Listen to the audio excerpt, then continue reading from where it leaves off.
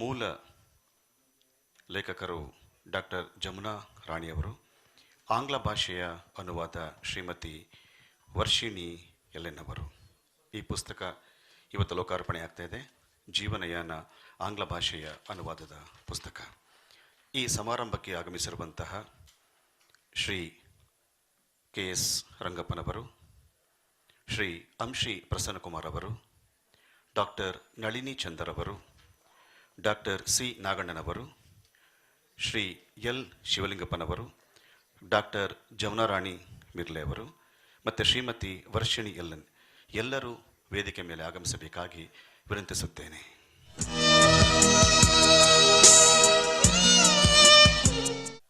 ಆತ್ಮೀಯರೇ, ನಿಜಕ್ಕೂ ಇದೊಂದು ಅತ್ಯಂತ ಅಪೂರ್ವವಾದಂತಹ ಮತ್ತು ಸಾರ್ಥಕವಾದಂಥ ಸನ್ನಿವೇಶ, ಸಂದರ್ಭ, ಅವಕಾಶ ಅಂತ ಹೇಳಿದ್ರೆ ತಪ್ಪಾಗಲಿಕ್ಕಿಲ್ಲ. ನಮ್ಮ ಕನ್ನಡ ಸಾರಸ್ವತ ಲೋಕದಲ್ಲಿ ಆತ್ಮಕಥನಗಳಿಗೆ ಅದರದೇ ಆದಂಥ ವಿಶೇಷವಾದ ಸ್ಥಾನಮಾನ ವೈಶಿಷ್ಟ್ಯಗಳು ಇವೆ. ಸುಮ್ಮನೆ ಒಂದು 4 ಹೆಸರನ್ನು ನೆನಪು ಮಾಡ್ಕೊಳ್ಳೋದಾದರೆ, ಕುವೆಂಪು ಅವರ ನೆನಪಿನ ದೋಣಿಯಲ್ಲಿ ಆಗಲಿ, ಕಾರಂತರ ಹುಚ್ಚು ಮನಸ್ಸಿನ 10 ಮುಖಗಳಾಗಲಿ, ಅಥವಾ ಕುರ್ತಕೋಟಿಯವರ ಕಾವ್ಯಾರ್ಥ ಚಿಂತನ ಆಗಲಿ, ಅನಕ್ರು ಅವರ ಬರಹಗಾರನ ಬದುಕಾಗಲಿ, ಅಬ್ದುಲ್ ಕಲಾಂ ಅವರ ವಿಂಗ್ಸ್ ಆಫ್ ಫೈರ್ ಆಗಲಿ, ಅಥವಾ ಎನ್ ಮೂರ್ತಿರವರ ಸಂಜೆ ಗಂಡಿನ ಹಿನ್ನೋಟವಾಗಲಿ, ಈ ಎಲ್ಲ ಕೃತಿಗಳು ಸಹ ಜೀವನದ ಸಾರ್ಥಕ ಅನುಭವಗಳು, ಚಿಂತನೆಗಳು, ಬದುಕಿನ ಮೌಲ್ಯಗಳನ್ನು ಒಳಗೊಂಡಿವೆ. ಅದೇ ಹಾದಿಯಲ್ಲಿ ಡಾಕ್ಟರ್ ಜಮುನಾರಾಣಿ ಮಿರ್ಲೆ ಅವರು ಬರೆದಿರುವಂತಹ ಜೀವನಯಾನವೂ ಸಹ ಸಾಗಲಿ ಮತ್ತು ಅಂಥ ಒಂದು ಸಾಲಿಗೆ ಸೇರಿಕೊಳ್ಳಲಿ ಅಂತ ಜಮುನಾರಾಣಿಯವರಿಗೆ ಮತ್ತು ಅವರ ಮಗಳು ವರ್ಷಿಣಿ ಇದನ್ನು ಇಂಗ್ಲಿಷ್ ಭಾಷೆಗೆ ಅನುವಾದ ಮಾಡಿದ್ದಾರೆ. ಇಬ್ಬರಿಗೂ ಸಹ ಎಲ್ಲರ ಪರವಾಗಿ ಈ ಶುಭ ಸಂದರ್ಭದಲ್ಲಿ ಶುಭವನ್ನು ಹಾರೈಸುತ್ತಾ ಇಂದಿನ ಕಾರ್ಯಕ್ರಮಕ್ಕೆ ಚಾಲನೆಯನ್ನು ಕೊಡ್ತಾ ಇದ್ದೇವೆ. ಕಾರ್ಯಕ್ರಮದ ಮೊದಲಿಗೆ ಪ್ರಾರ್ಥನೆ ಮರಿಸ್ವಾಮಿ ಅವರಿಂದ. ಒಲಿದು ಬಾರಮ್ಮಯ್ಯ ಒಲಿದು ಬಾರೇ, ಬೆಟ್ಟದ ಚಾಮುಂಡಿ ಒಲಿದು ಬಾರೇ, ಒಲಿದು ಬಾರಮ್ಮಯ್ಯ ಒಲಿದು ಬಾರೇ, ಬೆಟ್ಟದ ಚಾಮುಂಡಿ ಒಲಿದು ಬಾರೇ. ಆಯ ಉಳ್ಳವಳು ನೀನೇ ಚಾಮುಂಡಿ, ಜಾಯ ಉಳ್ಳವಳು ನೀನೇ, ಆಯ ಉಳ್ಳವಳು ನೀನೇ ಚಾಮುಂಡಿ ಛಾಯ ಉಳ್ಳವಳು ನೀನೇ ಆಯ ಛಾಯ ಉಳ್ಳ ಮಾಯ್ಕಾತಿ ಚಾಮುಂಡಿ ದಯ ಮಾಡೊಲಿದು ಬಾರಿ ಆಯ ಛಾಯ ಉಳ್ಳ ಮಾಯ್ಕಾತಿ ಚಾಮುಂಡಿ ದಯ ಮಾಡೊಲಿದು ಬಾರಿ ಒಲಿದು ಬಾರಮ್ಮಯ್ಯ ಒಲಿದು ಬಾರಿ ಬೆಟ್ಟದ ಚಾಮುಂಡಿ ಒಲಿದು ಬಾರಿ ಅಕ್ಕಯ್ಯ ಅಕ್ಕ ಬಾರೇ ಚಾಮುಂಡಿ ಹಕ್ಕರೆಯ ಗೊಂಬೆ ತಾರೆ ಅಕ್ಕಯ್ಯ ಅಕ್ಕ ಬಾರೇ ಚಾಮುಂಡಿ ಹಕ್ಕರೆಯ ಗೊಂಬೆ ತಾರೆ ಅಕ್ಕ ಹಿರಿದೇವತೆ ಪಿರಿಯ ಪಟ್ಟಣದವಳೆ ಚಿಕ್ಕ ತಂಗವ್ವ ಬಾರೇ ಅಕ್ಕ ಹಿರಿದೇವತೆ ಪಿರಿಯ ಪಟ್ಟಣದವಳೆ ಚಿಕ್ಕ ತಂಗವ್ವ ಬಾರೇ ಒಲಿದು ಬಾರಮ್ಮಯ್ಯ ಒಲಿದು ಬಾರೇ ಬೆಟ್ಟದ ಚಾಮುಂಡಿ ಒಲಿದು ಬಾರೇ ಒಲಿದು ಬಾರಮ್ಮಯ್ಯ ಒಲಿದು ಬಾರೇ ಬೆಟ್ಟದ ಚಾಮುಂಡಿ ಒಲಿದು ಬಾರೇ. ಮರಿಸ್ವಾಮಿ ಅವರಿಗೆ ಧನ್ಯವಾದಗಳು. ಅವರನ್ನು ಗೌರವಿಸಬೇಕಾಗಿ ನಾನು ಜಮನಾರಾಣಿ ಅವರನ್ನು ಕೇಳ್ಕೊಳ್ತೇನೆ. ಮರಿಸ್ವಾಮಿ ಅವರು.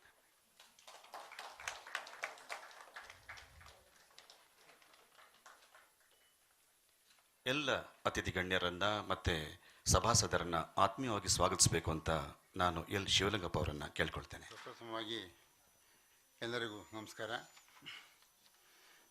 ಇವತ್ತು ಬಹಳ ಮುಖ್ಯವಾದಂಥ ಒಂದು ಪುಸ್ತಕವನ್ನು ಲೋಕಾರ್ಪಣೆ ಮಾಡ್ತಕ್ಕಂಥ ಒಂದು ಸುಸಂದರ್ಭ. ಈಗಾಗಲೇ ಕನ್ನಡದಲ್ಲಿ ಆ ಪುಸ್ತಕ ಲೋಕಾರ್ಪಣೆ ಆಗಿದೆ. ಅದನ್ನು ಇಂಗ್ಲೀಷ್ಗೆ ಅನುವಾದ ಮಾಡಿ ಆ ಪುಸ್ತಕವನ್ನು ಕೂಡ ಲೋಕಾರ್ಪಣೆ ಮಾಡ್ತಕ್ಕಂಥ ಒಂದು ಸುಸಂದರ್ಭ ಇವತ್ತು. ಈ ಒಂದು ಸುಸಂದರ್ಭಕ್ಕೆ ಸನ್ಮಾನ್ಯ ಪ್ರೊಫೆಸರ್ KS ರಂಗಪ್ಪನವ್ರನ್ನ ನಾವು ನಿವೇದನೆ ಮಾಡಿಕೊಂಡಾಗ ಭಾಳ ಸಂತೋಷಪಟ್ಟು ಒಪ್ಕೊಂಡ್ವು.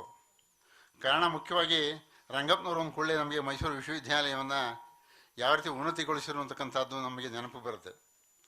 ಅಷ್ಟೇ ಅಲ್ಲದೆ ಅವರು ವಿಜ್ಞಾನ ಸಂಬಂಧಪಟ್ಟಂತೆ ಮಂಡಿಸಿರ್ತಕ್ಕಂಥ ಪ್ರಬಂಧಗಳಿರ್ಬೋದು ಅಥವಾ ಸಂಶೋಧನಾ ಲೇಖನಗಳಿರ್ಬೋದು, ಕೇವಲ ದೇಶೀಯವಾಗಿ ಮಾತ್ರ ಇರದೇ ಅಂತಾರಾಷ್ಟ್ರೀಯ ಮಟ್ಟದಲ್ಲಿ ಕೂಡ ಹೆಸರನ್ನು ಗಳಿಸಿರ್ತಕ್ಕಂಥದ್ದು. ಬಹಳ ಒಂದು ವಿಶೇಷ ಅಂತ ಅಂದರೆ ಯಾರು ನೀವು ಕೂಡ ಅವರು ಸಮದರ್ಶಿಯಾಗಿ ಸಂತೋಷದಿಂದ ಮಾತನಾಡ್ತಕ್ಕಂಥ ಒಂದು ವ್ಯಕ್ತಿತ್ವ ಅವರದು. ಎಂದೂ ಕೂಡ ಅವರು ಸಿಡುಕು ಮನೋಭಾವವನ್ನು ಹೊಂದಿದವರಲ್ಲ. ಹಾಗಾಗಿಯೇ ಮೈಸೂರು ವಿಶ್ವವಿದ್ಯಾಲಯ ಅವರು ಇರೋವರು ಕೂಡ ಅತಿ ಉನ್ನತವಾದಂಥ ಕೆಲಸಗಳಾದವು. ಅದನ್ನು ಎಂದೆಂದೂ ಕೂಡ ನೆನೆಸ್ಕೋಬೇಕು. ಅವರು ವಿಶ್ರಾಂತ ಕುಲಪತಿಗಳು ಅಂತ ಹೇಳ್ತಕ್ಕಂಥದಕ್ಕಿಂತ ಹೆಚ್ಚಾಗಿ ಅವರು ವಿಶ್ರಾಂತಿ ಇಲ್ಲದಿರ್ತಕ್ಕಂಥ ಕೆಲಸ ಮಾಡ್ತಕ್ಕಂಥವ್ರು ಅವರು. ಹಾಗಾಗಿಯೇ ಅವರು ಈ ಕಾರ್ಯಕ್ರಮಕ್ಕೆ ಆಗಮಿಸಿದರೆ ಅವರಿಗೆ ನಿಮ್ಮೆಲ್ಲರ ಪರವಾಗಿ ಮೈಸೂರು ಆರ್ಟ್ ಗ್ಯಾಲರಿ ಪರವಾಗಿ ಹೃತ್ಪೂರ್ವಕವಂತ ಸ್ವಾಗತವನ್ನು ಕೋರ್ತೇನೆ. ಹಾಗೆಯೇ ಶ್ರೀಯುತ ಅಂಶಿ ಪ್ರಸನ್ನ ಕುಮಾರ್ ಅವ್ರನ್ನ ಹೆಸರು ಯಾರಿಗೂ ಪರಿಚಯ ಇಲ್ಲ ಅಂತ ಹೇಳಲಿಕ್ಕೆ ಸಾಧ್ಯನೇ ಇಲ್ಲ. ಕಾರಣ ಏನು ಅಂದರೆ ಕನ್ನಡಪ್ರಭಾ ಅಂದ್ಕೊಳ್ಳೇ ಅಂಶಿ ಪ್ರಸನ್ನ ಕುಮಾರ್ ಹೆಸರಿಗೆ ನೆನಪು ಬರುತ್ತೆ. ಅಂಶಿ ಪ್ರಸನ್ನ ಕುಮಾರ್ ಅಂದ್ಕೊಳ್ಳೇ ಕನ್ನಡಪ್ರಭಾ ಪತ್ರಿಕೆ ನೆನಪು ಬರುತ್ತೆ. ಅವ್ರು ಬಹುಶಃ ಅವರು ಬರೆದಿರ್ತಕ್ಕಂಥ ಲೇಖನಗಳು ಎಷ್ಟು ಅಂತ ಒಂದು ಪಕ್ಷ ಯಾರಾದರೂ ಒಂದು ಪಕ್ಷ ಸಮೀಕ್ಷೆ ಮಾಡಲಿಕ್ಕೆ ಹೊರಟ್ರೆ ವರ್ಷಕ್ಕೆ 365 ದಿವಸ ಇದೆಯಲ್ಲ, 365 ದಿವಸ ಒಂದಲ್ಲ ಒಂದು ರೀತಿಯಾದಂಥ ಒಂದು ಲೇಖನ ಇದ್ದೇ ಇರ್ತದೆ. ಅದು ವ್ಯಕ್ತಿ ಚಿತ್ರ ಇರ್ಬೋದು, ಪುಸ್ತಕ ಪರಿಚಯ ಇರ್ಬೋದು, ಅಥವಾ ಇನ್ಯಾವುದೋ ಒಂದು ಸಂದರ್ಭದಲ್ಲಿ ಇರ್ತಕ್ಕಂಥ ಪುಸ್ತಕಗಳಿರ್ಬೋದು. ಹಾಗಾಗಿ ಅವ್ರು ಒಟ್ಟು ಸರ್ವಿಸ್ ಎಷ್ಟಿದೆ ಅಷ್ಟು ಲೆಕ್ಕ ಹಾಕಿ ಅಷ್ಟು ಲೇಖನ ಅಂತ ಹೇಳಬೇಕಾಗತ್ತೆ. ಬಹುಶಃ ಆ ಲೆಕ್ಕ ಸದ್ಯಕ್ಕೆ ಸಿಗೋಲ್ಲ. ಅದೊಂದು ವಿಶೇಷವಾದಂಥ ಗುಣ ಅವರದು.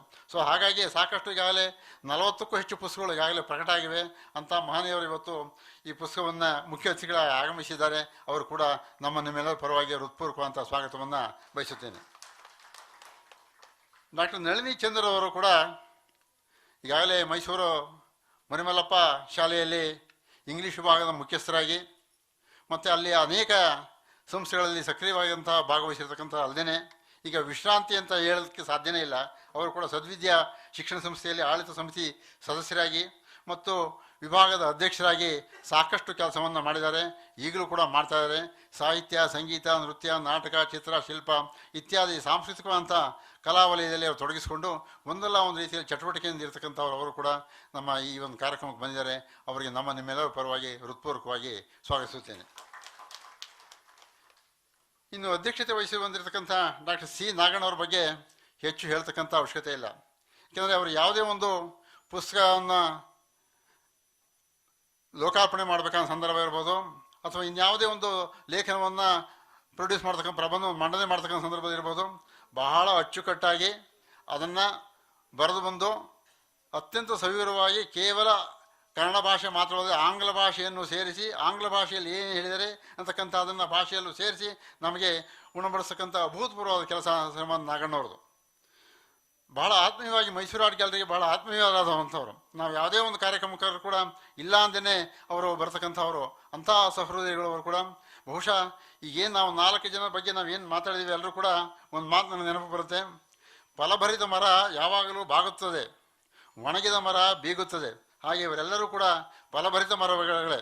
ಹಾಗಾಗಿ ನಾವೆಲ್ಲರೂ ಕೂಡ ಏನೋ ಒಂದು ಸಣ್ಣ ಕೆಲಸವನ್ನು ಮಾಡೋ ಕೂಡ ದೊಡ್ಡ ಪ್ರಮಾಣದಲ್ಲಿ ಮಾಡಿದ್ದೀವಿ ಅಂತ ಹೇಳ್ಕೊಳ್ತಕ್ಕಂಥ ಅಭ್ಯಾಸ ನಮಗೆ. ಆದರೆ ಅವರು ಎಷ್ಟು ಕೆಲಸವನ್ನು ಮಾಡೋದು ಕೂಡ ಅವರು ಎಂದೂ ಕೂಡ ನಾವು ಇಷ್ಟು ಕೆಲಸ ಮಾಡಿದೆ ಅಂತ ಹೇಳಿದಂಥವ್ರೆಲ್ಲ.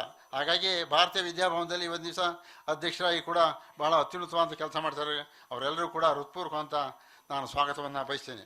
ಹಾಗೆಯೇ ಬಹಳ ಮುಖ್ಯವಾಗಿ ಇನ್ನೊಂದು ಏನು ಅಂತ ಅಂದರೆ, ಈ ಒಂದು ಉಪಸ್ಥಿತಿಯಲ್ಲಿರ್ತಕ್ಕಂಥ ಡಾಕ್ಟರ್ ಜಮನಾರಾಯಣ ಮಿರ್ಲೆಯವರು ಮತ್ತು ವರ್ಷಿಣಿಯವರು ತಾಯಿ ಮತ್ತು ಮಗಳು. ಈಗಾಗಲೇ ನಮ್ಮಲ್ಲಿ ಒಂದು ಗಾದೆ ಮಾತುಂಟು, ತಾಯಿಯಂತೆ ಮಗಳು ನೂಲಿನಂತೆ ಸೀರೆ ಅಂತಕ್ಕಂಥ ಒಂದು ಮಾತುಂಟು. ಹಾಗೆ ತಾಯಿ ಯಾವ ರೀತಿ ಸದಾಕಾಲ ಚಟುವಟಿಕೆಯಿಂದ ಇರ್ತಾರೋ ಹಾಗೆ ಮಗಳು ಕೂಡ ಅದನ್ನು ಒಂದು ಸಾಹಿತ್ಯ ಲೋಕದಲ್ಲಿ ತೊಡಗಿಸ್ಕೊಂಡಿದ್ದಾರೆ. ಹಾಗಾಗಿ ವರ್ಷಬಿಡಿ ಇಂತಹ ಸಾಹಿತ್ಯ ಚಟುವಟಿಕೆಯನ್ನು ಸಲ್ಲೇಖನವನ್ನು ಮಾಡಲಿ ಅಂತೇಳಿ ಶುಭ ಹಾರೈಸುತ್ತಾ ಅವರು ಕೂಡ ಹೃತ್ಪೂರ್ವಕವಂತ ಸ್ವಾಗತವನ್ನು ಬಯಸ್ತೀನಿ. ಇನ್ನು ಬಹಳ ಮುಖ್ಯವಾಗಿ ಯಾವುದೇ ಒಂದು ಕಾರ್ಯಕ್ರಮ ರೂಪಿಸಿದ್ರು ಕೂಡ ಜನ ಬಹಳ ಮುಖ್ಯ. ಜನ ಇಲ್ಲ ಅಂತ ಅಂದರೆ ಯಾವ ಕಾರ್ಯಕ್ರಮ ಮಾಡಲಿಕ್ಕೆ ಆಗೋದೇ ಇಲ್ಲ, ಅದು ಮಾಡಿ ಕೂಡ ಪ್ರಯೋಜನವಿಲ್ಲ. ಹಾಗಾಗಿ ತಾವೆಲ್ಲರೂ ಮಳೆ ಬಂದರೂ ಕೂಡ ಇಷ್ಟು ಸಂಖ್ಯೆಯಲ್ಲಿ ಸೇರಿದಾರಲ್ಲ, ನಿಜಕ್ಕೂ ನಾವು ತುಂಬ ಬಹುಶಃ ಮಳೆ ಬಂತಲ್ಲ ಬಹುಶಃ ಬರೋದೇ ಇಲ್ಲ ಜನ ನಾವು ಭಾವಿಸ್ಕೊಂಡಿದ್ದೋ. ಅದರ ಭಾವನೆಗೆ ವಿರುದ್ಧವಾಗಿ ತಾವೆಲ್ಲರೂ ಕೂಡ ಆಗಮಿಸಿದಿರಿ. ಎಲ್ಲರೂ ಅನೇಕ ಕ್ಷೇತ್ರದಲ್ಲಿ ಕೆಲಸ ಮಾಡತಕ್ಕಂಥ ತಜ್ಞರಿದ್ದೀರಿ. ಆ ತಜ್ಞರೆಲ್ಲರೂ ಕೂಡ ತಮ್ಮೆಲ್ಲರೂ ಕೂಡ ಹೃತ್ಪೂರ್ವಕ ಸ್ವಾಗತವನ್ನು ನಿಮ್ಮೆಲ್ಲರ ಪರವಾಗಿ ಸ್ವಾಗತಿಸಿ ನನ್ನ ಮಾತುಗಳ ವಿರಾಮ ಕೊಡ್ತೇನೆ. ತಮ್ಮೆಲ್ಲರಿಗೂ ಮತ್ತೊಮ್ಮೆ ನಮಸ್ಕಾರಗಳು. ಹಾಗೆಯೇ ಬಹಳ ಮುಖ್ಯವಾಗಿ ಯಾವುದೇ ಒಂದು ಕಾರ್ಯಕ್ರಮ 4 ಗೋಡೆ ಮಧ್ಯದಲ್ಲಿ ಮಾಡ್ತು ಅಂತಂದರೆ ಆ ಗೋಡೆಯ ಮಧ್ಯದಲ್ಲಿ ಪ್ರಕಾಶ ಮಾಡಿಸ್ತಕ್ಕಂಥವ್ರು ಅಂದರೆ ಮಾಧ್ಯಮದ ಮಿತ್ರಗಳು. ಆ ಮಾಧ್ಯಮ ಮಿತ್ರರಿಲ್ಲ ಅಂತಂದರೆ ಯಾವುದೇ ಕಾರ್ಯಕ್ರಮ ಕೂಡ ಆಗೋದಿಲ್ಲ. ಸೊ ಹಾಗಾಗಿ ನಮ್ಮ ಮಾಧ್ಯಮ ಮಿತ್ರರಿಗೂ ಮತ್ತು ಇಲ್ಲಿ ನಡೆಸತಕ್ಕಂಥ ಬೇರೆ ಬೇರೆ ಸಂಘ ಸಂಸ್ಥೆಗಳ ಅಧ್ಯಕ್ಷಗಳೆಲ್ಲ ಆಗಮಿಸಿದ್ದಾರೆ. ಅವರು ಕೂಡ ಹೃತ್ಪೂರ್ವಕವಂತ ಸ್ವಾಗತವನ್ನು ಕೋರಿ ನನ್ನ ಮಾತುಗಳು ವಿರಾಮ ಕೊಡ್ತೇನೆ. ತಮ್ಮೆಲ್ಲರಿಗೂ ಈ ಸಂಸ್ಥೆ ಈ ಜಾಗನ ಕೊಟ್ಟಿರ್ತಕ್ಕಂಥವ್ರು ಸಂಸ್ಥೆಯ ಟ್ರಸ್ಟಿ ಹೆಡ್ಡು ವಿಜಯ ವಿಠಲ ಕಾಲೇಜು ನಿಮಗೆ ಗೊತ್ತಿದೆ, ಹಾಗೆ ನಮ್ಮ BSS ವಿದ್ಯೋದಯ ಗೊತ್ತಿದೆ. ಅವರು ಅರ್ಜೆಂಟ್ ತುರ್ತಾಗಿ ಊರಿಗೆ ಹೋಗಬೇಕಾದ್ರೂ ನಮ್ಮ ಕಾರ್ಯಕ್ರಮಕ್ಕೆ ಆಗಮಿಸಿರೋದು ಬಹಳ ಅತ್ಯಂತ ಸಂತೋಷದ ವಿಚಾರ. ಹಾಗಾಗಿ ಶ್ರೀಯುತ ವಾಸುದೇವ್ ಭಟ್ ಅವ್ರಿಗೂ ತುಂಬ ಹೃದಯದ ಸ್ವಾಗತ.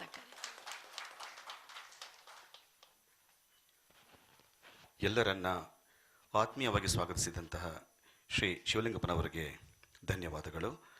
ಈಗ ಕಾರ್ಯಕ್ರಮದ ಮುಖ್ಯ ಘಟ್ಟ ಪುಸ್ತಕ ಲೋಕಾರ್ಪಣೆ, ಜೀವನ ಯಾನ ಕೃತಿಯ ಇಂಗ್ಲಿಷ್ ಅನುವಾದ when the universe sends people. ಇದನ್ನು ಶ್ರೀ ರಂಗಪ್ಪನವರು ನಡೆಸ್ಕೊಡ್ಬೇಕು ಅಂತ ಕೇಳ್ಕೊಳ್ತೇನೆ. ಎಲ್ಲ ಗಣ್ಯರು ಅವರ ಜೊತೆ ಸೇರಬೇಕಾಗಿ ವಿನಂತಿ.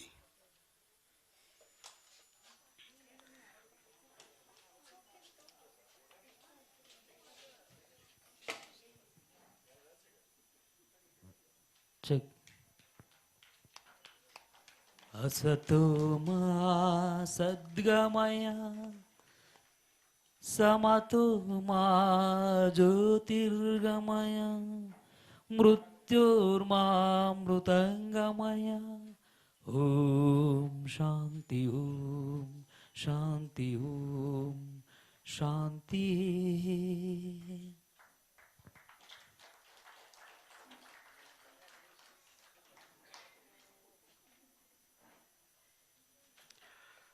ಪುಸ್ತಕವನ್ನು ಲೋಕಾರ್ಪಣೆ ಮಾಡಿದಂಥ ಪ್ರೊಫೆಸರ್ KS ರಂಗಪ್ಪ ಮತ್ತು ಎಲ್ಲ ಅತಿಥಿಗಳಿಗೆ ಧನ್ಯವಾದಗಳು. ಈಗ ಸಭೆಯನ್ನು ಉದ್ದೇಶಿಸಿ ಮಾತನಾಡಬೇಕು ಅಂತ ಶ್ರೀ ರಂಗಪ್ಪನವರನ್ನು ಕೇಳ್ಕೊಳ್ತೇನೆ. ಎಲ್ರಿಗೂ ನಮಸ್ಕಾರ. ಈ ದಿನ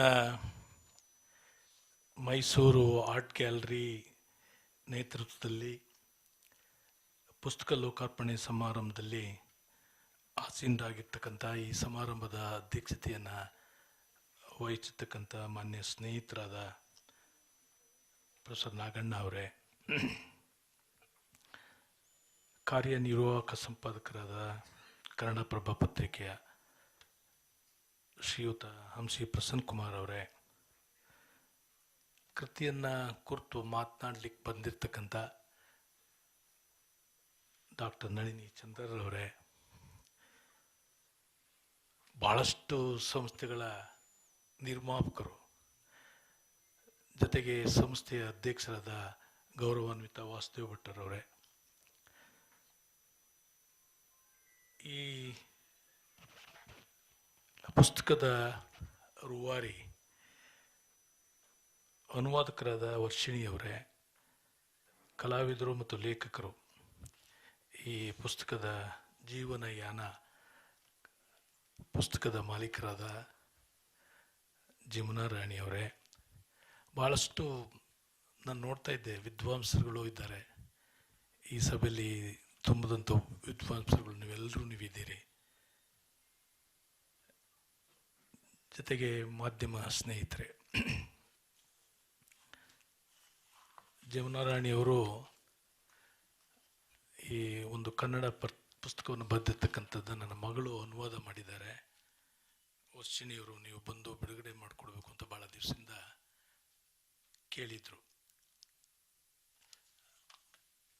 ಜಮುನಾ ರಾಣಿಯವರು ನಮ್ಮ ಊರ ಕಡೆಯವರು, ಅದೊಂದು ಅಫಿನಿಟಿ. ಜೊತೆಗೆ ಮಿರ್ಲೆ ಜಮುನಾ ರಾಣಿಯವರು, ನಾನು ಹೊಳೆಯಿಂದ ಆಚೆಗಿದ್ದಾರೆ, ಅವರು ಹೊಳೆಯಿಂದ ಈಚೆಗೆ ನಾನಿದ್ದೀನಿ, KR ನಗರ ತಾಲೂಕು ಕಂಚಿಕಾರಕೊಪ್ಪಲು. ಹಾಗಾಗಿ ಎಲ್ಲೋ ಒಂದು ಕಡೆ ಅಫಿನಿಟಿ ಇರ್ತದೆ, ಅದು ಸ್ವಲ್ಪ ಅದು ಸೇರಿಕೊಂಡಿರುತ್ತೆ. ಆ ದೃಷ್ಟಿಯಿಂದ ಖಂಡಿತ ಬರ್ತೀನಿ ಅಂತ ಹೇಳಿ ನಾನು ಇವತ್ತು ಈ ಸಮಾರಂಭ ಬಂದಿದ್ದೇನೆ. ಭಾಳ ಸಂತಸ ಪಟ್ಟಿದ್ದೇನೆ, ಭಾಳ ಸಂತಸದಿಂದ ಈ ಪುಸ್ತಕವನ್ನು ಬಿಡುಗಡೆ ಮಾಡಿದ್ದೇನೆ. ನಾನು ಕನ್ನಡ ಮೀಡಿಯಂನಲ್ಲಿ BSc ತನಕ ಓದ್ದವನು. ಶಾರದಾ ವಿಲಾಸ್ ಕಾಲೇಜ್ ಇಲ್ಲೇ ಪಕ್ಕದಲ್ಲಿ BSc ಓದ್ದವನು. ನನಗೆ ಮೂಲತಃ ಹಳ್ಳಿಯಿಂದ ಬಂದು ಮೈಸೂರೇ ನೋಡಿರಲಿಲ್ಲ. ಎಲ್ಲಿ ಕಾಲೇಜಲ್ಲಿ ಸೇರ್ಕೋಬೇಕು ಅಂತ ಹೇಳಿ ಯುವರಾಜಸ್ ಕಾಲೇಜ್ಗೆ ಒಂದು ಅಪ್ಲಿಕೇಶನ್ ಹಾಕಿದೆ, ಫೀಸ್ ಕಡಿಮೆ ಅಂತ. ಅವರು ಚಾಮಯ್ಯ ಅಂತ ಪ್ರಿನ್ಸಿಪಲ್ ಇದ್ದರು. KR ನಗರದಲ್ಲಿ PUC ಕನ್ನಡ ಮೀಡಿಯಮ್ನಲ್ಲಿ ಓದಿದೆ. ಆವಾಗ ನೀನು ಕನ್ನಡ ಮೀಡಿಯಮ್ನಲ್ಲಿ ಓದಿದ್ಯಾ, BSc ನೀನು ಕನ್ನಡ ಮೀಡಿಯಮಲ್ಲಿ ಓದಿದ್ರೆ ಬಾ, ಇಲ್ಲರೆ ಹೋಗು ಅಂತಂದು ಎಲ್ಲರೂ ಹೆದರ್ಸ್ಬಿಟ್ರು ನನ್ನ. ನೀನು ಕನ್ನಡದಲ್ಲಿ ಓದಿದ್ರೆ BScನ ನೀನು ಪಾಸು ಆಗಲ್ಲ, ನೀನು ಮುಂದಕ್ಕೆ ಹೋಗೋಕ್ಕೂ ಆಗಲ್ಲ ಅಂಥೇಳಿ ನನಗೆ ಎಲ್ಲ ಡಿಸ್ಕರೇಜ್ ಮಾಡಿ ಬಿಟ್ಬಿಟ್ಟು ಮನೆಗೆ ಹೋಗೋಣ ಅನ್ನೋ ದೃಷ್ಟಿನಲ್ಲಿದ್ದೆ. ನನ್ನ ಸ್ನೇಹಿತರೊಬ್ಬರು ಮೈಸೂರಿನಲ್ಲಿದ್ದರು, BSc ಓದ್ತಿದ್ರು. ಅವ್ರ ಹೆಸರು ಗವಿರಂಗಪ್ಪ ಅಂತ. ಇಲ್ಲ ಬಾ, ಇಲ್ಲೊಂದು ಕಾಲೇಜ್ ಇದೆ ಶಾರದಾ ವಿಲಾಸ್ ಕಾಲೇಜ್ ಅಂತ, ಅಲ್ಲಿ ಕೊಡ್ಸೋಣ ಅಂತ. ಆವಾಗ ಈ ಕಾಲೇಜಿಗೆ ಬಂದು ಸೇರಿಕೊಂಡೆ. ಭಾಳ ಸಂತಸದಿಂದ ಆ ಕಾಲೇಜಿನಲ್ಲಿ ವಿದ್ಯಾಭ್ಯಾಸ ಮಾಡಿದ್ದಕ್ಕೋಸ್ಕರನೇ ನಾನು ಇವತ್ತು what I am Rangappa today. ಆ ಕಾಲೇಜು ಕನ್ನಡ ಮೀಡಿಯಮ್ದಲ್ಲಿ ಓದ್ದೂ ಇಂಗ್ಲೀಷ್ನಲ್ಲಿ ಎಲ್ಲರೂ ಪಾಠ ಮಾಡ್ತಾರೆ, ಕನ್ನಡದಲ್ಲೇ ಮಾತಾಡೋದಿಲ್ಲ. ನನಗೆ ಭಯ ಆಗೋಯ್ತು, ಏನಪ್ಪ ಇದು, ರಾತ್ರಿ ಇವತ್ತು ಪಾಠ ಮಾಡಿದ್ದೆಲ್ಲ ರಾತ್ರಿ ಹೊತ್ತು ಊರು ಹೊಡೆಯೋದು, ಮತ್ತೆ ಓದೋದು, ಮತ್ತೆ ಬರೆಯೋದು. 6 ತಿಂಗಳು ಅದೇ ಕೆಲಸವನ್ನು ಮಾಡಿ, ನನಗೆ ಯಾಕೆ ಈ ಮಾತನ್ನು ಹೇಳ್ತಾ ಇದ್ದೀನಿ ಅಂತ ಬರ್ತೀನಿ ಅದಕ್ಕೆ. ಭಾಳಷ್ಟು ಒಳ್ಳೆ ಪ್ರಾಧ್ಯಾಪಕರಿದ್ದರು ಅವರು. ನಾನು ಮುಂದ್ಗಡೆ ಬೆಂಚ್ನಲ್ಲಿ ಯಾವಾಗಲೂ ಕೂತ್ಕೊಳ್ತಿದ್ದು, ನಾವು ಒಂದು 3 ಜನ. ಆ ಮುಂದ್ಗಡೆ ಈ ಸಿಟಿನಲ್ಲಿ ಬಂದು ಹುಡುಗರುಗಳು ಮುಂದ್ಗಡೆ ಬರ್ತಿರಲಿಲ್ಲ, ಅವ್ರು ಹೋಗಿ ಹಿಂದ್ಗಡೆ ಕೂತ್ಕೊಳ್ಳೋರು ಯಾವಾಗಲೂ. ನಾನು ಮಾತ್ರ ಮುಂದ್ಗಡೆನೇ ಆಗಬೇಕು. ಅವ್ರ ಪಾಠ ಸರಿಯಾಗಿ ಕೇಳಬೇಕಲ್ಲ, ಸರಿಯಾಗಿ ಕೇಳಿ ಅರ್ಥ ಮಾಡ್ಕೋಬೇಕಲ್ಲ. ಮುಂದ್ಗಡೆ ಲೇಟಾಗೂ ಬರ್ತಿರ್ಲಿಲ್ಲ, ಲೇಟಾಗಿ ಬಂದರೆ ಆ ಜಾಗ ಹೊರಟೋಗುತ್ತೆ ಅಂತೇಳಿ 5 ನಿಮಿಷ ಮುಂಚಿತವಾಗಿ ಹೋಗಿ ಕೂತ್ಕೊಳ್ತಿದ್ದೆ ನಾನು. ನನ್ನ ಶ್ರದ್ಧೆನ ನೋಡಿ ಈ ಅರಕನಾಥು, ಜನಾರ್ದನ್ ರಾವ್ ಮತ್ತು ರಮೇಶ್ ಚಂದ್ರ ಇಂಥವರು, ಏನು ಈ ಹುಡುಗ, ನಾನು ನೋಡಿದೆ ಒಂದು ವಾರದಿಂದ ಒಂದೇ ಒಂದು ಶರ್ಟ್ ಹಾಕೊಂಬರ್ತಾನೆ, ಮತ್ತು ನೆಕ್ಸ್ಟ್ ವೀಕ್ ನೋಡಿದ್ರು ಅದೇ ಶರ್ಟ್ ಹಾಕೊಂಬರ್ತಾನೆ. ಬಂದು ಮುಂದ್ಗಡೆ ಎಷ್ಟು ಒಂದ್ಸರಿ ಕರೆದು, ರಮೇಶ್ ಚಂದ್ರ ಅವರು ಯಾವ ಊರು ಅಂತಂತಂದರು. ನಾನು KR ನಗರ ಕಂಚಿಕಾರಕೊಪ್ಪಲು. ನಾನು ನಿಮ್ಮೂರೇ ಕಣಪ್ಪ ಅಂತಂದರು ರಮೇಶ್ ಚಂದ್ರ. ಮಿರ್ಲೆಯವರು ಅವರು. BJ ಸುಬ್ರಹ್ಮಣ್ಯ ಅಂತಿದ್ರು, ಅವರು ಅಷ್ಟೇ ನಮ್ಮೂರ ಪಕ್ಕದವರು. ಅವ್ರಿಗೆ ಎಷ್ಟು ಅಫಿನಿಟಿ, ಹಳ್ಳಿಯಿಂದ ಬಂದು ಹುಡುಗ ಅಂಥೇಳಿ ನನಗೆ ತಯಾರು ಮಾಡೋದು. ಆ ಮೇಷ್ಟ್ರುಗಳೆಲ್ಲ ಇಲ್ಲಿ ವ್ಯಕ್ತ ಮಾಡಿದ್ದಾರೆ.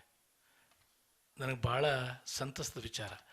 ನಮ್ಮ ಶಾರದಾ ವಿಲಾಸ್ ಕಾಲೇಜ್ ಅಂದರೆ ಭಾಳಷ್ಟು ನನಗೆ ಅಭಿಮಾನ. ಪ್ರಿನ್ಸಿಪಾಲ್ ಇದ್ದಾರೆ ಇಲ್ಲಿ.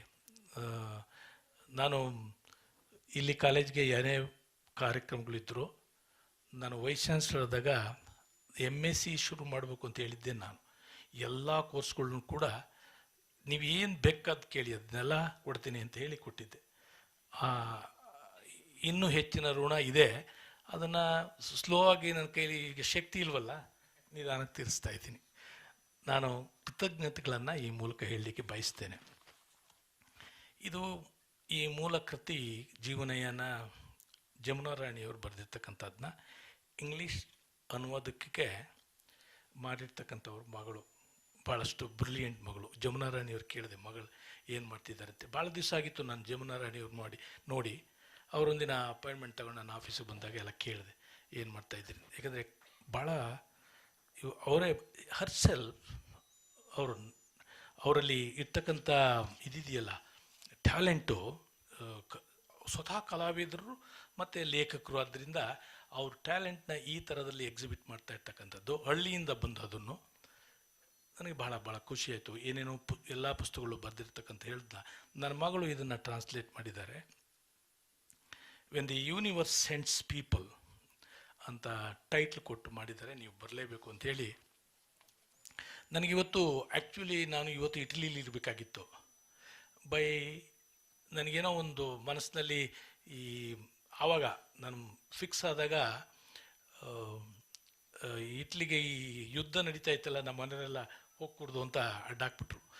ನಾನು ಕ್ಯಾನ್ಸಲ್ ಮಾಡಿದೆ. ಈ ಕಾನ್ಫರೆನ್ಸ್ ಇವತ್ತಿತ್ತು, ನಿನ್ನೆ ಇವತ್ತು ನಾಳೆ.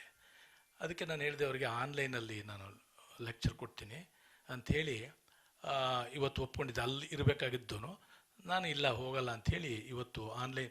ಅದನ್ನು ಇವರು 5 ಗಂಟೆಗೆ ಅಂತ ನನ್ನ 4 ಗಂಟೆ, ಅವ್ರ ಟೈಮ್ 4 ಗಂಟೆ ಅಂದರೆ ಇದು 7 ಗಂಟೆ. ಇಲ್ಲಿ 7 ಗಂಟೆನಲ್ಲಿ ನಾನು ಕೊಡಬೇಕು ಅಂತ ಮೊದಲು ಫಿಕ್ಸ್ ಮಾಡಿದರು. ನಾನು ಹೇಳಿದೆ ನನಗೇನೋ ಕಾರ್ಯಕ್ರಮ ಇದೆ, why don't you prepone this ಅಂಥೇಳಿ ನನ್ನ 3 ಗಂಟೆಗೇ ನಾನು ಪ್ರೀಪೋನ್ ಮಾಡಿಕೊಂಡು 4 ಗಂಟೆಗೆ ಮುಗಿಸಿ ಮನೆಗೆ ಹೋಗಿ ಊಟ ಮಾಡಿ ಬಂದಿದ್ದೀನಿ. ಭಾಳಷ್ಟು ಸಂತಸದಿಂದ ಪ್ರೀತಿಯಿಂದ ಈ ಸಮಾರಂಭಕ್ಕೆ ಬಂದಿದ್ದೇನೆ. ಒಳ್ಳೆಯದಾಗ್ತದೆ. ಏಕೆಂದರೆ ಬುದ್ಧಿವಂತರನ್ನ ನಾವು ಎನ್ಕರೇಜ್ ಮಾಡಬೇಕು, ಎಲ್ಲಿಂದಾರು ಬರಲಿ, ಯಾವುದೇ ಒಂದು ಸಮೂಹಕ್ಕಿರಲಿ, ಅವರ ಟ್ಯಾಲೆಂಟು ಅವ್ರ ಬುದ್ಧಿ ಇದ್ದರೆ ಮಾತ್ರ ಈ ದೇಶ ಮುಂದುವರಿಲಿಕ್ಕೆ ಸಾಧ್ಯ. Otherwise very impossible. ನಾವು ಬುದ್ಧಿವಂತರನ್ನ ನಾವು ಅವ್ರನ್ನ ಪ್ರೋತ್ಸಾಹ ಕೊಡಲಿಲ್ಲ, ಅವ್ರನ್ನ ಎನ್ಕರೇಜ್ ಮಾಡಲಿಲ್ಲ ಅಂತಂದರೆ ಈ ದೇಶ ಇನ್ನೂ ಹಾಳಾಗ್ತದೆ. ಒಂದು ಉದಾಹರಣೆ, ನಾನು ಸುಮಾರು ಒಂದು 25 ದೇಶಗಳಿಗೆ ಹೋಗಿದ್ದೀನಿ. 10 ದೇಶಗಳಲ್ಲಿ ವಿದ್ಯಾಭ್ಯಾಸ ಮಾಡಿದ್ದೀನಿ, including MIT. Indian brains the best brain, the intelligent quotient, a brain, the best brain. The culture, Indian culture is the best culture. ನಾವು ಅಂಥ ಸ್ಥಾನದಲ್ಲಿ ಇದ್ದೀವಿ, ಪ್ರಪಂಚದಲ್ಲಿ ಮಾತ್ರ ಮುಂದಿಲ್ಲ. ಕಾರಣ ಅನೇಕ ಕಾರಣಗಳು. ವಾಸುದೇವ್ ಭಟ್ ಅವ್ರು ಹೇಳ್ತಾರೆ. ಏಕೆಂದರೆ ಇದಕ್ಕೆ ಕಾರಣ ನಾವು ಬೆಸ್ಟ್ ಕಲ್ಚರ್ ಇದೆ, ಬೆಸ್ಟ್ ಬ್ರೈನ್ ಇದೆ, why are we not first in the world? ಈ ಪ್ರಶ್ನೆ ಉದ್ಭವ ಆಗಬೇಕು. ನಾನು ಎಲ್ಲಿ ನೋಡ್ಕೊ ಬಂದಿದ್ದೀನಲ್ಲ, ಇಂಡಿಯನ್ಸೇ ಭಾಳ ಒಳ್ಳೆ ಮುಂಚೂಣಿಯಲ್ಲಿ ಇರ್ತಕ್ಕಂಥದ್ದು. ನಾನು ಸಸ್ಕ್ಯಾಚುವನ್ ಕೆನಡಾದಲ್ಲಿದ್ದಾಗ ಆಗ್ತಾನೆ MSc PhD ಆಗ್ತಾನೆ ಮುಗಿದು ನಾನು ಪೋಸ್ಟ್ ಡಾಕ್ಟರ್ಗೆ ಹೋದಾಗ ಸಸ್ಕ್ಯಾಚುವನಲ್ಲಿ ಆಗ 1980s 83 to 86 ಅಲ್ಲಿ ಒಬ್ಬರು ಡಾಕ್ಟ್ರ್ ಇದ್ದರು ಸಸ್ಕ್ಯಾಚುವನ್ಲಿ. ಅವರು ಮೈಸೂರು ಮೆಡಿಕಲ್ ಕಾಲೇಜಲ್ಲಿ MBBS ಮಾಡಿ ಅಲ್ಲಿ permanent ಸಿಟಿಸನ್ನು doctor. Is A famous doctor. ನಾನು ಮೈಸೂರಿನವರು ಅಂದ ತಕ್ಷಣ ಅವರು, ನಾನು ಹಳ್ಳಿಯಿಂದ ಹೋದ ರೀತಿಯಲ್ಲಿ ಇದ್ದದ್ದು ಆವಾಗ ತಾನೇ PhD ಮಾಡಿದೆ, MSc ಓದ್ಕೊಂಡು PhD ಮಾಡ್ಕೊಂಡು ಆಗ್ತಾನೆ ಸ್ಟ್ರೈಟ್ ಅವೇ ಅಲ್ಲಿ ಹೋಗಿದ್ದಲ್ಲ. ನಾನು ಬಡತನದಲ್ಲಿ ಭಾಳ ನಿಭಾಯಿಸ್ಕೊಂಡು ಕಷ್ಟಗಳನ್ನ ಹೋಗಿದ್ದವನು. ಅವ್ರು ಕೇಳಿದ್ರು, ನೀನು ಯಾವ ಊರು ಅಂತೆಲ್ಲ ಕೇಳಿದ್ರು. ಆವಾಗ ನಾವು ಮೈಸೂರು ಅಂತೇಳಿ ಎವ್ರಿ ವೀಕ್ ಅವರು ಫ್ರೀ ಮಾಡ್ಕೊಂಡು ಅವ್ರ ಮನೆಗೆ ಕರ್ಸ್ಕೊಳ್ಳೋರು. ಅಷ್ಟು ಅಫಿನಿಟಿ ಮೈಸೂರಿನವರು ಅಂತೇಳಿ. ಅವರು ಆ ಸಸ್ಕ್ಯಾಚುವನಲ್ಲಿ the best doctor and the richest man. ನನಗೆ ಆ ಥರ 10 ಊರಲ್ಲಿ ವಿದ್ಯಾಭ್ಯಾಸ ಮಾಡಿದ್ದೀನಿ, 10 ಊರಲ್ಲೂ ಹೇಳ್ತೀನಿ, 25 ದೇಶಗಳು ಅಲ್ಲೂ ಹೇಳ್ತೀನಿ. ಅದಕ್ಕೆ ನಾನು ಹೇಳ್ತಾ ಇರೋದು, Indians have the best brain and Indian culture is the best culture in the world. ಅದಕ್ಕೆ ನಾವು ಎಲ್ಲೋ ಒಂದು ಕಡೆ ಹಾದಿ ತಪ್ತಿದ್ದೀವಿ. ಆ ಹಾದಿ ತಪ್ಪದಂಗೆ ನಾವು ಇಂಥವ್ರನ್ನ ಎನ್ಕರೇಜ್ ಮಾಡಬೇಕು. ವರ್ಷಿಣಿ ಆಗಲಿ, ಜಮುನಾ ಆಗಲಿ, ನಾಗಣ್ಣ ಆಗಲಿ, ಹಂಸಿ ಆಗಲಿ, ವೆರಿ ಟ್ಯಾಲೆಂಟೆಡ್. ಅವ್ರನ್ನ ನಾವು ಯಾವತ್ತೂ ಎನ್ಕರೇಜ್ ಮಾಡಿದ್ರೆ ಮಾತ್ರ ಈ ದೇಶಕ್ಕೆ ಒಳ್ಳೆಯದಾಗ್ತದೆ. ನಾವು ಎಲ್ಲರಿಂದ ಮುಂಚೂಣಿಯಲ್ಲಿ ಇರ್ಬೋದು ಅಂತ ಇದೊಂದು ಅಪರೂಪದ ಪುಸ್ತಕ ಬಿಡುಗಡೆ ಸಮಾರಂಭ ಅಂತ ಹೇಳ್ಕೊಂಡು ನಾನು ಇಲ್ಲಿ ಬಂದಿದ್ದೀನಿ. ವರ್ಷಿಣಿಯವರು ಇದನ್ನು ಟ್ರಾನ್ಸ್ಲೇಟ್ ಮಾಡಿರ್ತಕ್ಕಂಥದ್ದು when the universe sends people ಎಂಬ ಈ ಇಂಗ್ಲೀಷ್ ಅನುವಾದವನ್ನು ಅತ್ಯಂತ ಸಂತಸದಿಂದ ನಾನು ಬಿಡುಗಡೆ ಮಾಡಿದ್ದೇನೆ. ಆದರೆ ಇಂಗ್ಲೀಷ್ ವರ್ಷನ್ನ ಪೂರ್ತಿ ಓದಿಲ್ಲ, ಖಂಡಿತ ಓದ್ತೀನಿ. ಆದರೆ ಸುಮ್ಮನೆ ನೋಡಿದೆ, ನನ್ನ ಮೇಷ್ಟ್ರುಗಳೆಲ್ಲ ಇಲ್ಲಿದ್ದಾರಲ್ಲ ಅಂತ ಅದೊಂದು ಬಹಳಷ್ಟು ನನಗೆ ಸಂತಸ ಆಯಿತು. ಕಾರಣ ಮೂಲ ಕೃತಿಕರ್ತರವರು ಜಮುನಾ ರಾಣಿಯವರು. ಹೀಗೆ ಹೇಳಿದೆ ಅವರು ನಮ್ಮೂರ ಕಡೆಯವರು ಅಂಥೇಳಿ. ಇವರು ಜಮುನಾ ರಾಣಿಯವರು ತಮ್ಮ ಜೀವನದಲ್ಲಿ ಕಾಣಿಸ್ಕೊಂಡಿರ್ತಕ್ಕಂಥ 10 ಹಲವು ವ್ಯಕ್ತಿಗಳ ಚಿತ್ರವನ್ನು ಇಲ್ಲಿ ಬರೆದಿರ್ತಕ್ಕಂಥದ್ದು. ಅದೇ ನನ್ನ ಅಟ್ರ್ಯಾಕ್ಷನು. ಅದರಲ್ಲೂ ನಮ್ಮ ಶಾರದಾ ವಿಲಾಸ್ ಕಾಲೇಜ್ ಟೀಚರ್ಸ್ನಲ್ಲಿ ಅವ್ರು ಬರೆದಿರ್ತಕ್ಕಂಥದ್ದು ಭಾಳ ಪ್ರಶಂಸೆ ಮಾಡಬೇಕಾದಂಥದ್ದು. ಇನ್ನೂ ಸಾಕಷ್ಟು ಒಳ್ಳೊಳ್ಳೆ ಜನರನ್ನ ಇಲ್ಲಿ ನೆನಪಿಸ್ಕೊಂಡವ್ರೆ. ನಾವು ಅವ್ರನ್ನ ನೆನಪಿಸ್ಕೊಳ್ದೇ ಇದ್ದರೆ ಪ್ರಾಯಶಃ ಎಲ್ಲೋ ಒಂದು ಕಡೆ ಎಡುತ್ತೀವಿ. ಅವ್ರು ನೆನೆಸ್ಕೋಬೇಕು ಹಿಂದೆ ಹೆಂಗಿತ್ತು. ನಾನು ಹೇಳ್ತಾ ಇದ್ದೆ ನಮ್ಮ ವಾಸುದೇವ್ ಭಟ್ ಅವ್ರಿಗೆ, ಸರ್ ನಾನು ಶಾರದಾ ವಿಲಾಸ್ ಕಾಲೇಜ್ ಬರ್ಬೇಕಾದ್ರೆ ನಮಸ್ಕಾರ ಮಾಡ್ಕೊಂಡು ಒಳಗೆ ಹೋಗ್ತಿದ್ದೆ, ಇವಾಗ ಕಾಲು ಓದ್ಬಿಟ್ಟು ಇದು ಹೋಗ್ತಾರೆ. ಈ ಸಂಸ್ಕೃತಿ ಬೆಳವಣಿಗೆ ಹೋಗಬೇಕು. ನಾನು ನಮಸ್ಕಾರ ಮಾಡ್ಕೊಂಡು ಕಾಲೇಜಿಗೆ ಬರ್ತಿದ್ದೆ, ಅದೇ ಥರ ವಾಪಸ್ ಹೋಗ್ತಿದ್ದೆ.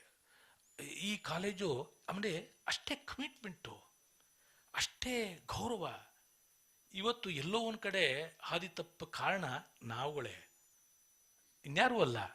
ಈ ಬೆಳೀತಾ ಇರ್ತಕ್ಕಂಥ ಸ್ಥಿತಿ, ಈ ನಾವು ಸೈನ್ಸ್ ಭಾಳ ವೇಗವಾಗಿ ಬೆಳೀತಿದೆ, ಬಟ್ ನಮ್ಮ ವ್ಯಕ್ತಿತ್ವ ಕೆಳಗಡೆ ಹೋಗ್ತಿದೆ. ನಾವು ಏನು ಮಾಡಬೇಕು ಪ್ರಪಂಚದಲ್ಲಿ ಅದು ಮಾತ್ರ ಕೆಳಗಡೆ ಹೋಗ್ತಿದೆ. ಅದನ್ನು ಬೆಳೆಸ್ಕೊಳ್ಳೋ ರೀತಿಯಲ್ಲಿ ನಾವು ಮಾಡಬೇಕು. ಇಂಥ ಕಾಲೇಜುಗಳು ಇನ್ನೂ ಹೆಚ್ಚು ಇರಬೇಕು. ಅವಾಗಿದ್ದದ್ದೇ ಶಾರದಾ ವಿಲಾಸ್ ಕಾಲೇಜು, ಸೆಂಟ್ ಫಿಲಾಮಿನಸ್ಸು ಮತ್ತು ಯುವರಾಜಾಸ್ ಕಾಲೇಜು. ಯುವರಾಜಾಸ್ ಕಾಲೇಜಲ್ಲಿ ಈ ಥರ, ಸೆಂಟ್ ಫಿಲಾಮಿನಸ್ ಹೈಫೈ ಇದ್ದವ್ರಿಗೆ ಅನ್ನೋ ರೀತಿಯಲ್ಲಿತ್ತು. ಇದು ಎಲ್ಲರನ್ನೂ ಅಕಾಮಿಡೇಟ್ ಮಾಡೋರು. ಹಾಗಾಗಿ ಆ ಕಾಲೇಜ್ಗೆ, ಈ ಕಾಲೇಜ್ನ ಯಾಕೆ ನಾನು ಭಾಳ ಸಾರಿ ನೆನ್ಕೊಳ್ತೀನಿ ಅನ್ನೋಕ್ಕೆ ಇದೊಂದು ಭಾಳ ಮುಖ್ಯವಾದ ಸಂಗತಿ. ನಾವು ಮಾಮೂಲಿ ವ್ಯಕ್ತಿ ಚಿತ್ರಗಳಲ್ಲ ಇವು. ಅಪಾರವಾದ ಅನುಕಂಪ, ಬಾಂಧವ್ಯ, ದಯೆ, ಕರುಣೆ ಇದೆಲ್ಲವನ್ನ ಒಂದಲ್ಲ ಒಂದು ರೀತಿಯಲ್ಲಿ ಒಳಗೊಂಡಿರ್ತಕ್ಕಂಥದ್ದು ಪುಸ್ತಕ. ಅದನ್ನೇ ಅದಕ್ಕೆ ಬರೆದಿರೋದವ್ರು. ಎಲ್ಲರೂ ಬರೀತಾರೆ, ಅವರು ರೋಡಲ್ಲಿ ಹೋಗೋರು ಎಲ್ಲರೂ ಈ ಪುಸ್ತಕದಲ್ಲಿ ಬರೆಯಲ್ಲ. ಸೊ ಇದು ಭಾಳ ಮುಖ್ಯ. ಜಮುನಾ ರಾಣಿಯವರು ಸ್ವತಃ, ನಾನು ಹೇಳಿದೆ, ಚಿತ್ರಕಲೆ ಕಲಾವಿದೆ, ಭರತನಾಟ್ಯ ಕಲಾವಿದೆ. ಇವ್ರಿಗೆ ಬರಹಗಳಿಗೆ ಭಾಳಷ್ಟು ಗೌರವ ಇದೆ. ಅವ್ರಿಗೆ ಅದು ವಿಶೇಷವಾದ ಮೆರುಗು ಬಂದಿದೆ ಅಂತ ನಾನು ಅಂದ್ಕೊಂಡಿದ್ದೇನೆ, ಎಲ್ಲರೂ ಗೊತ್ತಿರ್ತಕ್ಕಂಥದ್ದು. ಸೊ ಹಾಗಾಗಿ ನಮ್ಮ ಎಸ್.ಎನ್. ಶಂಕರ್ ಅಂತ ಇಂಗ್ಲೀಷ್ ಇದ್ದರು, ಭಾಳ ಇಂಗ್ಲೀಷ್ ಟೀಚರು. ಅವರು ಕೂಡ ಸೂರ್ಯನಾರಾಯಣ ಸ್ವಾಮಿ, ಗೋಪಾಲರಾವ್, ನರೇಂದ್ರ, ಹೀಗೆ ಎಲ್ಲರೂ ಕೂಡ ಮೆಚ್ಚಿ ಎಲ್ಲರನ್ನೂ ಬರೆದಿದ್ದಾರೆ. ಅವರೆಲ್ಲರದ್ದು ಬಗ್ಗೆ ನನಗೆ ಜೀವನ ಚರಿತ್ರೆ ಸ್ವಲ್ಪ ಗೊತ್ತು. ಆದರೆ ಅದು ಬಿಟ್ಟು ಬೇರೆ ಬೇರೆದು ಓದಿದೆ. ಇನ್ನೂ ಸಾಕಷ್ಟು ಜನರನ್ನ ಇಲ್ಲಿ ಗುರ್ತು ಮಾಡಿ ಅವ್ರಿಗೆ ಒಂದು ಇದು ಕೊಟ್ಟಿದ್ದಾರೆ, ತಿರುವನ್ನ ಕೊಟ್ಟಿರ್ತಕ್ಕಂಥದ್ದು ಭಾಳ ಮುಖ್ಯವಾದ್ದು. ಅದರಿಂದ ಅವ್ರ ಮಗಳು ಎಲ್.ಎನ್. ವರ್ಷಿಣಿಯವರು ಕಲಿತದ್ದು ಎಂಜಿನಿಯರಿಂಗು. ಆದರೂ ಕೂಡ ತಾಯಿಯ ಬರಹವನ್ನು ಅದನ್ನು ಅನುವಾದ ಮಾಡಿರ್ತಕ್ಕಂಥದ್ದು ಮೆಚ್ಚಬೇಕಾದ್ದು. ಎಂಜಿನಿಯರಿಂಗು, ನಾವು ಸೈನ್ಸ್ ಆದ ತಕ್ಷಣ ನಾನು ಅದು ಹಿಸ್ಟ್ರಿ ಓದಲ್ಲ, ಮ್ಯಾಥಮೆಟಿಕ್ಸ್, ಪೊಲಿಟಿಕಲ್ ಸೈನ್ಸ್ ಓದಲ್ಲ ಅನ್ನೋ ಭಾವನೆ ಇಲ್ಲ. Basically engineer. ಅವ್ರ ತಾಯಿನ ಆ ಜೀನ್ ಅಲ್ಲೆಲ್ಲೋ ಹೋಗಿರ್ತದೆ ಅಂತ ಕಾಣ್ತದೆ. ಅದನ್ನು ಬರೀಬೇಕು, ಅದನ್ನು ಅನುವಾದ ಮಾಡಬೇಕು ಅಂತೇಳಿ ಮಾಡಿರ್ತಕ್ಕಂಥದ್ದು. ಮತ್ತು ನಮ್ಮ ನಾಗಣ್ಣ ನನಗೆ ಹೇಳಿದ್ರು, ನಾಗಣ್ಣ ಅದರಲ್ಲಿ ಮುನ್ನುಡಿ ಬರ್ತಿರ್ತಕ್ಕಂಥದ್ದು ಎಷ್ಟು ಪ್ರಸ್ತುತ. ಇವತ್ತು ಅನುವಾದದಲ್ಲಿ ಹೆಚ್ಚು ಮೆಚ್ಚುಗೆಯನ್ನು ಕೊಟ್ಟಿದ್ದಾರೆ. ನಾನು ಸಾಕಷ್ಟು ಸರಿ ನಾಗಣ್ಣವ್ರ ಹತ್ರ ಭಾಷಣವನ್ನು ಬರ್ಸ್ಕೊಳ್ತೀನಿ. ಅವರ ವಿದ್ವತ್ ಇದೆಯಲ್ಲ, both in English and Kannada, ನಾನು ಸೋಫಾರ್ ಎಲ್ಲೂ ನೋಡಿಲ್ಲ. Kannada as well as English both. ನಾನು 8 ವರ್ಷ ವೈಸ್ ಚಾನ್ಸಲರ್ ಆದಾಗ ನನಗೆ ರೈಟ್ ಹ್ಯಾಂಡ್ ಅವರು. Right hand in a sense, ನನಗೆ ಗೊತ್ತಿಲ್ಲದೆ ಇರೋದನ್ನ ನನಗೆ ಹೇಳೋರು. ಎಲ್ಲವನ್ನೂ ತಿಳ್ಕೊಳ್ಳಿಕ್ಕೆ ಸಾಧ್ಯ ಇಲ್ಲ. ಕೆಮಿಸ್ಟ್ರಿ, ಫಿಸಿಕ್ಸ್ ಓದ ತಕ್ಷಣ ನನಗೆಲ್ಲ ಪಾರಂಗತ ನಾನು ಅಂತ ಹೇಳೋದಿಲ್ಲ. ಆದರೆ ರಾಘಣ್ಣ ಅವರು 8 ವರ್ಷನೂ ನನ್ನ ಜೊತೆಲಿದ್ದರು. ನಾನು ಅಮೆರಿಕಕ್ಕೆ ಕನ್ನಡ ಬಳಗಕ್ಕೆ ಹೋಗಬೇಕಾದ್ರೆ ನಾನು ಅವ್ರನ್ನೂ ಕೂಡ ಕರ್ಕೊಂಡು ಹೋಗಿದ್ದೆ. ಅವರು ಎಷ್ಟು ಅವರಲ್ಲಿ ನಮ್ರತೆ ಇದೆ, ವಿದ್ವತ್ ಇದೆ, ಅದನ್ನು ಮೆಚ್ಚಬೇಕು. ಅದಕ್ಕೆ ನಾನು ನಾಗಣ್ಣ ಅವರು ಮುನ್ನುಡಿ ಬರೆದವ್ರು ಅಂತ ಹೇಳಿದಾಗ ಭಾಳಷ್ಟು ನನಗೆ ಸಂತಸ ಆಯಿತು. ಜೊತೆಗೆ ಇನ್ಯಾರು ಬರ್ತಾರೆ ಅಂತ ಕೇಳಿದೆ, ಹಂಸಿ, ಅವರು ಒಬ್ಬರು ಸಾಹಿತಿ. ನಾನು ವೈಶಾನ್ಸಾಗಿದ್ದ ಸುಮಾರು ಪುಸ್ತಕಗಳನ್ನ ಬರೆದಿದ್ದಾರೆ. ಪೇಪರ್ನಲ್ಲಿರೋರು ಅವರು ಸಾಹಿತ್ಯ ಎಷ್ಟು ವೇಗದಲ್ಲಿ ಎಷ್ಟು ಚೆನ್ನಾಗಿ ಬರೆದು ನಮ್ಮ ಪ್ರಿಂಟಿಂಗ್ ಪ್ರೆಸ್ಸಲ್ಲಿ ಇದ್ದಾವೆ ಇವಾಗಲೂ ನೋಡಿ. ನಾನು ಕಾಲದಲ್ಲಿ ಬಿಡುಗಡೆ ಆದಂಥ ಆವಾಗ ಪ್ರೈಮ್ ಮಿನಿಸ್ಟ್ರು ಬಂದಾಗೂ ಮಾಡಿದರು, ಚೀಫ್ ಮಿನಿಸ್ಟ್ರು ಗವರ್ನರು ಎಲ್ಲ ಬಂದಾಗ ಮಾಡಿರ್ತಕ್ಕಂಥದ್ದು. ಭಾಳ ಬುದ್ಧಿವಂತರು. ನಾನು ನೋಡ್ಬಿಟ್ಟು ಈ Galaxy of the dignitaries on the dais ನಾನು ನೋಡಿದಾಗ ಭಾಳ ಖುಷಿ ಆಯಿತು. ಚಂದರ್ ಹೆಂಡ್ತಿ ಅವ್ರು ನಂಗೆ ಗೊತ್ತು ಇವರು ಇಂಗ್ಲೀಷ್ನವರು ಅಂತ. ನನ್ನ ಫ್ರೆಂಡು ಚಂದರ್ ಅಂತಿದ್ದಾನೆ, ಇಲ್ಲಿ ಕೂತಿದ್ದಾನೆ ಎಲ್ಲೋ ಬಂದು. ಅವನು ನಾನು ಕೇಳಿದೆ ಬಂದ ತಕ್ಷಣ ಹೆಂಗಿದನು ಚಂದರ್, ಭಾಳ ನಾವು ಗುಡ್ ಫ್ರೆಂಡ್ಸು ಗಂಗೋತ್ರಿನಲ್ಲಿ. ಮಾಯ ಆಗ್ಬಿಟ್ಟವನೇ. ಅಟ್ಲೀಸ್ಟ್ ಅವ್ರ ಹೆಂಡ್ತಿ ಬಂದವರೇ ಹೇಳಿ ನೀವು ಚಂದರ್ಗೆ, ಇಲ್ಲ ಬರ್ತಾ ಸುಮ್ಮನಿರಿ ನೀವು ನೋಡಿರಿ ಅಂತ ಹೇಳಿದ್ರು. ಅವರು ಕೂಡ ಇಂಗ್ಲೀಷ್ನಲ್ಲಿ ಪರಿಣತಿಯನ್ನು ಪಡೆದಂಥವರು. ಇಂಥ ಒಳ್ಳೆ ಸಮಾರಂಭದಲ್ಲಿ ಇರ್ತಕ್ಕಂಥದ್ದು ನನಗೂ ಒಂದು ಸಂತಸದ ವಿಚಾರ. ಈ ಪುಸ್ತಕನ ಓದ್ತೀನಿ. ಇನ್ನೂ ಕೆಲವು ಮಾನ್ಯರನ್ನು ಇವರು ಪ್ರಕಟಿಸಿದ್ದಾರೆ, ಅದನ್ನು ಓದ್ತೀನಿ. ಜಮುನಾ ರಾಣಿಯವರು ಇನ್ನೂ ಹೆಚ್ಚಿನ ರೀತಿಯಲ್ಲಿ ಇಂಥ ಕೆಲಸಗಳನ್ನು ಮಾಡಲಿ, ನಾವೆಲ್ಲರೂ ಪ್ರೋತ್ಸಾಹ ಮಾಡೋಣ. ಯಾವುದೇ ಕಾರಣದಿಂದನೂ ನೀವು ಹಿಂದೆ ಹೋಗಬಾರ್ದು, ನೀವು ಯಾವಾಗಲೂ ಮುಂದಿರಬೇಕು. ನಿಮ್ಮಂಥವ್ರು ಬೇಕು, ಈ ದೇಶಕ್ಕೆ ಬೇಕು. ನಮಗೆ ಈ ದೇಶಕ್ಕೆ ಒಳ್ಳೆಯದನ್ನು ಮಾಡಬೇಕಾದ್ರೆ ಬೇಕು. ಕೆಟ್ಟವ್ರು ಮಾಡೋರು ಭಾಳ ಜನ ಇದ್ದಾರೆ, ಅವ್ರ ಬಗ್ಗೆ ಹೆಚ್ಚು ಮಾತಾಡಬಾರ್ದು. ಒಳ್ಳೆಯವ್ರನ್ನ ನಾವು ಪ್ರಶಂಸೆ ಮಾಡಿದಾಗ, ಅವ್ರಿಗೆ ಒತ್ತು ಕೊಟ್ಟಾಗ ಮಾತ್ರ ಈ ದೇಶಕ್ಕೆ ಒಳ್ಳೆಯದಾಗ್ತದೆ. ಈ ದೇಶ ಮುಂದುವರಿಬೇಕಾದ್ರೆ ನಾವು ಇಂಥವರ ಬೆಳವಣಿಗೆ ಭಾಳ ಮುಖ್ಯ. ನಾನು ವಾಸುದೇವ್ ಭಟ್ ಅವರು ಭಾಳಷ್ಟು ಸಾರಿ ನೋಡಿದ್ದೀನಿ. ಭಾಳ ವೆರಿ ಪ್ರಿನ್ಸಿಪಲ್ಡ್ ಪರ್ಸನ್. ನಾನು ವೈಸ್ ಚಾನ್ಸಲರ್ ಆಗಿದ್ದಾಗಲೂ ಕಂಡಿದ್ದೀನಿ, ಅವ್ರು ವಿಜಯವಿಟ್ಟಲ್ಲಿದ್ದಾಗಲೂ ಕಂಡಿದ್ದೀನಿ. ಈಗಲೂ ತುಂಬ ಒಳ್ಳೆಯ ಕೆಲಸ ಮಾಡ್ತಾರೆ ನೋಡಿ. ಇದು ಈ ಇನ್ಸ್ಟಿಟ್ಯೂಷನ್ನು ಒಂದು ಚಿಕ್ಕದೊಂದು ಸಣ್ಣ ಬಿಲ್ಡಿಂಗ್. ಇದು ನಾನು ಬರ್ತಾ ಇದ್ದಾಗ ನಾನು ನಡ್ಕೊಂಡು ಹೋಗ್ತಿದ್ದೆ. ಕನ್ನೆಗೌಡನ ಕೊಪ್ಪಳ ರೂಮ್ ಮಾಡಿಕೊಂಡು ಕಡಿಮೆ ದುಡ್ಡು ಅಂತೇಳಿ ನಾನು BScಗೆ ನಡ್ಕೊಂಡು ಹೋಗ್ತಿದ್ದೆ. ಇಲ್ಲಿಂದ ಯಾವಾಗಲೂ ನಡ್ಕೊಂಡು ಹೋಗುವೆ. ಇದು ಮತ್ತು ಪಕ್ಕದೊಂದು ದೇವಸ್ಥಾನದಲ್ಲೂ ಕೈ ಮುಗಿವೆ ಹೊರಗಡೆ ನಿಂತ್ಕೊಂಡು. ಇವು ಇವತ್ತು ಬೃಹಾಕಾರವಾಗಿ ಬೆಳೆದಿರ್ತಕ್ಕಂಥದ್ದು. ಇವತ್ತು ಇನ್ಸ್ಟಿಟ್ಯೂಷನ್ ಇವತ್ತು ನಮಗೆ ಬೇಕು. ಎಜುಕೇಷನ್ ಇಲ್ಲದಿದ್ರೆ ಕಷ್ಟ. ನಮಗೆ ಪಾಲಿಟಿಷಿಯನ್ಸ್ ಬೇಕಿಲ್ಲ, ಬ್ಯೂರೋಕ್ರೇಟ್ಸ್ ಬೇಕಿಲ್ಲ. ನಿಜ ಹೇಳ್ತಿದ್ದೀನಿ. ಒಳ್ಳೆ ಸೈಂಟಿಸ್ಟ್ಗಳು ಬೇಕು, ಒಳ್ಳೆ ಇಂಜಿನಿಯರ್ಸ್ ಬೇಕು, ಒಳ್ಳೆ ಸ್ಕಾಲರ್ಸ್ ಬೇಕು, ಒಳ್ಳೆ ವಿದ್ವಾಂಸರುಗಳು ಬೇಕು, ಒಳ್ಳೆ ಎಕಾನಮಿಕ್ಸ್ ಗೊತ್ತಿರಬೇಕು. ಅಂಥವ್ರನ್ನ ನಾವು ತಯಾರು ಮಾಡಬೇಕು. ಇಂಥ ಸಂಸ್ಥೆಗಳನ್ನ, ಸುಮಾರು ಸಂಸ್ಥೆಗಳನ್ನು ಹುಟ್ಟಾಕಿರ್ತಕ್ಕಂಥದ್ದು. ಇಂಥವ್ರು ನಮಗೆ ಬೇಕು ಅನ್ನೋ ದೃಷ್ಟಿಯಿಂದ ನಾನು ಈ ಪದಗಳನ್ನು ಉಪಯೋಗ ಮಾಡ್ತಿದ್ದೇನೆ. ಆದ್ದರಿಂದ ಈ ಪುಸ್ತಕ ಎಲ್ಲರೂ ಓದಿ. ಚಿಕ್ಕ ಪುಸ್ತಕ, ಒಂದು ದಿನ ಕೂತ್ಕೊಂಡ್ರೆ ಓದ್ಬೋದು. ನೀವು ಎಲ್ಲರೂ ಓದಿ. ನಾವು ಓದಿದ್ರೆ ಏನಾಗ್ತದೆ, ಅವ್ರಿಗೆ ಎನ್ಕರೇಜ್ ಮಾಡ್ದಂಗೆ, ಅವ್ರಿಗೆ ಹುರಿದುಂಬಿಸ್ದಂಗೆ ಆಗ್ತದೆ ಅನ್ನೋದನ್ನು ಈ ಸಂದರ್ಭದಲ್ಲಿ ಹೇಳ್ತಾ, ನನ್ನನ್ನು ಕರೆಸಿ ಇವತ್ತು ಈ ಪುಸ್ತಕವನ್ನು ಬಿಡುಗಡೆ ಮಾಡಲಿಕ್ಕೆ ಅವಕಾಶ ಮಾಡಿಕೊಟ್ಟಂಥ ಜಮುನಾ ರಾಣಿ ಅವರಿಗೆ, ಮಗಳಿಗೆ ಮತ್ತು ಅವರ ಎಲ್ಲ ಈ ಕುಟುಂಬದವರೆಗೂ ನನ್ನ ನಮಸ್ಕಾರಗಳನ್ನು ತಿಳಿಸ್ತಾ ನಾನು ಮಾತು ಮುಗಿಸ್ತೇನೆ. ನಮಸ್ಕಾರ. ಪ್ರೊಫೆಸರ್ KS ರಂಗಪ್ಪನವ್ರಿಗೆ ಧನ್ಯವಾದಗಳು. ಈಗ ರಂಗಪ್ಪ ಅವರನ್ನು ಗೌರವಿಸಬೇಕು ಅಂತ ನಾನು ಜಮುನಾ ರಾಣಿ ಮೇಡಮ್ ಅವ್ರನ್ನ ಕೇಳ್ಕೊಳ್ತೇನೆ.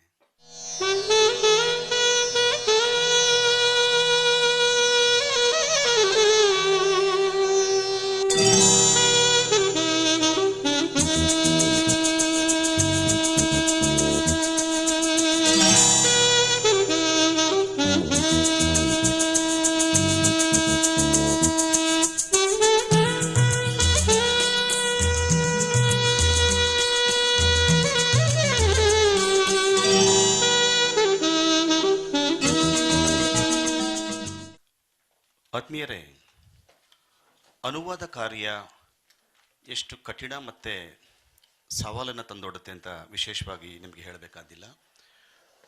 ಅಂದರೆ ಒಂದು ಭಾಷೆಯಿಂದ ಇನ್ನೊಂದು ಭಾಷೆಗೆ ಬರಬೇಕಾದ್ರೆ ಅಲ್ಲಿಯ ನುಡಿಗಟ್ಟಾಗಲಿ ಅಥವಾ ಒಂದು ವಸ್ತುವಿಗೆ ಲೋಪ ಬಾರದ ಹಾಗೆ ಸಮರ್ಥವಾಗಿ ಅದನ್ನು ಅನುವಾದ ಮಾಡುವಂಥ ಹೊಣೆಗಾರಿಕೆ, ಜವಾಬ್ದಾರಿ ಒಬ್ಬ ಅನುವಾದಕನ ಮೇಲೆ ಇರುತ್ತೆ. ಅದನ್ನು ವಿಶೇಷವಾಗಿ ಹೇಳಬೇಕಾದಿಲ್ಲ. ಯಾಕೆ ಈ ಮಾತನ್ನು ಹೇಳ್ತೀನಿ ಅಂತ ಹೇಳಿದ್ರೆ, ವರ್ಷಿಣಿಯವರು ಅವರು ಈ ಅನುವಾದ ಕಾರ್ಯದಿಂದ ಮೊದಲಿಂದ ನೋಡ್ಕೊಂಡು ಬಂದೀನಿ. ಎಷ್ಟು ಶ್ರದ್ಧೆ ಇಟ್ಟು ಮಾಡಿದ್ದಾರೆ ಅಂತ ಹೇಳಿದ್ರೆ ಬಹಳ ಒಳ್ಳೆಯ ಕೆಲಸವನ್ನು ಮಾಡಿದ್ದಾರೆ. When the universe sends people, ಅದನ್ನು when universe sends mother and daughter ಅಂತ ಮಾಡ್ಕೊಂಡಾಗ ಅವರಿಬ್ಬರನ್ನ ಯಾಕೆ ಕಳಿಸಿದ್ದಾರೆ ಅಂತ ಒಳ್ಳೆಯ ಕಾರ್ಯ ಮಾಡಲಿ ಅಂತ ಕಳಿಸಿದ್ದಾರೆ. ಒಂದು ವಿಶೇಷ ಅಂತಂದರೆ, ಜೀವನಯಾನ ಕನ್ನಡ ಕೃತಿ ಬಿಡುಗಡೆ ಆದಾಗ ಕೂಡ ನಾನು ನಿರೂಪಣೆ ಮಾಡಿದ್ದೆ. ಅವ್ರು ಬರೆದ ಕೃತಿ ಬಿಡುಗಡೆ ಸಂದರ್ಭದಲ್ಲೂ ಕೂಡ ನಾನು ನಿರೂಪಣೆ ಮಾಡ್ತಾಯಿದ್ದೀನಿ. ಅದು ನನಗೂ ಒಂಥರ ಸಂತೋಷ ಆಗ್ತಿದೆ. ಹಾಗಾಗಿ ಇವಾಗ ವರ್ಷಿಣಿಯವರಿಗೆ ಸನ್ಮಾನ ಮಾಡಬೇಕು ಅಂತ ನಾನು ಎಲ್ಲ ಗಣ್ಯರನ್ನು ಕೇಳ್ಕೊಳ್ತಾ ಇದ್ದೀನಿ. ಮುಂದಿನ ದಿನಗಳಲ್ಲಿ ಇನ್ನೂ ಈ ರೀತಿಯ ಹೆಚ್ಚಿನ ಕೃತಿಗಳು ಮೂಡಿ ಬರಲಿ. ಕನ್ನಡ ಸಾರಸ್ವತ ಲೋಕಕ್ಕೆ ಅಮ್ಮ ಮಗಳು ಇಬ್ಬರೂ ಸಹ ಈ ರೀತಿ ಅನೇಕ ಕೃತಿಗಳನ್ನು ಕೊಡುಗೆ ಕೊಡ್ತಾ ಇರಲಿ. ಆ ಉತ್ಸಾಹ ಮತ್ತು ಬರೆಯುವಂಥ ಒಂದು ಆಸಕ್ತಿ ಸದಾ ಹಸಿರಾಗಿರಲಿ ಅಂತ ಈ ಶುಭ ಸಂದರ್ಭದಲ್ಲಿ ಎಲ್ಲರ ಪರವಾಗಿ ನಾವು ಅವರಿಗೆ ಶುಭವನ್ನು ಹಾರೈಸೋಣ.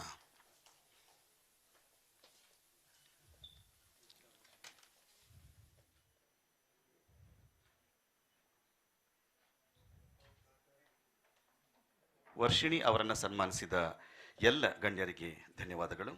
ಈಗ ಅಂಶಿ ಪ್ರಸನ್ನಕುಮಾರ್ ಅವರು ಸಭೆಯನ್ನು ಉದ್ದೇಶಿಸಿ ಮಾತನಾಡಬೇಕಾಗಿ ವಿನಂತಿ. ಎಲ್ಲರಿಗೂ ನಮಸ್ಕಾರ. ಮೈಸೂರು ಆರ್ಟ್ ಗ್ಯಾಲರಿ ಈ ದಿನ ಜಮುನಾ ರಾಣಿ ಮಿರ್ಲೆ ಅವರ ಜೀವನಯಾನ ಕೃತಿಯನ್ನು ಅವರ ಪುತ್ರಿ ವರ್ಷಿಣಿ ಅವರು ಆಂಗ್ಲ ಭಾಷೆಗೆ ಅನುವಾದಿಸಿದ್ದಾರೆ. ಆ ಬಿಡುಗಡೆ ಸಮಾರಂಭದಲ್ಲಿ ನಾವೆಲ್ಲ ಇದ್ದೇವೆ. ಈಗಾಗಲೇ ಕೃತಿಯನ್ನು ಬಿಡುಗಡೆ ಮಾಡಿ ಪ್ರಪಂಚದ ಖ್ಯಾತ ರಸಾಯನ ಶಾಸ್ತ್ರಜ್ಞರಲ್ಲಿ ಒಬ್ಬರಾದಂಥ ಮೈಸೂರು ಮತ್ತು ಕರ್ನಾಟಕ ಮುಕ್ತ ವಿವಿ ವಿಶ್ರಾಂತ ಕುಲಪತಿಗಳು ಆದಂಥ ಪ್ರೊಫೆಸರ್ ಕೆ.ಎಸ್. ರಂಗಪ್ಪ ಅವರು ಸಾಕಷ್ಟು ವಿಚಾರಗಳನ್ನು ನಮ್ಮೊಂದಿಗೆ ಹಂಚಿಕೊಂಡಿದ್ದಾರೆ. ಅದರಲ್ಲಿ ಶಾರದಾ ವಿಲಾಸ್ ಕಾಲೇಜ್ ಇರ್ಬೋದು, ಹಾಗೆ ಭಗಿನಿ ಸೇವಾ ಸಮಾಜದ ಈ ಒಂದು ಬಿಲ್ಡಿಂಗ್ ಬಗ್ಗೆ ಕೂಡ ಹೇಳಿದ್ದಾರೆ. ಕೆಲವು ವ್ಯಕ್ತಿಗಳ ಬಗ್ಗೆ ಕೂಡ ಅವರು ಪ್ರಸ್ತಾಪವನ್ನು ಮಾಡಿದ್ದಾರೆ. ಮತ್ತು ಎಜುಕೇಷನ್ ಎಷ್ಟು ಇಂಪಾರ್ಟೆಂಟು, ನಾವೆಲ್ಲ ಯಾಕೆ ಯಾವ ರೀತಿ ಎಂಕರೇಜ್ ಮಾಡಬೇಕು ಅಂತ ಕೂಡ ಅವರು ಹೇಳಿದ್ದಾರೆ. ಸ್ನೇಹಿತರೆ, ನಾನು ಜಮುನಾ ರಾಣಿ ಅವರಿಗೆ ಮತ್ತು ಶಿವಲಿಂಗಪ್ಪ ಅವ್ರಿಗೆ ಹೇಳಿದ್ದೆ, ನಾನು ಮಾತನಾಡಲಿಕ್ಕೆ ಹೋಗಲ್ಲ, ಸಂಜೆ ಸಮಯ ನಾವು 6 ಗಂಟೆ ನಂತರ ತುಂಬ ಬ್ಯುಸಿ ಇರ್ತೇವೆ ಅಂಥೇಳಿ. ಇಲ್ಲಿ ಪುಸ್ತಕ ಬಿಡುಗಡೆ ಮಾಡಿದವರು ಮಾತನಾಡಿದ್ದಾರೆ, ಹಾಗೆ ಕೃತಿಯನ್ನು ಕುರಿತು ಡಾಕ್ಟರ್ ನಳಿನಿ ಚಂದರ್ ಅವರು ಮಾತನಾಡೋರಿದ್ದಾರೆ. ಎಲ್ಲಕ್ಕಿಂತ ಮುಖ್ಯವಾಗಿ ಪ್ರೊಫೆಸರ್ ರಂಗಪ್ಪ ಅವರು ಹೇಳಿದಾಗೆ, ನಾನು ಗಮನಿಸಿದ ಹಾಗೆ ಮೈಸೂರು ವಿಶ್ವವಿದ್ಯಾನಿಲಯದಲ್ಲಿ ಯಾವುದೇ ಘಟಿಕೋತ್ಸವ ಆಗಲಿ, ಪ್ರಧಾನಮಂತ್ರಿಗಳು ಬರಲಿ, ರಾಷ್ಟ್ರಪತಿಗಳು ಬರಲಿ, ಉಪರಾಷ್ಟ್ರಪತಿಗಳು ಬರಲಿ, ಅವರ ಇಂಗ್ಲೀಷ್ ಸ್ಪೀಚನ್ನು ಕನ್ನಡಕ್ಕೆ ಅತ್ಯಂತ ಸಮರ್ಥವಾಗಿ ಅನುವಾದ ಮಾಡ್ತಕ್ಕಂಥವ್ರು ಯಾರಂತಂದರೆ ಪ್ರೊಫೆಸರ್ ಸಿ ನಾಗಣ್ಣ ಅವರು ಪ್ರೊಫೆಸರ್ ರಂಗಪ್ಪ ಅವರ ನೇತೃತ್ವದಲ್ಲಿ ಮೈಸೂರಿನಲ್ಲಿ ಸೈನ್ಸ್ ಕಾಂಗ್ರೆಸ್ ಆಯಿತು, 100 years ಸೆಲೆಬ್ರೇಷನ್ ಆಯಿತು. ಎಲ್ಲ ಸಂದರ್ಭದಲ್ಲಿ ಕೂಡ ಅವ್ರ ಜೊತೆ ನಿಂತಿದ್ದರು. ರಂಗಪ್ಪ ಅವರು ಹೇಳಿದ ಮಾತನ್ನು ನಾನು ಮತ್ತೆ ಹೇಳ್ತೇನೆ. ನಾನು ಗಮನಿಸಿದಾಗೆ ಮೈಸೂರಿನಲ್ಲಿ ಕನ್ನಡ ಮತ್ತು ಇಂಗ್ಲೀಷ್ಗೆ ಅತ್ಯಂತ ಸಮರ್ಥವಾಗಿ ಬರೆಯುವಂಥವರು, ಅನುವಾದ ಮಾಡ್ತಕ್ಕಂಥವ್ರು ಯಾರು ಇದ್ರೆ ಅದು ಪ್ರೊಫೆಸರ್ ಸಿ ನಾಗಣ್ಣ ಅವರು ಅಂತ ಹೇಳಲಿಕ್ಕೆ ನಾನು ಬಯಸ್ತೇನೆ. ಇಂಥವರ ನಡುವೆ ಒಂದು ಕಡೆ ಕೃತಿಯನ್ನು ಬಿಡುಗಡೆ ಮಾಡಿ ರಂಗಪ್ಪ ಅವರು ಮಾತನಾಡಿದ್ದಾರೆ, ಮತ್ತೊಂದು ಕಡೆ ನಳಿನಿ ಚಂದ್ ಅವರು ಕೃತಿ ಕುರಿತು ಮಾತನಾಡ್ತಾರೆ, ಮತ್ತೊಂದು ಕಡೆ ಅಧ್ಯಕ್ಷತೆ ವಹಿಸಿರ್ತಕ್ಕಂಥ ಪ್ರೊಫೆಸರ್ ನಾಗಣ್ಣ ಅವರು ಮುನ್ನುಡಿಯನ್ನು ಬರೆದಿದ್ದಾರೆ.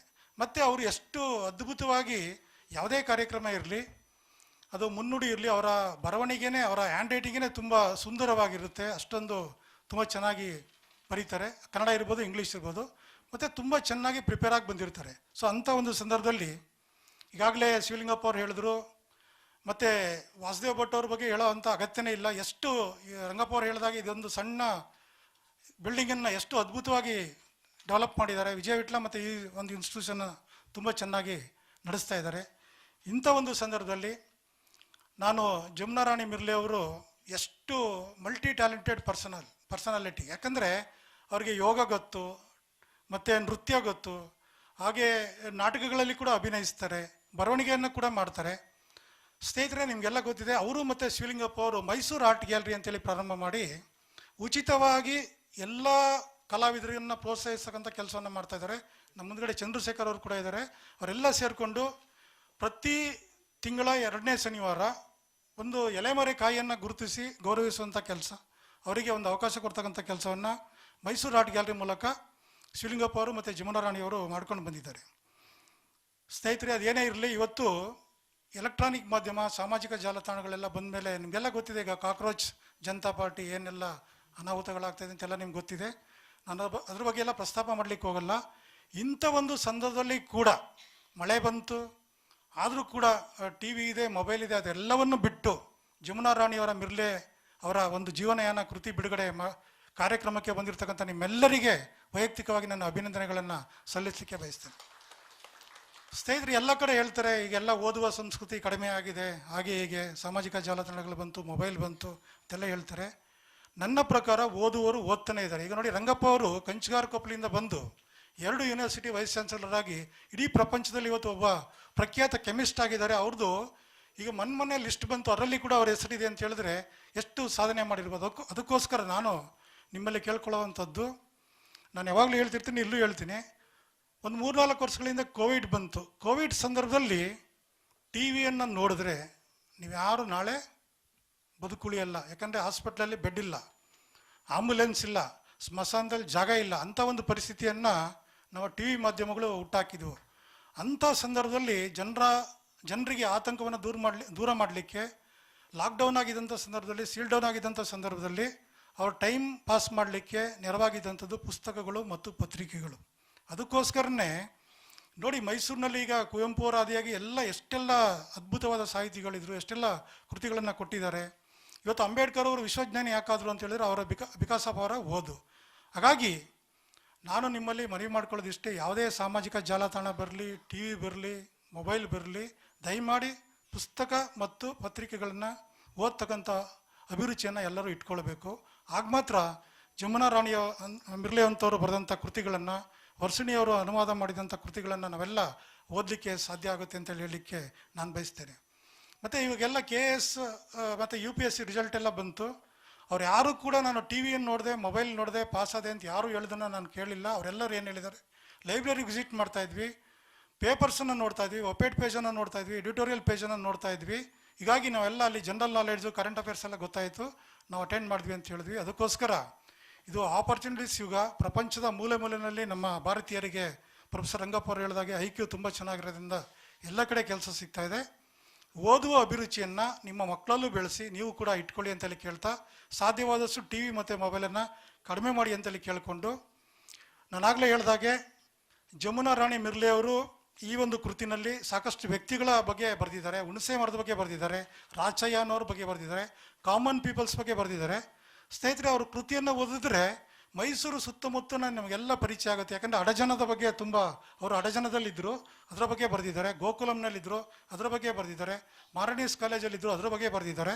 ಹೀಗಾಗಿ ನೀವೆಲ್ಲರೂ ಕೂಡ ಇಷ್ಟೊಂದು ಸಂಖ್ಯೆಯಲ್ಲಿ ಬಂದಿದ್ದಾರೆ. ದಯಮಾಡಿ ನೀವೆಲ್ಲ ಈ ಒಂದು ಕೃತಿಯನ್ನು ಪರ್ಚೇಸ್ ಮಾಡಿ ಒಂದು ಓದಬೇಕು ಅಂತೇಳಿ ಕೇಳಿಕೊಂಡು, ಹಾಗೆ ಪ್ರೊಫೆಸರ್ ರಂಗಪ್ಪ ಅವರು ಹೇಳಿದಾಗ ಇದು ಅಪರೂಪದಲ್ಲಿ ಅಪರೂಪದ ಕಾರ್ಯಕ್ರಮ. ತಾಯಿಯ ಕೃತಿಯನ್ನು ಮಗಳು ಅನುವಾದ ಮಾಡ್ತಕ್ಕಂಥದ್ದು ಇದೆಯಲ್ಲ, ತುಂಬ ಗ್ರೇಟು. ಅದಕ್ಕೋಸ್ಕರ ನಿಮ್ಮೆಲ್ಲರ ಪರವಾಗಿ ವರ್ಷಿಣಿಯವರಿಗೆ ಒಂದು ಚಪ್ಪಾಳೆಯನ್ನು ಕೊಡಬೇಕು ಅಂತೇಳಿ ಕೇಳ್ಕೊಳ್ತೇನೆ. ಒಟ್ಟಾರೆ ಈ ಒಂದು ಕಾರ್ಯಕ್ರಮ ತುಂಬ ಚೆನ್ನಾಗಿ ವ್ಯವಸ್ಥಿತವಾಗಿ ಮಾಡಿದೆ. ಜಮುನಾ ರಾಣಿ ಮಿರ್ಲೆ ಅವರು ಯಾವುದೇ ಕಾರ್ಯಕ್ರಮಗಳನ್ನು ಮಾಡಿದ್ರು ಕೂಡ, ಶಿವಲಿಂಗಪ್ಪ ಅವರು ಅಷ್ಟೇ, ಚಂದ್ರಶೇಖರ್ ಅವರು ಅಷ್ಟೇ, ಸಮಯಕ್ಕೆ ಸರಿಯಾಗಿ ನನಗೆ ಎಷ್ಟು ಸರಿ ಹೇಳಿದ್ದಾರೆ ಅಂತ ಹೇಳಿದರೆ ನಾನಂದೆ ನನಗೆ ಸಮಯವನ್ನು ಜ್ಞಾಪಿಸಲೇಬೇಡಿ, 5 ಗಂಟೆಯಿಂದ 5 ಗಂಟೆ ಕರೆಕ್ಟಾಗಿರ್ತೀನಿ ಅಂತೇಳಿ ಹೇಳಿದೆ. ಆದರೂ ಮಳೆ ಬಂದರೂ ಕೂಡ ಇಷ್ಟೊಂದು ಸಂಖ್ಯೆಯಲ್ಲಿ ನೀವೆಲ್ಲ ಜನ ಬಂದಿದ್ದೀರಾ. ಇನ್ನೂ ಕೂಡ ಸಾಹಿತ್ಯ ಅಭಿರುಚಿ ಇದೆ. ಮತ್ತು ಸ್ನೇಹಿತರೆ, ಇನ್ನೊಂದು ಸಂಗತಿಯನ್ನು ಹೇಳಲಿಕ್ಕೆ ಬಯಸ್ತೇನೆ. ಪ್ರೊಫೆಸರ್ ರಂಗಪ್ಪ ಅವರು ಮತ್ತು ನಾಗಣ್ಣವರು ಪ್ರಸಾರಾಂಗದ ನಿರ್ದೇಶಕರಾಗಿ ಕೂಡ ಇದ್ದರು. ಅಲ್ಲಿ ಕೂಡ ಅವರಾಗಲೇ ಹೇಳಿದಾಗೆ ನನ್ನ ಸಾಕಷ್ಟು ಕೃತಿಗಳನ್ನು ಕೂಡ ಅವರು ಪ್ರಕಟ ಮಾಡಿದ್ರು. ಹೀಗೆ ಮೈಸೂರು ವಿಶ್ವವಿದ್ಯಾಲಯದ ಪ್ರಸಾರಾಂಗದ ಕೃತಿಗಳು, ಅದು ಯಾವುದೇ ಸಾಹಿತ್ಯ ಸಮ್ಮೇಳನ ಆಗಲಿ ಎಷ್ಟು ಮಾರಾಟ ಆಗುತ್ತೆ ಅಂತ ಹೇಳಿದ್ರೆ ಅದು ಹೇಳಲಿಕ್ಕೆ ಅಸಾಧ್ಯ. ಇವತ್ತು ಕೂಡ ಓದುವ ಅಭಿರುಚಿ ಇದೆ. ಯಾರೋ ಹೇಳ್ತಾರೆ ಓದ್ತಾ ಇಲ್ಲ ಅಂತೇಳಿ, ಅದನ್ನೆಲ್ಲ ನೀವು ಯಾರೂ ನಂಬಲಿಕ್ಕೆ ಹೋಗಬೇಡಿ. ದಯಮಾಡಿ ಓದುವ ಸಂಸ್ಕೃತಿಯನ್ನು, ಪುಸ್ತಕ ಮತ್ತು ಪತ್ರಿಕೋದ್ಯಮಕ್ಕೆ ಬೆಂಬಲ ಕೊಡ್ತಕ್ಕಂಥ ಕೆಲಸವನ್ನು ನೀವೆಲ್ಲ ಮಾಡಿ ಅಂತೇಳಿ ಕೇಳಿಕೊಂಡು, ಮತ್ತೊಮ್ಮೆ ಜಮುನಾ ರಾಣಿ ಮಿರ್ಲೆ ಅವರಿಗೆ, ವರ್ಷಿಣಿಯವರಿಗೆ ಅಭಿನಂದನೆಗಳನ್ನು ಸಲ್ಲಿಸಿ ನಾನು ಮಾತು ಮುಗಿಸ್ತೇನೆ. ನಮಸ್ಕಾರ. ಅಂಶಿ ಪ್ರಸನ್ನಕುಮಾರ್ ಅವರಿಗೆ ಧನ್ಯವಾದಗಳು. ಈಗ ಅಂಶಿ ಪ್ರಸನ್ನಕುಮಾರ್ ಅನ್ನು ಗೌರವಿಸಬೇಕು ಅಂತ ನಾನು ಜಮುನಾ ರಾಣಿ ಮೇಡಮ್ ಅನ್ನು ಕೇಳ್ಕೊಳ್ತೇನೆ.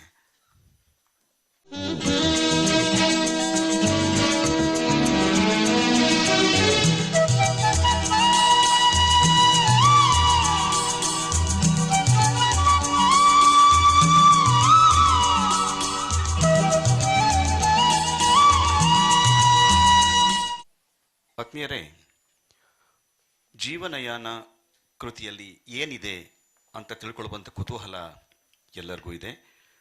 ಈಗ ಆ ಸಮಯ.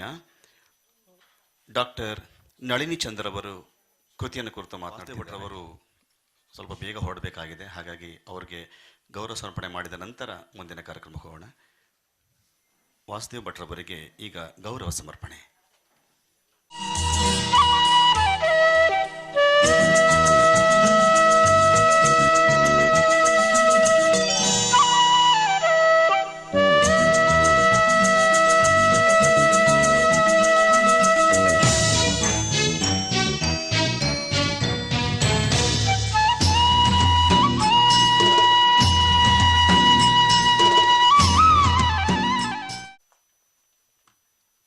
ಹರಿ ಓಂ.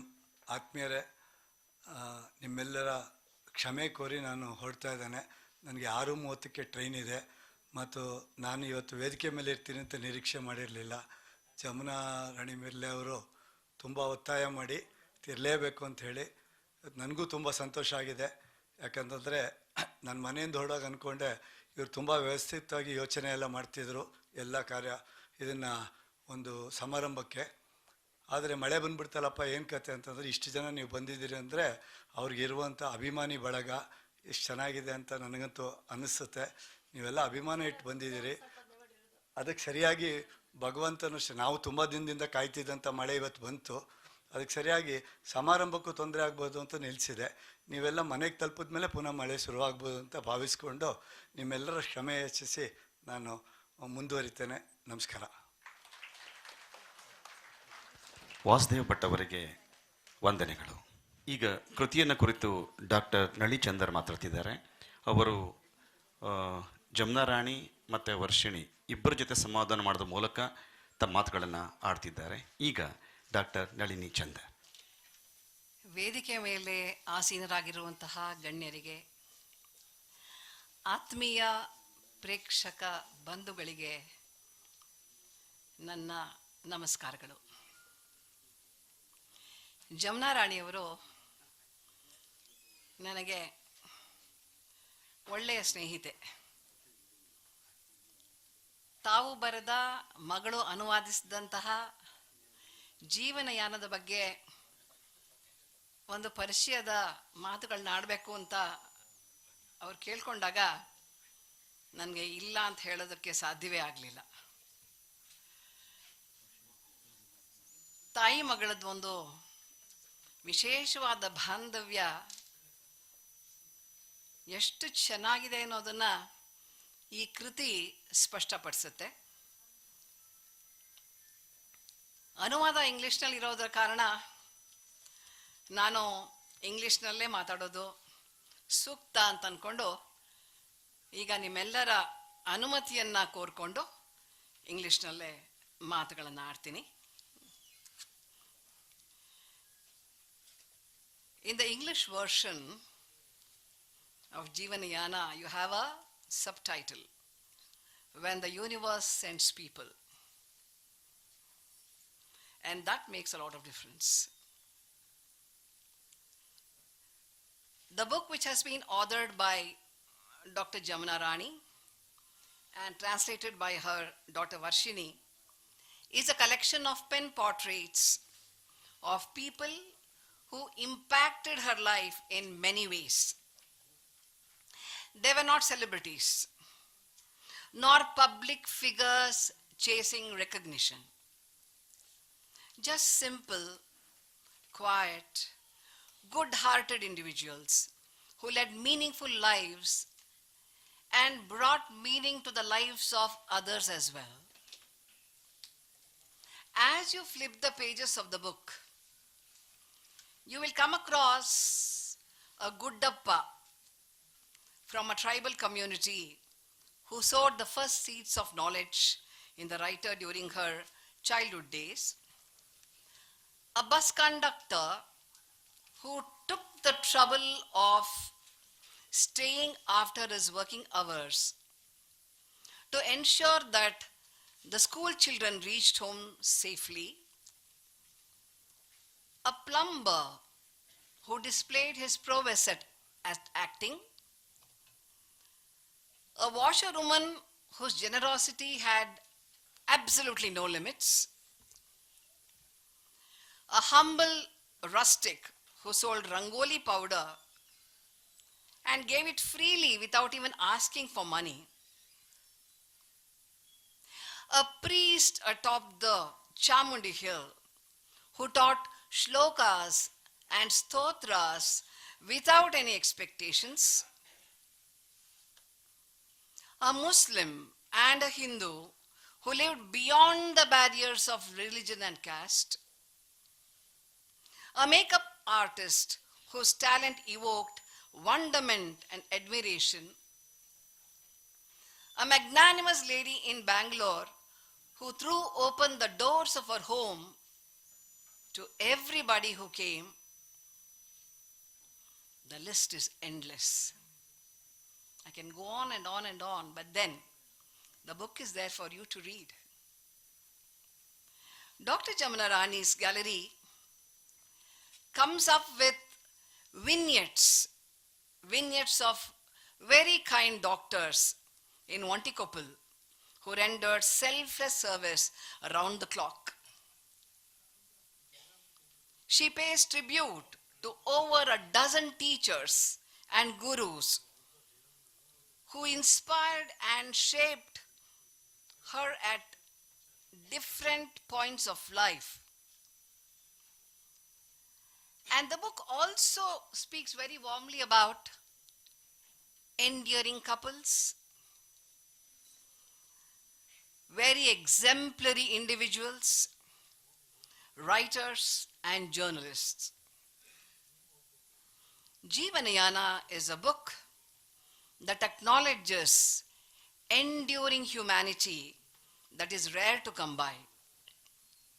One common thread that binds the people there is their kindness and compassion and willingness to walk an extra mile, a readiness to go out of their way to help others who are in need of it, who were in need of it.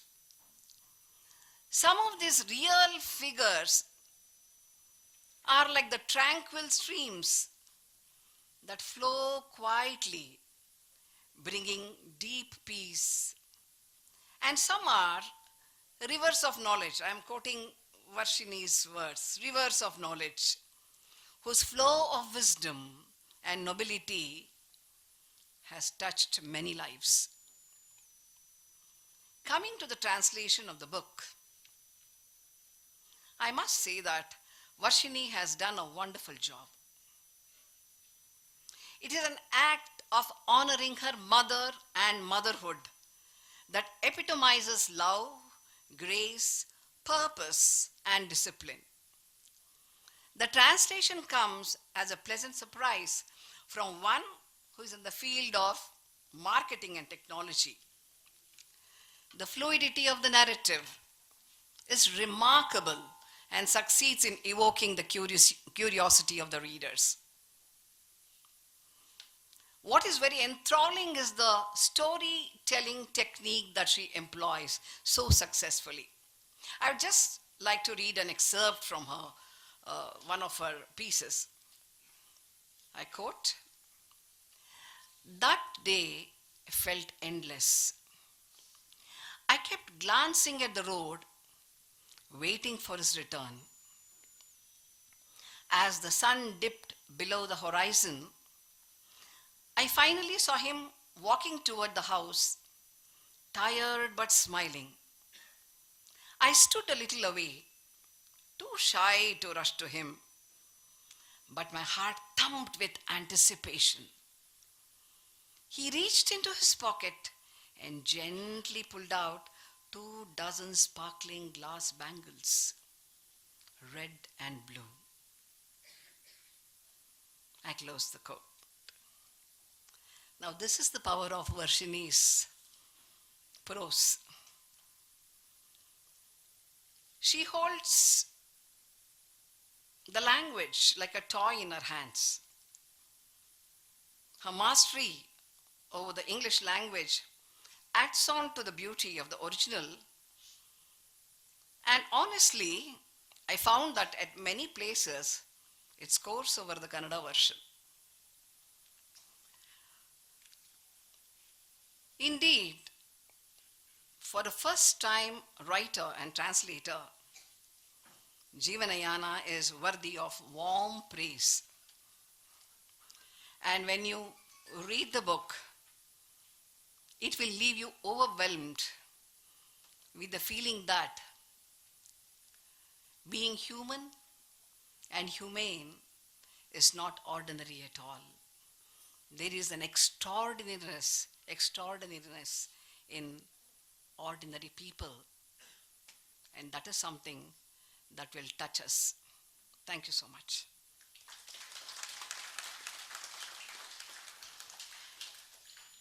And now, we thought of having a short interaction with both the original author and the translator. I'm keeping it very short, just 2 questions each or maybe 3 to Varshini, because she is the important person of the day. ಜಮ್ನಾ ಅವರೇ, ನಿಮಗೆ ನನ್ನ ಮೊದಲ ಪ್ರಶ್ನೆ. ಜೀವನ್ಯಾನದಲ್ಲಿ ನೀವು ಅನೇಕರಿಂದ ಕಲಿತಂತಹ ಜೀವನದ ಪಾಠಗಳ ಬಗ್ಗೆ, ಮೌಲ್ಯಗಳ ಬಗ್ಗೆ ಒತ್ತಿ ಹೇಳಿದ್ದೀರಾ. ನೀತಿ ಪಾಠ, ಮೌಲ್ಯ ಶಿಕ್ಷಣ ಮನೆ ಮತ್ತು ಶಾಲೆಗಳಿಂದ ಮರೆಯಾಗುತ್ತಿರುವಂತಹ ಇಂದಿನ ದಿನಗಳಲ್ಲಿ ಮೌಲ್ಯವರ್ಧನೆಯ ಬಗ್ಗೆ ನಿಮ್ಮ ಆಲೋಚನೆಗಳು, ಸಲಹೆಗಳು ಏನು?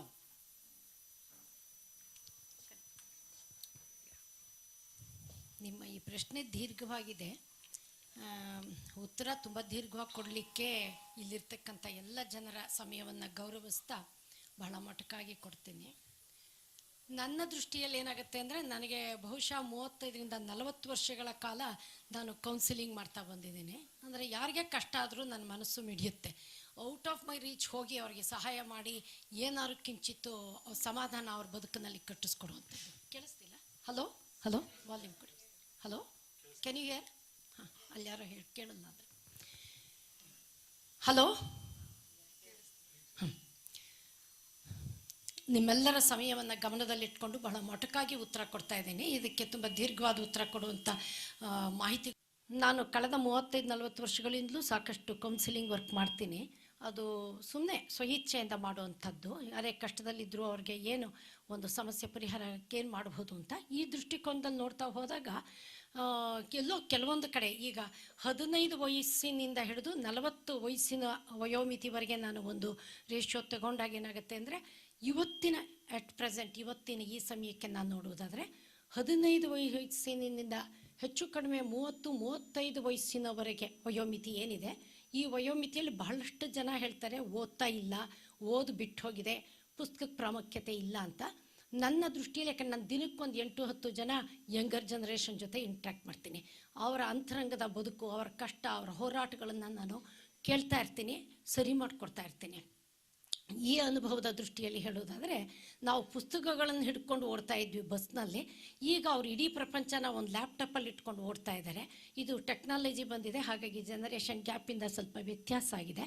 ಆದರೆ ಯಂಗರ್ ಜನ್ರೇಷನ್ನಲ್ಲೂ ಸಹ ನಾನು ಇಂಟ್ರ್ಯಾಕ್ಷನ್ ಮಾಡಿರೋ ಪ್ರಕಾರ ತುಂಬ ಜನ ಓದ್ತಾರೆ. ತುಂಬ ಅವ್ರಿಗೆ ಆಸಕ್ತಿ ಇರುವಂಥ ಫೀಲ್ಡಲ್ಲಿ ಬಹಳಷ್ಟು ಮಾಹಿತಿಗಳನ್ನು ಗಳಿಸ್ಕೊತಾ ಇದ್ದಾರೆ. ನಾವು ಹಾರ್ಡ್ ಕಾಪಿ ಓದ್ತಿದ್ವಿ, ಅವ್ರು ಸಾಫ್ಟ್ ಕಾಪಿಲಿ ಓದ್ತಾ ಇದ್ದಾರೆ. ಆದರೆ ಓದುವಂಥ ಅಭ್ಯಾಸ ಮಾಗಿ ಹೋಗಿದೆ ಅಂತ ಅನ್ಲಿಕ್ಕಾಗಲ್ಲ. ಇನ್ನೊಂದು ನೀವು ಕೇಳಿದ್ರಿ, ಒಂದು ಕಲ್ಚರಲ್ ಡಿಫ್ರೆನ್ಸ್ ಏನಿದೆ ನಮ್ಮ ಕಾಲಕ್ಕೂ ಈ ಕಾಲಕ್ಕೂ ಅಂತ. ಇಲ್ಲಿ ಇದು ಪರಸ್ಪರವಾಗಿ ಆಗ್ತಾ ಇದೆ. ಯಾಕಂದರೆ ಹಿಂದೆ ನಮ್ಮ ಕಾಲದಲ್ಲಿ ನಮ್ಮ ಗುರುಗಳು ಕೊಡ್ತಿದ್ದಂಥ ಪ್ರೀತಿ, ಕೈತುತ್ತು ಮಾತು ಇವತ್ತು ಟೀಚರ್ಸಲ್ಲೂ ಮಾಗೋಗಿದೆ. ಇದು ವಿಪರ್ಯಾಸದ ವಿಚಾರ. ಹಾಗಾಗಿ ಯಥೋರಾಜ ತಥೋ ಪ್ರಜೆ ಅನ್ನೋ ರೀತಿಯಲ್ಲಿ ಅದು ಹಾಗೆ ಹೋಗ್ತಾ ಇದೆ. ನಾವು ಹಿರಿಯರು ಚಿಕ್ಕವರನ್ನು ತಿದ್ದುವ ರೀತಿಯಲ್ಲಿ ನಾವು ರೋಲ್ ಮಾಡಲಾಗಿ ಬದುಕಿದ್ರೆ ಆವಾಗ ಮಕ್ಕಳು ಹಾಗೆ ಬೆಳೀತಾರೆ. ಇವತ್ತು ನನ್ನಿಬ್ಬರು ಮಕ್ಕಳೇ ನನಗೆ ಒಂದು ಎಕ್ಸಾಂಪಲ್ ಈ ಸಮಾಜದಲ್ಲಿ ನಾನು ಹೇಳಿಕ್ಕೆ. ಯಾಕಂದರೆ ಯಾವುದೋ ಒಂದು ಹಂತದಲ್ಲಿ ನಾನು I was ready for anything to any extent to educate my children. ನಮ್ಮ ರಂಗಪ್ಪನವ್ರು ಹೇಳಿದಾಗೆ ನಾನು I was deprived of my schooling up to 7th standard. ನಂತರ ಎಲ್ಲೋ ಪ್ರೈವೇಟಲ್ಲಿ ಓದಿದೆ, ಇನ್ನೇನೋ ಓದಿದೆ. ಹಾಗಾಗಿ ನನಗಾದಂಥ ಕೊರತೆ ನನ್ನ ಮಕ್ಕಳಿಗಾಗಬಾರ್ದು ಅನ್ನೋ ಒಂದು ಹಠ ಇತ್ತು. ಆ ಮಕ್ಕಳಿಗೆ ಒಳ್ಳೆ ಸಂಸ್ಕಾರ ಕೊಡಬೇಕು ಅಂತಿತ್ತು. ಯಾವತ್ತೂ ನಾನು ನನ್ನ ಮಕ್ಕಳಿಗೆ ದುಡ್ಡಿನಿಂದ ಹೋಗು, ಫಾರಿನ್ಗೆ ಹೋಗು, ತುಂಬ ದುಡ್ಡು ಮಾಡು, ಆಸ್ತಿ ಬೇಕು ಇಂಥದ್ದು ಹೇಳೇ ಕೊಟ್ಟಿಲ್ಲ ಅವ್ರಿಗೆ. ನಿನಗೇನು ಇದ್ದರೂ ಇಲ್ಲದೇ ಇದ್ದರೂ ಬೇರೆಯವ್ರ ಕಷ್ಟದಲ್ಲಿರೋರಿಗೆ ಹೆಲ್ಪ್ ಮಾಡು, ಬೇರೆಯವ್ರಿಗೆ ಕೊಡಿ, ತುಂಬ ಕಲ್ತ್ಕೊಳ್ಳಿ. ಜ್ಞಾನನೇ ಎಲ್ಲದಕ್ಕಿಂತ ಹೈಯೆಸ್ಟ್ ಅಂತಲೇ ಹೇಳಿ ಬೆಳೆಸಿದ್ದೀನಿ. ಇವತ್ತು ನಮ್ಮ ಮನೆಯಲ್ಲಿ ತುಂಬ ಪುಸ್ತಕ ಇದೆ. ಆ ಪುಸ್ತಕನ ಇಬ್ಬರು ಮಕ್ಕಳು ತುಂಬ ಪ್ರೊಟೆಕ್ಟಿವ್ ಆಗಿ ನೋಡ್ಕೊತಿದ್ದಾರೆ. ಯಾವ ಪುಸ್ತಕನೂ ಎಲ್ಲೂ ಹೋಗಬಾರ್ದು ಅಂತ. ಹೀಗಾಗಿ ನಮ್ಮ ಹಿರಿಯರು ನಾವೇ ಹುಟ್ಟಾಕಿದಂಥ ದಾರಿಲಿ ಮಕ್ಕಳು ಹೋಗ್ತಾ ಇದ್ದಾರೆ. ಈಗ ನಿಮ್ಮ ಜನರೇಷನ್ನಲ್ಲಿ ನಾವೇ ಹುಟ್ಟಾಕಿದ್ವಿ ನಮ್ಮ ಮಕ್ಕಳು ಫಾರಿನ್ಗೆ ಹೋಗಲಿ ಅಂತ ಅಲ್ವಾ. ಸೊ ಹಾಗಾಗಿ ಇದು ಎಲ್ಲೋ ದಿಕ್ಕು ತಪ್ಪಿದೆ ಅನ್ನೋದು ಒಂದು ನೋವಿನ ಸಂಗತಿಯಾಗಿದೆ. ಮತ್ತು ಮಕ್ಕಳನ್ನ ನಾವು ಪ್ಲೇ ಹೋಮ್ನಲ್ಲಿ ಬೆಳೆಸ್ಬಿಟ್ಟು ಆಯಾಗಳ ಕೈಲಿ ಬೆಳೆಸಿಬಿಟ್ರೆ ಆಗ ಮಕ್ಕಳು ಪೇರೆಂಟ್ಸ್ನ ಓಲ್ಡ್ ಏಜ್ ಹೋಮ್ಗೆ ಕಳಿಸ್ತಾರೆ. ಎಷ್ಟು ಕಷ್ಟ ಆದರೂ ಸರಿ, ಒಂದು ತುತ್ತು ಊಟ ಮಾಡಿದ್ರು ಸರಿ, ಮಗುಗೆ ನಾನೇ ಬೇಯಿಸಿ ಹಾಕಿ ಕೈ ತುತ್ತು ಹಾಕ್ತೀನಿ ಅಂತ ಸಾಕಿದಾಗ ಆ ತಾಯಿ ಜೊತೆ ಮಕ್ಳಿಗೆ ಇರಬೇಕು, ತಂದೆ ಜೊತೆ ಮಕ್ಳಿಗೆ ಇರಬೇಕು ಅನ್ನೋ ಬಾಂಧವ್ಯ ಬೆಳ್ಕೊಳ್ಳುತ್ತೆ. ಸೊ ನೀವು ಮಾವಿನ ಬೀಜ ಹಾಕಿದ್ರೆ ಮಾವಿನ ಹಣ್ಣು ತಿಂತೀರಾ, ಬೇವಿನ ಬೀಜ ಹಾಕಿದ್ರೆ ಬೇವಿನ ಮರ ಸಿಗತ್ತೆ ಅನ್ನೋದು ನನ್ನ ಉತ್ತರ. Now, Varshini, you know very well that translating someone's memories is not easy. You have to stay true to the emotions expressed in the original, but also make it sound very natural when you are using another language. Now, what was the hardest part of keeping your mother's voice while translating?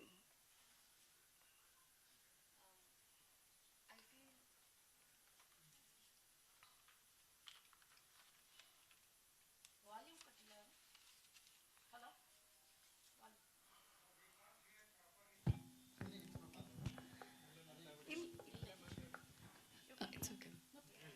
I feel there are two aspects to this. One is the literary challenge. She's really well versed with her public speaking and writing and her language, basically.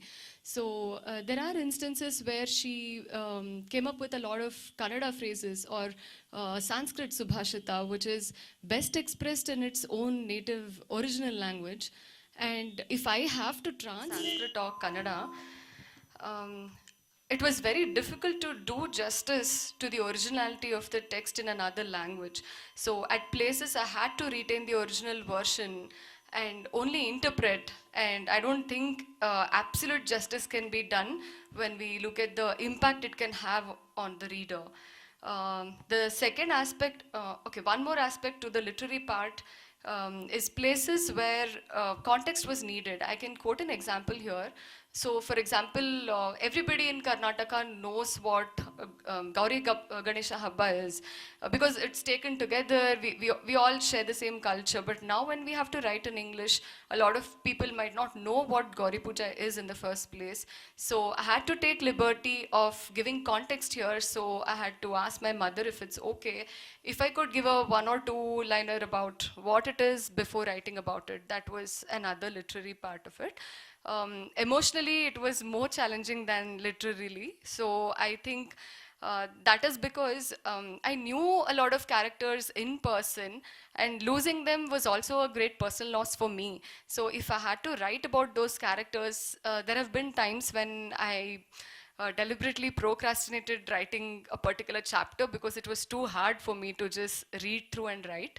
And when I did that, I had to take a break of another day or two to get over that feeling and write the next one. So those were the two things. Wonderful. Very good. Thank you. ಜಮ್ನಾ ಅವರೇ, ಇವತ್ತಿನ ಸಂದರ್ಭದಲ್ಲಿ ಅನುವಾದಗಳು ತುಂಬ ಹೆಚ್ಚಾಗ್ತಾ ಇವೆ. ಅದು ಒಳ್ಳೆ ಬೆಳವಣಿಗೆ.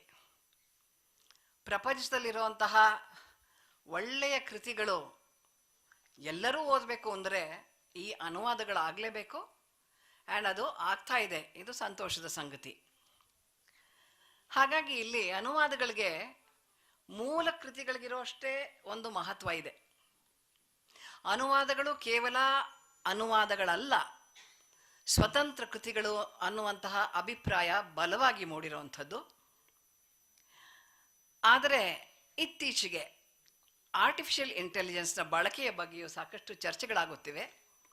So ಈ ಅನುವಾದಗಳು ನಿಜವಾಗಿ ಎಷ್ಟರ ಮಟ್ಟಿಗೆ ಒಬ್ಬ ಬರಹಗಾರ್ತಿಯ ಸಾಮರ್ಥ್ಯವನ್ನು ಅವಲಂಬಿಸಿದೆ, ಇಲ್ಲ ಟೆಕ್ನಾಲಜಿಯನ್ನು ಅವಲಂಬಿಸಿದೆ ಅನ್ನುವಂಥ ಪ್ರಶ್ನೆ ಪದೇ ಪದೇ ತಲೆದೋರ್ತಾ ಇದೆ.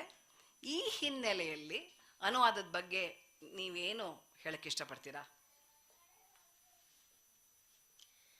ನಿಮ್ಮ ಪ್ರಶ್ನೆ ಬಹಳ ಅತ್ಯುತ್ತಮವಾಗಿದೆ ನಳಿನಿ ಅವರೇ. ಆದರೆ ಟೆಕ್ನಾಲಜಿಗೆ ಒಂದು ಲಿಮಿಟ್ ಇದೆ. ನಮ್ಮಲ್ಲಿ ವಿಜ್ಞಾನಿಗಳು ಇಲ್ಲಿ ಬೇಕಾದ್ರೆ ಜನ ಇದ್ದಾರೆ, ಸರ್ರೆ ವಿಜ್ಞಾನಿ ಇದ್ದಾರೆ. ಆದರೂ ವಿಜ್ಞಾನಕ್ಕೂ ಕೆಲವು ಸಮಯ ಕೆಲವೊಂದು ಲಿಮಿಟೇಷನ್ ಇದೆ. ಅದನ್ನು ಮೀರಿ ಎಷ್ಟೋ ಪ್ರಶ್ನೆಗಳು ಜಗತ್ತಿನಲ್ಲಿ ಉತ್ತರಿಸಲಾಗದಂತೆ ಇದೆ. ಈ ಥರದ್ದು ಬೇಕಾದಷ್ಟು ಸಾದೃಶ್ಯ ಇದೆ. ಈಗ ಸಮಯದ ಅಭಾವ ಇರೋದ್ರಿಂದ ಅದರ ಬಗ್ಗೆ ನಾನು ಹೋಗೋಲ್ಲ. ಆದರೆ ನಾವು ಭಾವನಾತ್ಮಕವಾಗಿ ಅಂತರಂಗದ ಭಾವನೆಗಳಿಂದ ಒಬ್ಬ ಕವಿ ಮಾಡುವಂಥ ರಚನೆ ಏನಿದೆ ಅದು ಅವನ ಮನದಾಳದ ಮಾತುಗಳು. ಅದನ್ನು ಎ ಟ್ರಾನ್ಸ್ಲೇಟ್ ಮಾಡೋಕ್ಕಾಗೋದೇ ಇಲ್ಲ. ನೀವೇನು ಕೊಡ್ತೀರಾ ಅದನ್ನು ಅದು ಮಕ್ಕಿ ಕಾಮಿಕ್ಕಿ ಥರ ಅದು ಅಲ್ಲಿ ಕೊಟ್ಟರೆ ಅದಷ್ಟನ್ನು ಮಾತ್ರ ಅದು ಕೊಡುತ್ತೆ. ನೀವು ಇನ್ನೇನಾರ ಸ್ವಲ್ಪ ಪದನ ವ್ಯತ್ಯಾಸ ಮಾಡಿ ಕೊಟ್ಬಿಟ್ಟಾಗ ಅದು ಏನು ಆ ಪದದ ಬಗ್ಗೆ ಅರ್ಥ ತಿಳಿಸು ಅಂತ ಕೇಳುತ್ತೆ. ಯಾಕಂದ್ರೆ ನಾನು ಇದನ್ನೆಲ್ಲ ಚೆಕ್ ಮಾಡಿದ್ದೀನಿ.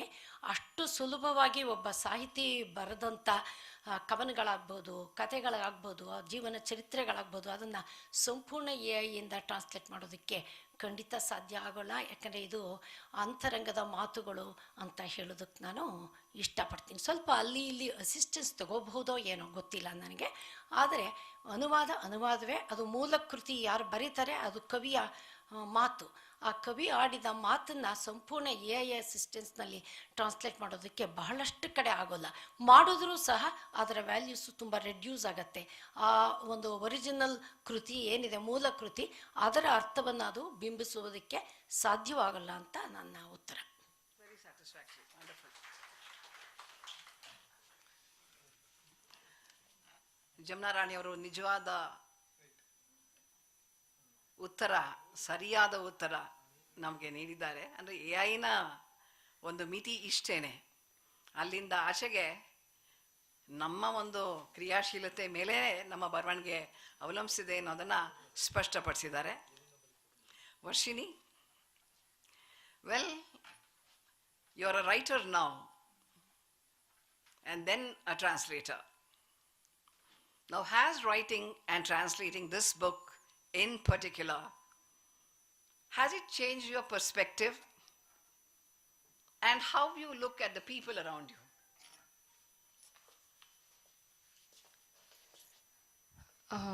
Ma'am, in addition to the translation, I also want to mention the journey of having grown up listening to each of these stories as a kid. And I feel there's a lot to take away from each of these stories, and definitely it's given renewed perspective to life. I think it's very easy for us to just stand in our own shoes and pass judgments and criticism about people. Oh, this person is rude, that person is mean, somebody else is highly accomplished, they're so lucky. But this work actually took me back to the roots where I come from, the values that I was raised with. And I got reminded that it's very important for us to look at where the other person is coming from. It becomes very easy on us to interact and understand people. It's more like every person has a childhood. They've been brought up in a certain way. Their parents or grandparents have been a certain way. And the environment in which they grew up also matters.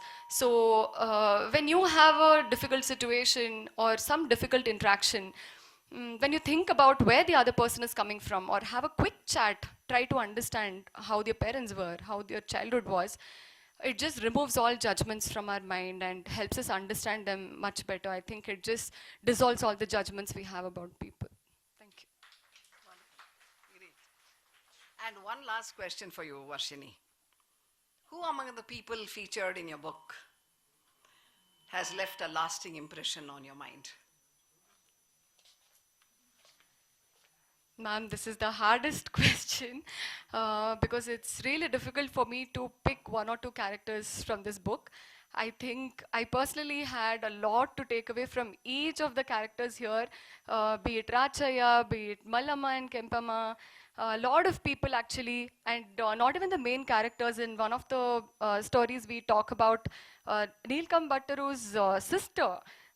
So her generosity, hospitality, despite her own situations, sets exquisite example for each of us to live our lives. So it's really hard to pick one character.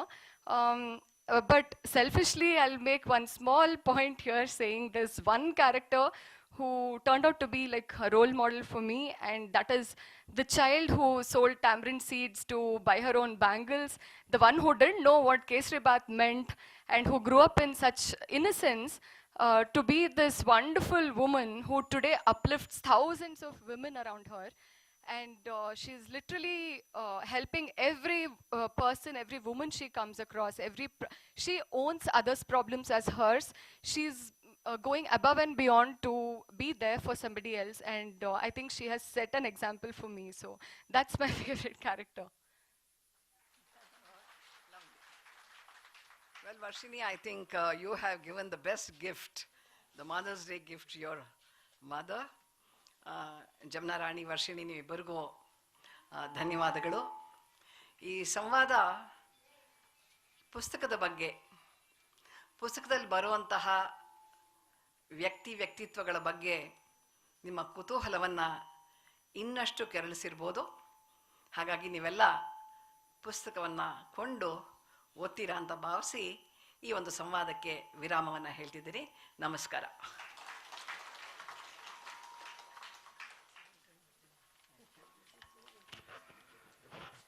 Doctor Nalini Chander ಅವರಿಗೆ ಧನ್ಯವಾದಗಳು.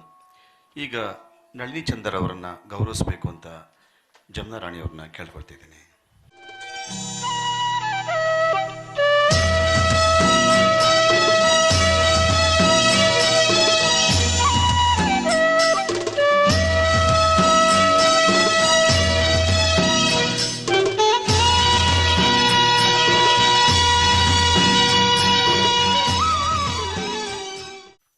ಎಲ್ಲರಿಗೂ ನಮಸ್ಕಾರ. ಕ್ಷಮಿಸಿ, ನಾನು ಇಂಗ್ಲೀಷಲ್ಲಿ ಮಾತಾಡಬೇಕಾಗಿದೆ. ನನಗೆ ಬೇರೆಯವರಷ್ಟು ಚೆನ್ನಾಗಿ ಕನ್ನಡದಲ್ಲಿ ಮಾತಾಡೋದಕ್ಕೆ ಬರೋದಿಲ್ಲ. Good evening, everyone. My heartfelt thanks to each one of you for your graceful presence here today. I extend my sincere gratitude to all the honorable dignitaries on the dais for your thoughtful words and encouragement. Your presence has truly made this memorable and meaningful for me and my mother. Today is not merely the launch of a book. For me, it's the unfolding of a deeply personal journey, one filled with memories and gratitude. When I first read Jeevanayana in Kannada, I found myself revisiting many moments from my own childhood and growing years. Many people mentioned in this book were not merely characters to me. They were these amazing people whom I had the privilege of knowing in person. For instance, Professor S.N. Shankar sir was very affectionate to me, and he treated me like his own grandchild. Dr. Ganesh, who treated us from the time we were children, and many such memorable presents in our lives. Reading these chapters felt like opening an old album of memories. What moved me the most while translating this book was the depth of character reflected in seemingly simple incidents. In today's world, we often see kids fighting over toys or small possessions. But in one of the chapters from this book, The Silver Coin, a young girl gives away a precious keepsake gifted by her late brother just to appreciate and encourage the talent of an underprivileged singer. This shows the depth of character and values carried by somebody at such a young age. These are the stories and values which I believe deserve to reach readers across borders and generations. Many of the individuals portrayed in this book may not have possessed fame, wealth, or even social status, but they carried something far more valuable: compassion, discipline, humility, and contentment. Back in 2025, during a phase when I felt overwhelmed by one challenge after another for nearly a year, I reached a point where I told myself, this is enough. My life would only move towards something better from there. My mother often says every problem should be viewed as a window of opportunity. That thought stayed with me very deeply, and it instigated me to do something more meaningful. I wanted both her and me to have a positive and hopeful start for this new year 2026. That's when I began translating this book. What started as a small surprise for my mom gradually unfolded into a deeply healing and fulfilling journey for me. Translating these chapters gave me the strength, the perspective, and renewed gratitude for life itself. In today's fast-moving world, where we are often exhausted by endless pursuits or feel disconnected from one another, I hope we pause for a moment, cherish the little joys and meaningful relationships that truly enrich our lives. If even one chapter from this book touches somebody's heart here and rekindles faith in humanity, I'll consider my effort worthwhile. I would like to express my sincere gratitude to everyone who helped bring this work into reality: Dr. Jamuna Rani Mirle, my mother, Shri Ravish B.R. sir, Professor Dhananjay sir, Mr. Vishnu V. Raman, Shri Shivlingappa sir, and all our honorable guests and well-wishers who encouraged and supported me through this journey. A very special thanks to my family and close friends who stood by me with constant love, strength, and encouragement. thank you all once again for your time, blessings and wishes. ಧನ್ಯವಾದಗಳು.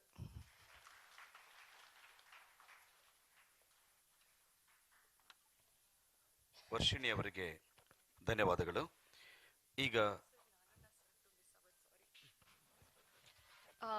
Special thanks to Nagarna sir also for agreeing to write the foreword for this. Thank you so much. ಧನ್ಯವಾದಗಳು ವರ್ಷಿಣಿ ಅವರಿಗೆ. ಈಗ ಅಧ್ಯಕ್ಷ ನುಡಿ doctor C Naganna ಅವರಿಂದ. ಹಿರಿಯರು, ಅಂತಾರಾಷ್ಟ್ರೀಯ ಖ್ಯಾತಿಯ ವಿಜ್ಞಾನಿಗಳು ಆದ ಪ್ರೊಫೆಸರ್ KS ರಂಗಪ್ಪನವರೇ, ಅಂಶಿ ಪ್ರಸನ್ನಕುಮಾರ್ ಅವರು ತಮ್ಮ ಭಾಗದ ಜವಾಬ್ದಾರಿಯನ್ನು ನಿರ್ವಹಿಸಿ ನಿರ್ಗಮಿಸಿದ್ದಾರೆ. ಡಾಕ್ಟರ್ ನಳಿನಿ ಚಂದರ್ ಅವರು ತಮ್ಮ ಭಾಗದ ಕೆಲಸವನ್ನು ಬಹಳ ನೇರ್ಪಾಗಿ ನಿರ್ವಹಿಸಿದ್ದಾರೆ. ಮೊದಲು ಈ ಕೃತಿಯ ಒಂದು ಅಂತರಾಳವನ್ನು ಹಿಡಿದು ನಮಗೆಲ್ಲ ತಿಳಿಸಿದ್ರು. ಆಮೇಲೆ ಈ ಸಂವಾದದಲ್ಲಿ ಬಿಟ್ಟು ಹೋದ ಕೆಲವು ಸಂಗತಿಗಳನ್ನ ಹೇಳಿ ನಮ್ಮ ಡಾಕ್ಟರ್ ಜಮುನಾರಾಯಣಿಯವರಿಂದ ಮತ್ತು ವರ್ಷಿಣಿಯವರಿಂದ ಬಹಳ ಸಮರ್ಪಕವಾದ ಉತ್ತರವನ್ನು ಪಡೆದಿದ್ದಾರೆ. ಎಲ್ ಶಿವಲಿಂಗಪ್ಪನವರು ಪ್ರಾಯಶಃ ಈ ಸಭಾಂಗಣದಲ್ಲಿ ಇರುವವರ ಪೈಕಿ ಎರಡನೇ ಹಿರಿಯರು. ಮೊದಲನೇ ಹಿರಿಯರು ನಮ್ಮ ಮೇಡಮ್ CFTR ಸೈಂಟಿಸ್ಟ್ ಮೇಡಮ್ ಇದ್ದಾರೆ. ಅದು ಬಿಟ್ಟರೆ ಶಿವಲಿಂಗಪ್ಪನವರೇ ಹಿರಿಯರು ಅಂತ ಹೇಳ್ಬೋದು. ಒಟ್ಟಿನಲ್ಲಿ ಮಾನ್ಯ ಮಿತ್ರರಾದ ಧನಂಜಯ ಇದ್ದಾರೆ ವೇದಿಕೆಯಲ್ಲಿ. ಸಭೆಯಲ್ಲಿರುವ ಎಲ್ಲ ವಿದ್ವಾನ್ಮಣಿಗಳೇ, ಮಾಧ್ಯಮದ ಮಿತ್ರರೇ, ಡಾಕ್ಟರ್ ಜಮುನಾರಾಣಿ ಮಿರ್ಲೆ ಅವರು ಎಷ್ಟು ಸೂಕ್ಷ್ಮವಾಗಿ ಗಮನಿಸಿ ಕಾರ್ಯಕ್ರಮವನ್ನು ರೂಪಿಸ್ತಾರೆ ಅಂತಂದರೆ, ಲೈಕ್ ಮೈಂಡೆಡ್ ಪೀಪಲ್ನ ಸೇರಿಸ್ಬೇಕು ಅಂದ್ಕೊಂಡಿದ್ದೀನಿ ಸರ್, ಅದರಂತೆ ಕೂಡಿ ಬಂತು ಅಂತ ನನಗೆ ಹೇಳಿದ್ರು. ಪ್ರೊಫೆಸರ್ ರಂಗಪ್ಪನವರು ಒಪ್ಕೊಂಡ ಮೇಲಂತೂ ಅವ್ರಿಗೆ ಭಾಳ ಖುಷಿ ಆಯಿತು. ರಂಗಪ್ಪನವರು, ಅಂಶಿ ಪ್ರಸನ್ನಕುಮಾರ್, ನೀವು, ನಳಿನಿ ಚಂದರ್ ಎಲ್ಲರೂ ಲೈಕ್ ಮೈಂಡೆಡ್ ಪೀಪಲ್ ಅಂತ ಗೊತ್ತಾಗಿ ನಂಗೆ ಭಾಳ ಸಂಭ್ರಮ ಅನ್ನಿಸ್ತು ಅಂದರು. ಅದು ಭಾಳ ನಿಜ. ನಾನು ಫೋನ್ ಮಾಡಿದಾಗ ಪ್ರೊಫೆಸರ್ KS ಅವರು ಶ್ರೀಲಂಕಾದಲ್ಲಿದ್ದರು. ಫೋನ್ ಮಾಡಿ ಹೇಳಿದ್ರು, ಜಮುನಾರಾಣಿ ಅವ್ರ ಪುಸ್ತಕ ಬಿಡುಗಡೆ, ನೀವೆಲ್ಲ ಇದ್ದೀರಿ, ಅದರಿಂದ ಒಂಥರ ಸಂಭ್ರಮ, ಇದು ಸಡಗರ ಅಂತ ಹೇಳಿದ್ರು. ಅದೇ ಥರ ಇವತ್ತು ಭಾಳ ಸಂಭ್ರಮ ಮತ್ತು ಸಡಗರದಿಂದ ಈ ಪುಸ್ತಕ ಬಿಡುಗಡೆ ಕಾರ್ಯಕ್ರಮ ನಡೆದಿದೆ. ಈಗಾಗಲೇ ಹೇಳಿದಂತೆ ಡಾಕ್ಟರ್ ಜಮುನಾರಾಣಿಯವರು ಯಾವುದೇ ಕಾರ್ಯಕ್ರಮ ರೂಪಿಸಿದ್ರೂ ಕೂಡ ಅದರಲ್ಲಿ ಒಂದು ಸೌಷ್ಠವ, ಒಂದು ಅಚ್ಚುಕಟ್ಟುತನ, ಒಂದು ಶಿಸ್ತು ಇರುತ್ತೆ. ಇವತ್ತು ಕೂಡ ಅದೇ ತರಹ ಈ ಕಾರ್ಯಕ್ರಮವನ್ನು ಅವರು ಏರ್ಪಾಡು ಮಾಡಿದ್ದಾರೆ. ಈಗೆಲ್ಲ ಆಹ್ವಾನ ಪತ್ರಿಕೆ ಅಂದರೆ ವಾಟ್ಸಾಪಲ್ಲಿ ಕಳಿಸಿದ್ದೀವಿ ಸರ್ ಅಂತ ಹೇಳ್ತಾರೆ. ನೀವು ಮುಖ್ಯ ಅತಿಥಿ ಆಗಿರಿ, ಉದ್ಘಾಟಕರಾಗಿರಿ, ಅಧ್ಯಕ್ಷರಾಗಿರಿ, ಯಾರೇ ಆಗಿರಿ, ವಾಟ್ಸಾಪಲ್ಲಿ ಕಳಿಸ್ಬಿಡ್ತಾರೆ. ಅಂಥ ಒಂದು ಕಾಲ ಇದು. ನಾವು ಕೂಡ ಅವ್ರು ಹೇಳೋಕ್ಕೂ ಮೊದಲು ವಾಟ್ಸಾಪಲ್ಲಿ ಕಳಿಸ್ಬಿಡಿ ಅಂತ ಹೇಳ್ತೀವಿ. ಯಾಕೆಂದರೆ ಆ ಅಡ್ರೆಸ್ ಎಲ್ಲ ಹುಡ್ಕೊಂಡು ಅವ್ರು ಬರೋದು ಹಿಂಸೆ ಆಗುತ್ತೆ ಅಂತ ಹೇಳಿ. ಆದರೆ ಜಮುನಾರಾಯಣಿಯವರು ಅದನ್ನೆಲ್ಲ ಬದಿಗಿಟ್ಟು ಆ ಥರದ ಈಗಿನ ನಡವಳಿಕೆಯನ್ನು ಅವರು ಅನುಷ್ಠಾನಕ್ಕೆ ತರದೇನೆ ಸ್ವತಃ ತಾವೇ ವ್ಯಕ್ತಿಶಃ ಬಂದು ಪ್ರೊಫೆಸರ್ ರಂಗಪ್ಪನವ್ರನ್ನ ಕಂಡು ಆಹ್ವಾನ ಮಾಡಿದ್ರು, ನಮ್ಮ ಮನೆಗೆ ಬಂದಿದ್ದರು. ಹಾಗಾಗಿ ಅದು ಒಂದು ಥರ ಶಿಷ್ಟಾಚಾರವನ್ನು ಪರಿಪಾಲಿಸಿಕೊಂಡು ಅವರು ಬರ್ತಾ ಇದ್ದಾರೆ. ಈ ಮೂಲ ಕೃತಿ ಈಗಾಗಲೇ ಹೇಳಿದ ಹಾಗೆ 2024ರಲ್ಲಿ ಬಿಡುಗಡೆ ಆಯಿತು, ಜೀವನಯಾನ. ಆ ಸಂದರ್ಭದಲ್ಲೂ ಕೂಡ ನಾನು ಈ ಪುಸ್ತಕ ಪರಿಚಯ ವಾಣಿಯನ್ನು ಹೊತ್ಕೊಂಡಿದ್ದೆ. ಆ ಸಂದರ್ಭಕ್ಕೆ ಅತ್ಯಂತ ಮೌಲಿಕವಾದ ಮಾತುಗಳನ್ನ ಆ ಸಂದರ್ಭದಲ್ಲಿ ಸೇರಿದಂಥ ಎಲ್ಲರೂ ಆಡಿದ್ರು. ಇವತ್ತು ಕೂಡ ಅದೇ ಥರ ಡಾಕ್ಟರ್ ನಳಿನಿ ಚಂದವ್ರವರು, ಆರಂಭದಲ್ಲಿ ಪ್ರೊಫೆಸರ್ ರಂಗಪ್ಪನವರು ಬಹಳ ರೋಮಾಂಚನ ಆಗುವ ರೀತಿಯಲ್ಲಿ ತಮ್ಮ ಬಾಲ್ಯದ ಮತ್ತು ತಾವು ಓದ್ತಾ ಇದ್ದಂಥ ಸಂದರ್ಭದ ಎಲ್ಲವನ್ನು ನೆನೆಸ್ಕೊಂಡು ಬಹಳ ಚೆನ್ನಾಗಿ ಈ ಸಂದರ್ಭಕ್ಕೆ ಒಪ್ಪುವಂತೆ ಮಾತಾಡಿದ್ದಾರೆ. ಈ ಸಾರಿ ಬಸವ ಜಯಂತಿ ಸಂದರ್ಭದಲ್ಲಿ ನಮ್ಮ ಚಂದ್ರಶೇಖರ್ ಅವರು ಕಲಾವಿದ ಶಿವಲಿಂಗಪ್ಪನವರ ಕೃತಿಯನ್ನು, ಚಿತ್ರ ಮತ್ತು ವಚನಗಳ ಸಂದರ್ಭವನ್ನು ಅವರು ಉದ್ಘಾಟನೆ ಸಂದರ್ಭದಲ್ಲಿ ಮಾತಾಡ್ತಾ ಇದ್ದಾಗ ಜಮುನಾರಾಣಿ ಅವರು ಹಳೇದು ನೆನೆಸ್ಕೊಂಡ್ರು. ಅದೇ ಆರ್ಟ್ ಗ್ಯಾಲರಿಯಲ್ಲಿ, ಸುಚಿತ್ರ ಆರ್ಟ್ ಗ್ಯಾಲರಿಯಲ್ಲಿ 2024ರಲ್ಲಿ ಮೂಲ ಕನ್ನಡ ಕೃತಿ ಜೀವನಯಾನ ಬಿಡುಗಡೆ ಆಗಿತ್ತು. ಆವಾಗ ನಾವು ಮಾತಾಡ್ತಾ ಇರುವಾಗ 2 ವರ್ಷದ ಹಿಂದಕ್ಕೆ ನಮ್ಮ ಮನಸ್ಸು ಹೋಯಿತು. ಹಾಗಾಗಿ ಮತ್ತೆ ಆ ವಿಷಯ ಪ್ರಸ್ತಾಪ ಮಾಡಿದ್ರು. ಜೀವನಯಾನದ ಇಂಗ್ಲೀಷ್ ಅವತರಣಿಕೆ ನನ್ನ ಮಗಳೇ ವರ್ಷಿಣಿ ಮಾಡಿದ್ದಾರೆ. ಹಾಗಾಗಿ ಅಂತ ಅಷ್ಟಕ್ಕೆ ನಿಂತ್ಕೊಳ್ಳಲಿಲ್ಲ, ಮುಂದುವರೆದು ಸ್ಕ್ರಿಪ್ಟು ರೆಡಿ ಆಗ್ತಾ ಇದೆ, ಮುನ್ನುಡಿ ನಿಮ್ಮದೇ ಅಂತ ಹೇಳಿ, ಆವಾಗ ಈ ಪ್ರೊಫೆಷ್ನಲ್ ಹಜಾರ್ಡ್ ಅಂದ್ರೆ ಏನು ಅಂತ ಗೊತ್ತಾಯಿತು. ಬರಿತಾನೆ ಇರಬೇಕು, ನೋ ಫುಲ್ ಸ್ಟಾಪ್. ಆಮೇಲೆ ಆಯಿತು ಸಂಭ್ರಮ ಅಂತ ಎಕ್ಸ್ಪ್ರೆಸ್ ಮಾಡೋ ಅಷ್ಟೊತ್ತಿಗೆ ಮುನ್ನುಡಿ ನಿಮ್ಮದೇ ಅಂತಂದರು. ಆಮೇಲೆ ಪ್ರಾಂಪ್ಟಾಗಿ ಒಂದೆರಡೇ ದಿನದಲ್ಲಿ ಸ್ಕ್ರಿಪ್ಟನ್ನು ಕೂಡ ಕಳಿಸ್ಕೊಟ್ರು. ಓದಿದೆ, ಒಂದೆರಡು ಪ್ರಸಂಗಗಳನ್ನ ಓದಿದೆ. ನಳಿನಿಯವರು ಹೇಳ್ದ ಹಾಗೆ ತನ್ನ ಪಾಡಿಗೆ ತಾನೇ ಓದಿಸ್ಕೊಂಡು ಹೊರಟಾಯಿತು. ಅಷ್ಟು ಭಾಷೆಯಲ್ಲಿ ಒಂದು ಹಿಡಿತ, ಒಂದು ಮಾಸ್ಟರಿ, ಒಂದು ಕಳಕಳಿ, ಮೂಲ ಕೃತಿಯನ್ನು ಒಂದು ಬಿಂಬ ಪ್ರತಿಬಿಂಬ ಅನ್ನುವಂತೆ ಅಚ್ಚುಕಟ್ಟಾಗಿ ಅದನ್ನ ಅನುವಾದ ಮಾಡುವಂಥ ಒಂದು ಸಹೃದಯತೆ ಆ ಕೃತಿಯಲ್ಲಿ ನಾನು ಕಂಡದ್ದರಿಂದ ಅದನ್ನು ಪೂರ್ತಿ ಓದಿ ಮುಗಿಸಿದೆ. ಈ ವರ್ಷಿಣಿ ಅವರು ಡಿಜಿಟಲ್ ಮಾರ್ಕೆಟಿಂಗ್ ಎಕ್ಸ್ಪರ್ಟ್ ಅಂತ ಗೊತ್ತಾದ ಮೇಲಂತೂ ಇನ್ನೂ ಕೂಡ ನನ್ನ ಕುತೂಹಲ ಹೆಚ್ಚಾಯಿತು. ಎಂಜಿನಿಯರ್ಗಳು ಹೆಚ್ಚೆಚ್ಚಾಗಿ ಇವಾಗ ಸಾಹಿತ್ಯ ಮತ್ತು ಲಲಿತ ಕಲೆಗಳ ಕಡೆ ಮತ್ತು ಮಾನವಿಕಗಳ ಕಡೆ ವಾಲ್ತಾ ಇದ್ದಾರೆ. ಈಗಿನ ಟ್ರೆಂಡ್ ಅದು. It's very natural. ಯಾಕೆಂದರೆ ಒಂದು ಸ್ಯಾಚುರೇಷನ್ ಪಾಯಿಂಟ್ ನಾವು ರೀಚ್ ಆದ ಮೇಲೆ, ಎಕ್ಸ್ಟ್ರೀಮ್ಗೆ ಸೈನ್ಸ್ ಆ್ಯಂಡ್ ಟೆಕ್ನಾಲಜಿ ಹೋದ ಮೇಲೆ, ಟೆಕ್ನಾಲಜಿ ವಿಶೇಷವಾಗಿ, ಸೈನ್ಸನ್ನು ನಾವ್ಯಾರು ಅಲ್ಲಗಳಿಗೆ ಸಾಧ್ಯವಿಲ್ಲ. ಅದು ಹೋದ್ಮೇಲೆ ಇನ್ನೊಂದು ರಿವರ್ಸ್ ಆಗೋವಂಥ ಒಂದು ಪರಿಪಾಠ ಸರ್ವೇ ಸಾಮಾನ್ಯ ಅಂತ ಕಾಣಿಸುತ್ತೆ. ಈ ಸಂದರ್ಭದಲ್ಲಿ ಒಂದು ಪ್ರಸಂಗವನ್ನು ತಮ್ಮ ಗಮನಕ್ಕೆ ತರೋಕ್ಕೆ ನಾನು ಇಚ್ಛೆಪಡ್ತೀನಿ. ಏಕೆಂದರೆ ವರ್ಷಿಣಿಯವರು ಇಂಜಿನಿಯರ್ ಆದರೂ ಕೂಡ ಸಾಹಿತ್ಯದ ಕಡೆಗೆ ವಾಲಿರೋದು ನನಗೊಂದು ಘಟನೆಯನ್ನು ನೆನಪಿಸ್ತಾ ಇದೆ. ಅದೇನಂತಂದರೆ, the tech workers building AI are scared of it too ಅಂತ ಮೊನ್ನೆ ಒಂದು ಡೆಕ್ಕನ್ ಹೆರಾಲ್ಡ್ನಲ್ಲಿ ಒಂದು ಆರ್ಟಿಕಲ್ ಬಂದಿತ್ತು, ಮೇ 20ನೇ ತಾರೀಕು. ಅದು ನ್ಯೂಯಾರ್ಕ್ ಟೈಮ್ಸ್ನ ಲೇಖನ, ಡೆಕ್ಕನ್ ಹೆರಾಲ್ಡ್ ತಗೊಂಡಿದ್ರು. ಅದರ ಟೈಟ್ಲ್ ಏನಂದರೆ, the tech workers building AI are scared of it too ಅಂತ ಹೇಳಿ. ಅದರ ಪ್ರಕಾರ ಈ ಗೂಗಲ್ ಡೀಪ್ ಮೈಂಡ್ ಅಂತ ಒಂದು ಲೆಬಾರೆಟರಿ ಏನಿದೆ, ಗೂಗಲ್ ಮೈಂಡ್ ಕಂಪ್ನಿಯ ಆರ್ಟಿಫಿಷಿಯಲ್ ಇಂಟೆಲಿಜೆನ್ಸ್ ರಿಸರ್ಚ್ ಲೆಬಾರೆಟರಿ, ಅದು ಅಲ್ಲಿಯ UK ಬೇಸ್ಡ್ ವರ್ಕರ್ಸ್ ಒಂದು ಕಾರ್ಮಿಕರ ಸಂಘ ತೆರಿತಾ ಇದ್ದಾರಂಥವ್ರು. Workers of the world unite ಅಂತ ನಾವು ಚಿಕ್ಕವರಾಗಿದ್ದ ಕೇಳ್ತಾ ಇದ್ವಿ. ಇದು ಕೈಗಾರಿಕೆಯಲ್ಲಿ ಕಾರ್ಮಿಕರು ಸಂಘವನ್ನು ಸ್ಥಾಪಿಸ್ಕೊತಾ ಇದ್ರು, ವರ್ಕರ್ಸ್ ಯೂನಿಯನ್ ಅಂತ. ಇದು ಇತ್ತೀಚೆಗೆ ಅದನ್ನ ಕೇಳಿರಲಿಲ್ಲ. ಈಗ ಗೂಗಲ್ ಡೀಪ್ ಮೈಂಡ್ನ ರಿಸರ್ಚ್ ಲೆಬಾರೆಟರಿ ಆ ಮಕ್ಕಳು ಹೊಸದಾಗಿ ಕೆಲಸ ಮಾಡ್ತಿರೋಂಥ ಇಂಜಿನಿಯರ್ಗಳು, ಟೆಕ್ಕೀಸ್, ಅವರು ಯೂನಿಯನನ್ನು ಮಾಡ್ಕೋತಾರೆ. ಯಾತಕ್ಕೆ ಅಂತಂದರೆ, ಆ ಕಂಪ್ನಿಯ chief executive Google Sundar Pichai ಏನಿದ್ದಾರೆ, ಅವರಿಗೆ 600 ಜನ ಟೆಕ್ಕಿಗಳು ಪತ್ರವನ್ನು ಬರೆದು, ನಾವು ಮಾಡ್ತಾ ಇರುವಂಥ ಯಾವುದೇ ಪ್ರಯೋಗವನ್ನು ಯಾವ ಕಾರಣಕ್ಕೂ ಕೂಡ ನೀವು ಪೆಂಟಗನ್ಗೆ ಕಾಂಟ್ರಾಕ್ಟ್ ಮಾಡ್ಕೋಬೇಡಿ ಅಂತ ಅವರ ಒಂದು ತಾಕೀತು. ಯಾವ ಕಾರಣಕ್ಕೂ ನಾವೇನು ಪ್ರಯೋಗ ಮಾಡ್ತಾ ಇದ್ದೀವಿ, ಏನು ಕಂಡುಹಿಡಿತಾ ಇದ್ದೀವಿ ಇಲ್ಲಿ ಗೂಗಲಲ್ಲಿ, ಅದನ್ನು ನೀವು ಅಮೆರಿಕದ ಪೆಂಟಗನ್ ಅವ್ರ ಜೊತೆ ಯಾವ ಥರದ ಕಾಂಟ್ರಾಕ್ಟ್ಗೂ ಒಪ್ಪಂದಕ್ಕೂ ಇಳಿಬೇಡಿ ಅಂತ ಹೇಳಿ. ಪೆಂಟಗನ್ ನಿಮಗೆ ಗೊತ್ತಿರೋ ಹಾಗೆ it is the head quarters of the United States department of defence. ಯಾತಕ್ಕೆ 600 ಜನ ಕಾಗದ ಬರೆದು ಅವ್ರಿಗೆ ತಾಕೀತು ಮಾಡಿದ್ರು ಸುಂದರ್ ಪಿಚಾಯ್ಗೆ ಅಂತ ಹೇಳಿದ್ರೆ, ಈ ಮಿಲಿಟರಿ ಡೆವಲಪ್ಮೆಂಟ್ ಬಗ್ಗೆ ತಾವು ಸಹಾಯ ಮಾಡ್ತಾ ಇದ್ದೀರಿ ಅಂತ ಗೊತ್ತಾಯಿತು.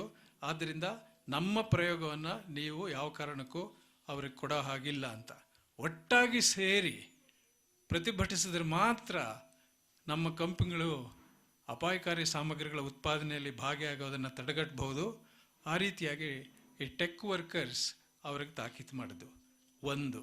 ಇನ್ನೊಂದು, workers must have a say in what they build, whom it serves and how it is used. If they do, the rest of us will have a better chance of living with technology governed by democratic values. ಅನ್ನೋದು ಲೇಖಕಿ Kate Andreas ಅವರ ಒಂದು ತೀರ್ಮಾನ. The generation that ಗ್ರೂ up with AI hates it ಅನ್ನೋದು ಇನ್ನೊಂದು news item. The generation that ಗ್ರೂ up with AI hates it. ಅದರ ಪ್ರಕಾರ ಈ ಗೂಗಲ್ನ CEO ಇನ್ನೊಬ್ರು ಇದ್ದಾರೆ, ಎರಿಕ್ ಶ್ಮಿಡ್ ಅಂತ ಹೇಳಿ. ಯೂನಿವರ್ಸಿಟಿ ಆಫ್ ಅರಿಜೋನಾದಲ್ಲಿ ಅವರು ಇತ್ತೀಚೆಗೆ ಕಮೆನ್ಸ್ಮೆಂಟ್ ಸ್ಪೀಚ್ ಕೊಡೋ ಸಂದರ್ಭದಲ್ಲಿ AI is going to touch everything ಅಂತ ಭಾಷಣ ಶುರು ಮಾಡಿದ್ರು. ಆ ರೀತಿ ಅವರು ಭಾಷಣ ಶುರು ಮಾಡಿದ ಕೂಡಲೇ ಸಭೆಯಲ್ಲಿದ್ದಂಥ ಸಾವಿರಾರು ಜನ ಯುವಕರು ಟೆಕಿಗಳು ನೋ ನೋ ಅಂತ ಕಿವಿಗಡ ಚಿಕ್ಕವಾಗಿ ಕೂಕೊಂಡ್ರಂತೆ. AI is going to touch everything ಅಂತ ಹೇಳಿದ ಕೂಡಲೇ ಅದನ್ನ ನಿರಾಕರಿಸಿದ್ರು. ಮುಂದುವರೆದು CEO ಹೇಳ್ತಾರೆ, whatever path you choose, AI will become part of how work is done ಅಂತ ಮುಂದುವರೆದವ್ರು ಹೇಳಿದ್ರು. ಏನಿಂದ ಮುಂದೆ ವಿಪುಲವಾದಂಥ ಅವಕಾಶ ಒದಗಿ ಬರುತ್ತೆ ಅಂತ ಹೇಳೋದು ಎರಿಕ್ ಶ್ಮಿಟ್ರ ಉದ್ದೇಶ ಆಗಿತ್ತು. ಆದರೆ ಅಲ್ಲಿ ನೆರೆದಿದ್ದಂಥ ಯುವಜನತೆ AI ತಮ್ಮ ಬದುಕಿಗೆ ಗಂಡಾಂತರಕಾರಿ, ಒಂದು ರೀತಿ ಶಾಪ ಅಂತ ಹೇಳಿ ಅದನ್ನು ಪ್ರತಿಭಟಿಸಿದರು. ಈ ಬೆಳವಣಿಗೆ ನಾವು ಸೂಕ್ಷ್ಮವಾಗಿ ಗಮನಿಸಬೇಕು ಅಂತ ಕಾಣಿಸುತ್ತೆ. ಜ್ಞಾನಾನ್ವೇಷಣೆಗೆ ಹೆಸರಾದಂಥ ಕೇಂಬ್ರಿಡ್ಜ್ ಯೂನಿವರ್ಸಿಟಿಯಲ್ಲೂ ಸಹ ಸೈನ್ಸ್ನವರು ಮತ್ತು ಆರ್ಟ್ಸ್ನವರು ಪರಸ್ಪರ ಬೆರೆಯದ ಸನ್ನಿವೇಶವನ್ನು CP ಸ್ನೋ ತನ್ನ 2 ಕಲ್ಚರ್ಸ್ ಅನ್ನೋ ಪ್ರಬಂಧದಲ್ಲಿ 1950ರ ದಶಕದಲ್ಲೇ ಬರೆದ. ಇದು ಬರೆದು 50, 60, 70, 80 ವರ್ಷಗಳಾಗೋಗ್ಬಿಟ್ಟಿದೆ. ಆ ಥರ ಬರೆದವನು. ಸೈನ್ಸ್ನವ್ರು ಬೇರೆ, ಆರ್ಟ್ಸ್ನವ್ರು ಬೇರೆ ಅಂತ ಕೇಂಬ್ರಿಡ್ಜ್ ಒಂದು ಮಧ್ಯ ಗೋಡೆ ಹಾಕೊಂಡ್ಬಿಟ್ಟಿದ್ದಾರೆ, ಬೆರೆಯೋದೇ ಇಲ್ಲ ಅಂತ ಹೇಳಿ. ಒಂದು ಕಾಲದಲ್ಲಿ Bertrand Russell, Maynard ಕೇನ್ಸ್, psychologist, literary people ಎಲ್ಲರೂ ಕೂಡ ರೌಂಡ್ ಟೇಬಲ್ ಸುತ್ತಲೂ ಕೂತ್ಕೊಂಡು ಸಮಾನವಾಗಿ ವಿಷಯಗಳನ್ನ ಚರ್ಚೆ ಮಾಡ್ತಾ ಇದ್ರು. ತದನಂತರ ವಿಜ್ಞಾನ ಬೇರೆ, ಸಾಹಿತ್ಯ ಬೇರೆ, ಇವೆರಡೂ ಒಂದೇ ವೇದಿಕೆಯಲ್ಲಿ ಇರೋದಕ್ಕೆ ಸಾಧ್ಯವಿಲ್ಲ ಅನ್ನೋ ಭಾವನೆ ಹೇಗೋ ಬೆಳೆದು ಹೋಯ್ತು. ಒಟ್ಟಿನಲ್ಲಿ ಈಗ ಕಾಲ ಬದಲಾಗ್ತಾ ಇದೆ. ಇಂಜಿನಿಯರಿಂಗ್ ಓದಿದವರು ಸಾಹಿತ್ಯದ ಕಡೆ ವಾಲ್ತಾ ಇದ್ದಾರೆ. ಆ ಕಾರಣದಿಂದಲೇ ಗೂಗಲ್ನಲ್ಲಿ ಕೆಲಸ ಮಾಡುವವರು ನಮ್ಮ ಸಾಮಗ್ರಿಯನ್ನು ಪೆಂಟಗನ್ಗೆ ಕಳುಹಿಸಬೇಡಿ ಅಂತ ಹೇಳಿ ಮುಷ್ಕರ ಹೂಡಿದ್ರು. ನಮ್ಮ ಜ್ಞಾನದ ಸದ್ಬಳಕೆ ಆಗಬೇಕೇ ಹೊರತು ಮನುಷ್ಯನ ವಿನಾಶಕ್ಕೆ ಬಳಕೆ ಆದರೆ ಏನು ಭಾಗ್ಯ ಬಂತು ಅಂತ ಹೇಳಿ ಅವ್ರು ಕೇಳ್ತಾ ಇದ್ದಾರೆ. ಗಾಂಧೀಜಿ ಅದಕ್ಕೆ ಮತ್ತೆ ಪ್ರಸ್ತುತ ಮೀನ್ಸ್ ಆ್ಯಂಡ್ ಎಂಡ್ಸ್ ಅಂತ ಏನು ಹೇಳಿದ್ರು, ಮಾರ್ಗ ಗುರಿ ಎರಡೂ ಮುಖ್ಯ. ಗುರಿ ಮುಖ್ಯ, ಮಾರ್ಗ ಹೇಗಿದ್ರು ಸರಿ ಅಂತ ಇರೋಕ್ಕೆ ಸಾಧ್ಯವಿಲ್ಲ ಅಂತ ಹೇಳಿ ಗಾಂಧಿ ಹೇಳಿದ್ರಲ್ಲ, ಅದು ನಿಜ. ಅಂತಾರಾಷ್ಟ್ರೀಯ ವಿಜ್ಞಾನಿಗಳಾದಂಥ ಪ್ರೊಫೆಸರ್ ರಂಗಪ್ಪನವರು ತಮ್ಮ ಜೀವಿತ ಕಾಲದಲ್ಲಿ ಜನೋಪಯೋಗಿಯಾದ ಸಂಶೋಧನೆಯಲ್ಲಿ ತೊಡಗಿಕೊಂಡಿದ್ದಾರೆ ಹೊರತು ಜನವಿರೋಧಿಯಾದ ವೈಜ್ಞಾನಿಕ ಸಂಶೋಧನೆ ಎಂದರೆ ಅದನ್ನು ಅವರು ದೂರಕ್ಕೆ ಇಟ್ಟಿದ್ದಾರೆ. ಒಬ್ಬ ವಿಜ್ಞಾನಿಯಾಗಿ ಅವರು ಹಲವಾರು ರಾಷ್ಟ್ರಗಳನ್ನ ಕಂಡವರು. ಪ್ರೊಫೆಸರ್ ರಂಗಪ್ಪನವರು ಕಾಸ್ಮೋಪಾಲಿಟನ್ ಔಟ್ಲುಕ್ ಹೊಂದಿರುವರಾದರೂ ಕೂಡ ಅವರೊಳಗಿರುವಂಥ ಒಬ್ಬ ರೂರಲ್ ಮತ್ತು ಪ್ಯಾಸ್ಟರಲ್ ವ್ಯಕ್ತಿ, ಅದನ್ನು ಅವರು ಬಹಳ ಜೋಪಾನವಾಗಿ ಕಾಪಾಡ್ಕೊಂಡು ಬಂದಿದ್ದಾರೆ. ಹತ್ತಿರದಿಂದ ನಾನು ಅವ್ರನ್ನ ಗಮನಿಸಿರೋದ್ರಿಂದ ಅವರು ಆ ಗ್ರಾಮೀಣದ ಸೊಗಡನ್ನು, ಸೊಬಗನ್ನು, ಆತ್ಮೀಯತೆಯನ್ನು ತುಂಬ ಎಚ್ಚರಿಕೆಯಿಂದ ಕಾಪಾಡ್ಕೊಂಡು ಬಂದಿದ್ದಾರೆ. ಅದರಲ್ಲೂ ವಿಶೇಷವಾಗಿ ಬಾಲ್ಯದ ಗೆಳೆಯರ ಜೊತೆ ಅವರು ಬೆರೆಯುವಂಥ ಸಂದರ್ಭ, ಅದನ್ನು ನೋಡೋದೇ ಒಂದು ಆನಂದ. ಜಮುನಾ ರಾಣಿಯವರು ಕೂಡ ಈಗಾಗಲೇ ರಂಗಪ್ಪನವ್ರು ಹೇಳಿದಂಗೆ ಗ್ರಾಮೀಣ ಪರಿಸರದಲ್ಲಿ ಹುಟ್ಟು ಬಂದಿರೋರು. ಹಾಗಾಗಿ ಅಲ್ಲಿಯ ಜೀವನ ಅವರಲ್ಲಿ ಆಳವಾಗಿ ಬೇರೂರಿದೆ. ನಗರ ಜೀವನಕ್ಕೆ ಸ್ಥಳಾಂತರವಾದ ಮೇಲೂ ಕೂಡ ಅವರೊಳಗೆ ಹಳ್ಳಿಯ ಬದುಕು ಅನುರಣಗೊಳ್ಳುತ್ತಲೇ ಇದೆ. ಆ ನಾಸ್ಟಾಲ್ಜಿಯಾದಿಂದ ಅವರು ಹೊರಬಂದಿಲ್ಲ ಅಂತಲೇ ನನ್ನ ಭಾವನೆ. ಠಾಕೂರ್ಗೆ ನೊಬೆಲ್ ಪಾರಿತೋಷಕ ಬರುವಂತೆ ಶಿಫಾರಸು ಮಾಡಿದಂಥ WB ಯೇಟ್ಸ್ ಇಂಗ್ಲಿಷ್ ಕವಿ ಅತ್ಯಾಧುನಿಕವಾದ ಭಾವನೆಗಳನ್ನ ತನ್ನ ಕಾವ್ಯದಲ್ಲಿ ಪ್ರಕಟಪಡಿಸಿದಾನಾದರೂ ಕೂಡ I will arise and go now go to Innisfree ಅಂತ ಪದ್ಯ ಬರೆದ. ನಾನೀಗ ನನ್ನ ಇನ್ನಿಸ್ಫ್ರೀ ಗ್ರಾಮಕ್ಕೆ, ಆ ಪ್ರದೇಶಕ್ಕೆ ಹೋಗ್ತಾ ಇದ್ದೀನಿ. I will arise and go now go to Innisfree ಅಂತ. ಕುವೆಂಪು ಅವರು ಅದೇ ಗುಂಗಿನಲ್ಲಿ ಹೋಗುವೆನು ನನ್ನ ಮಲೆಯ ನಾಡಿಗೆ ಅಂತ ಹಾಡಿದ್ದಾರೆ. ಈ ಪುಸ್ತಕದಲ್ಲಿ ಜಮುನಾ ರಾಣಿಯವರು ಹಲವಾರು ಗ್ರಾಮೀಣ ವ್ಯಕ್ತಿಗಳನ್ನ ಪರಿಚಯ ಮಾಡಿಕೊಟ್ಟಿದ್ದಾರೆ. ಅದನ್ನು ಅನುವಾದಕರು ಹೇಳಿದ್ರು, ನಳಿನಿಯವರು ಹೇಳಿದ್ರು. ಆ ರೀತಿ ಪುಸ್ತಕದಲ್ಲಿ ಬರುವಂಥ ಹಲವಾರು ವ್ಯಕ್ತಿಗಳ ಬದುಕಿನ ಮೂಲಕ ನಾವು ಏನೇನು ಕಲಿಬೋದು ಅನ್ನೋದನ್ನು ಅವರು ತಿಳಿಪಡಿಸಿದ್ದಾರೆ. ಪ್ರಾಮಾಣಿಕತೆ, ಶ್ರದ್ಧೆ ಮತ್ತು ನಂಬಿಕೆಯ ಮಹತ್ವ ನೀಲಕಂಠ ಭಟ್ಟರಿಂದ ತಿಳಿದರೆ, ಶಿಸ್ತು ರಾಚಯ್ಯನವರಿಂದ ಗೊತ್ತಾಗುತ್ತೆ. ತೆರೆದ ಮನಸ್ಸು ಮತ್ತು ಆತಿಥ್ಯವನ್ನು ನಾವು ದೋಬಿ ಕೆಂಪಮ್ಮನಿಂದ ಕಲಿತರೆ, ಶುದ್ಧ ಮನಸ್ಸು ಮತ್ತು ಭಕ್ತಿಯನ್ನು ರಾಮ ಮತ್ತು ಪಾಶ ಅನ್ನೋರಿಂದ ಕಲಿತೀವಿ. ಮಲ್ಲಮ್ಮ ಕೆಂಪಮ್ಮ ಅನ್ನೋರಿಂದ ದೃಢತೆಯನ್ನು ಅರ್ಥ ಮಾಡ್ಕೊಳ್ತೀವಿ. ನಿಸ್ವಾರ್ಥತೆಯನ್ನು ನಮಗೆ ತಿಳಿಸಿದವರು ಔದಾರ್ಯದ ಪ್ರತೀಕವಾಗಿರುವ ಇಲ್ಲಿ ಬರುವಂಥ ವೈದ್ಯರು. ಸತ್ಯಸಂಧತೆ ಮತ್ತು ತಾಳ್ಮೆಯನ್ನು ನಾವು ಶ್ರೀ ಶಿವಲಿಂಗಪ್ಪನವರಿಂದ ಅರ್ಥ ಮಾಡಿಕೊಂಡ್ರೆ, ನಮ್ರತೆಗೆ ಹೆಸರಾದವರು ನಮ್ಮ ಮೈಸೂರು ರಂಗಣ್ಣ. ಪಾಂಡಿತ್ಯವೇ ಮೈವೆತ್ತಿಂತಿರುವವರು ಡಾಕ್ಟರ್ HV ನಾಗರಾಜರಾವ್ ಅವರು. ಪಶು ಪಕ್ಷಿ ತರುಮರಾದಿಗಳಿಂದಲೂ ಕೂಡ ನಾವು ಕಲಿಯಬಹುದು ಅನ್ನೋದನ್ನು ಡಾಕ್ಟರ್ ಜಮುನಾ ರಾಣಿಯವರು ಇಲ್ಲಿ ಹಲವು ಪ್ರಬಂಧಗಳ ಮೂಲಕ ನಮಗೆ ತಿಳಿಸಿದ್ದಾರೆ. ನಮ್ಮ ಬದುಕನ್ನು ಪ್ರವೇಶಿಸುವ ಪ್ರತಿಯೊಬ್ಬ ವ್ಯಕ್ತಿಯೂ ಒಂದೊಂದು ಪಾಠವನ್ನು ಹೊತ್ತು ತಂದು ನಮಗರಿವಿಲ್ಲದಂತೆಯೇ ನಮ್ಮ ಬದುಕಿನ ಮೇಲೆ ಪರಿಣಾಮ ಬೀರ್ತಾರೆ ಅನ್ನುವ ಲೇಖಕರ ಅಭಿಪ್ರಾಯ ಅರ್ಥಗರ್ಭಿತವಾದಂಥದ್ದು. ಬದುಕಿನ ನಾನಾ ರಂಗಗಳಲ್ಲಿ ತೊಡಗಿಕೊಂಡಿರುವಂಥ ಹಲವು ವ್ಯಕ್ತಿಗಳ ವೈಶಿಷ್ಟ್ಯವನ್ನು ತಮ್ಮ ಬರವಣಿಗೆ ಮೂಲಕ ಲೇಖಕರು ಗುರುತಿಸಿದ್ದಾರೆ. ಈ ವ್ಯಕ್ತಿಗಳನ್ನು ನೀಡುವಾಗ ಜಮುನಾ ರಾಣಿಯವರು ಒಂದು ಸಂಗತಿಯನ್ನು ನಮ್ಮ ಗಮನಕ್ಕೆ ತರ್ತಾರೆ. ಅದೇನೆಂದರೆ, ಈ ವ್ಯಕ್ತಿ ಚಿತ್ರಗಳನ್ನ ಆತ್ಮಚರಿತ್ರೆಗಳು ಅಥವಾ ಜೀವನ ಚರಿತ್ರೆಗಳು ಎಂದು ಭಾವಿಸಬಾರದು. ಹಾಗೆಯೇ ಅವು ಆ ವ್ಯಕ್ತಿಗಳ ವ್ಯಕ್ತಿತ್ವದ ಅಳತೆಗೋಲೂ ಅಲ್ಲ. ನನ್ನ ಬದುಕಿನ ಬೇರೆ ಬೇರೆ ಸಂದರ್ಭಗಳಲ್ಲಿ ನಾನು ಈ ವ್ಯಕ್ತಿಗಳ ಸಂಪರ್ಕಕ್ಕೆ ಬಂದಾಗ ಅವರ ಬಗ್ಗೆ ನನಗೆ ಆಗ ಏನನ್ನಿಸ್ತೋ ಅದನ್ನು ನಾನು ದಾಖಲಿಸಿದ್ದೇನೆ. ಕಾಲದ ಹರಿವಿಕೆಯಲ್ಲಿ ನನ್ನ ನೆನಪು ಕಾಪಿಟ್ಟುಕೊಂಡಷ್ಟು ಮಾತ್ರ ನಾನು ಕಂಡರಿಸಿದ್ದೇನೆ. ಬೇರೆಯವರ ಕಣ್ಣಲ್ಲಿ ಇವರು ಬೇರೆಯಾಗಿಯೇ ಗೋಚರಿಸಬಹುದು. ಇಷ್ಟಾಗಿಯೂ ಅತ್ಯಂತ ಪ್ರಾಮಾಣಿಕತೆಯಿಂದ ನಾನು ಈ ವ್ಯಕ್ತಿಗಳನ್ನ ಚಿತ್ರಿಸಿದ್ದೇನೆ ಅಂತ ಅವರು ಹೇಳ್ತಾರೆ. ಈ ಬಿಂಬ ಮತ್ತು ಪ್ರತಿಬಿಂಬದ ವಿಚಾರ ತೀರಾ ವೈಯಕ್ತಿಕವಾದದ್ದು, ಅವರವರ ಭಾವಕ್ಕೆ ಅವರವರ ಬದುಕಿಗೆ ಅನ್ನೋ ಹಾಗೆ. ಆದ್ದರಿಂದ ಜಮುನಾ ರಾಣಿಯವರು ನನ್ನ ಕಣ್ಣಿಗೆ ಕಂಡಂತೆ ನನ್ನ ಹೃದಯದಲ್ಲಿ ಅವರ ಪ್ರತಿಬಿಂಬ ಪಡಿಮೂಡಿದಂತೆ ಚಿತ್ರಿಸಿದ್ದೇನೆ ಅಂತ ದಾಖಲಿಸಿರೋದು ಬಹಳ ಅರ್ಥಪೂರ್ಣವಾಗೇ ಇದೆ. ಗ್ರಾಮೀಣ ಪರಿಸರದಲ್ಲಿ ಹುಟ್ಟಿ ಬಂದಿರುವಂಥ ಜಮುನಾ ರಾಣಿಯವರಿಗೆ ನಮ್ಮಲ್ಲಿ ಪ್ರಚಲಿತವಿರುವ ಹಲವು ಸಾಮಾಜಿಕ ಸ್ತರಗಳ ಪರಿಚಯ ಚೆನ್ನಾಗೇ ಇದೆ. ಸಾಂಪ್ರದಾಯಿಕ ಹಿನ್ನೆಲೆ ಇದ್ದರೂ ಮಡಿವಂತಿಕೆಯಿಂದ ದೂರವಾಗದೆ ಭಿನ್ನ ಭೇದಗಳನ್ನು ಮರೆತು ಮಾನವೀಯತೆಯಿಂದ ಸುತ್ತಮುತ್ತಲ ಪರಿಸರಕ್ಕೆ ಸ್ಪಂದಿಸುವ ಪ್ರೌಢ ಮನಸ್ಸನ್ನು ಜಮುನಾ ರಾಣಿ ಹೊಂದಿದ್ದಾರೆ. ಈ ಪ್ರೌಢಿಮೆ, ಈ ವಿಶಾಲ ದೃಷ್ಟಿ, ಈ ಅನುಕಂಪೆ ಇದೆಲ್ಲ ಈ ಬರಹಗಳಲ್ಲಿ ಢಾಳಾಗಿ ಮೂಡಿ ಬಂದಿದೆ. ಈ ವಿಶಾಲ ಗುಣವನ್ನು ವರ್ಷಿಣಿ ತಾಯಿಯಿಂದ ಪಡೆದುಕೊಂಡಿರೋದ್ರಿಂದ ತಮ್ಮ ಇಂಗ್ಲಿಷ್ ಅನುವಾದವನ್ನು ಅತ್ಯಂತ ಫಲಪ್ರದವಾಗಿ ನೆರವೇರಿಸಿದ್ದಾರೆ. ವಿಲಿಯಂ ಬ್ಲೇಕ್ ಕಾವ್ಯದ ಬಗ್ಗೆ ಒಂದು ನಿರೂಪವನ್ನು ಕೊಡ್ತಾ ಒಂದು ಮಾತು ಹೇಳ್ತಾನೆ, poetry is deep calling to the deep ಅಂತ ಹೇಳಿ. ನಮ್ಮಲ್ಲಿ ಪ್ರೌಢಿಮೆ ಇದ್ದರೆ ಇನ್ನೊಬ್ಬರ ಪ್ರೌಢಿಮೆಯನ್ನು ಗುರುತಿಸೋದಕ್ಕೆ ನಮಗೆ ಸಾಧ್ಯ. ಆ ಅರ್ಥದಲ್ಲಿ ಬ್ಲೇಕ್ ಹೇಳಿದ್ದು poetry is deep calling to the deep. ಆ ದೃಷ್ಟಿಯಿಂದ ವರ್ಷಿಣಿ ತಮ್ಮ ತಾಯಿಯ ಬರಹಗಳ ಮಹತ್ವವನ್ನು ಅರ್ಥ ಮಾಡಿಕೊಂಡು ಅದನ್ನು ಇಂಗ್ಲೀಷ್ಗೆ ಇಳಿಸಿದ್ರೆ ಹೇಗೆ ಅಂತ ಆಲೋಚಿಸಿ ಅದನ್ನು ಕಾರ್ಯರೂಪಕ್ಕೆ ತಂದಿದ್ದಾರೆ, ಕೃತಾರ್ಥರಾಗಿದ್ದಾರೆ. ಇದು ಬಹಳ ಮುಖ್ಯ. ನಳಿನಿ ಅವರು ಹೇಳ್ದಂಗೆ she has completely succeeded in our venture, in our endeavour. That is very important. ಅದರಿಂದ ಕೇವಲ ಕುತೂಹಲ ಇದ್ರೆ ಸಾಲದು, ಅದನ್ನು ಕಾರ್ಯರೂಪಕ್ಕೆ ಇಳಿಸಿದ್ದಾರೆ, ಕೃತಾರ್ಥರಾಗಿದ್ದಾರೆ Varshini. Mysuru Kuvempu, R K Narayan, Triveni, Taraasu, S L Bhyrappa, U R Ananthamurthy ಮುಂತಾದ ಕಥೆಗಾರರ ಅಸಂಖ್ಯಾತ ವಿದ್ವಾಂಸರ ತವರೂರು. ಹಾಗಿರೋದ್ರಿಂದ ಇಲ್ಲಿಯ ಗಾಳಿ ಗಂಧ ಕುಡಿದವರಿಗೆ ಕಥೆಗಾರರಾಗೋದು ಕಷ್ಟವಲ್ಲ. ಆ ಸಂಗತಿ ಡಾಕ್ಟರ್ ಜಮುನಾ ರಾಣಿಯವರ ಪ್ರಯತ್ನದಿಂದಲೇ ಸ್ಪಷ್ಟವಾಗುತ್ತೆ. ಜಮುನಾ ರಾಣಿಯವರು ಇನ್ನಷ್ಟು ಬರಹಗಳನ್ನ ನಮಗೆ ಕೊಡಲಿ ಅಂತ ಹೇಳಿ ರಂಗಪ್ಪನವ್ರು ಹೇಳ್ದಂಗೆ ನಾನು ಕೂಡ ವಿನಂತಿಸ್ಕೋತೀನಿ.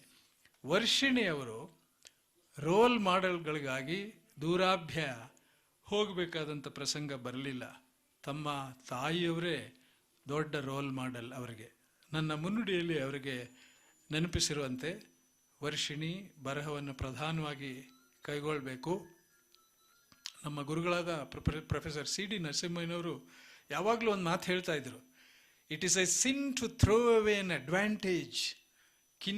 ಅವರು ಕಾಲವಾಗಿ ಎಷ್ಟೋ ವರ್ಷಗಳಾಗಿದೆ, ಇವತ್ತಿಗೂ ನನ್ನ ಕಿವಿನಲ್ಲಿ ಆ ಮಾತು ಅನುರಣ ಆಗ್ತಾ ಇರುತ್ತೆ. It is a sin to throw away an advantage. ನಮಗೆ ಒದಗಿ ಬಂದಿರುವ ಶಕ್ತಿಯನ್ನು ಪೋಲ್ ಮಾಡೋದು ಅಥವಾ ನಿರಾಕರಿಸೋದು ನಿಜವಾಗಿಯೂ ಪಾಪ ಅಂತ ಹೇಳೋರವರು. ಇಟ್ ಈಸ್ ಎ ಸಿನ್. ಬಹಳ ನಿಜವಾದಂಥ ಮಾತಿದು.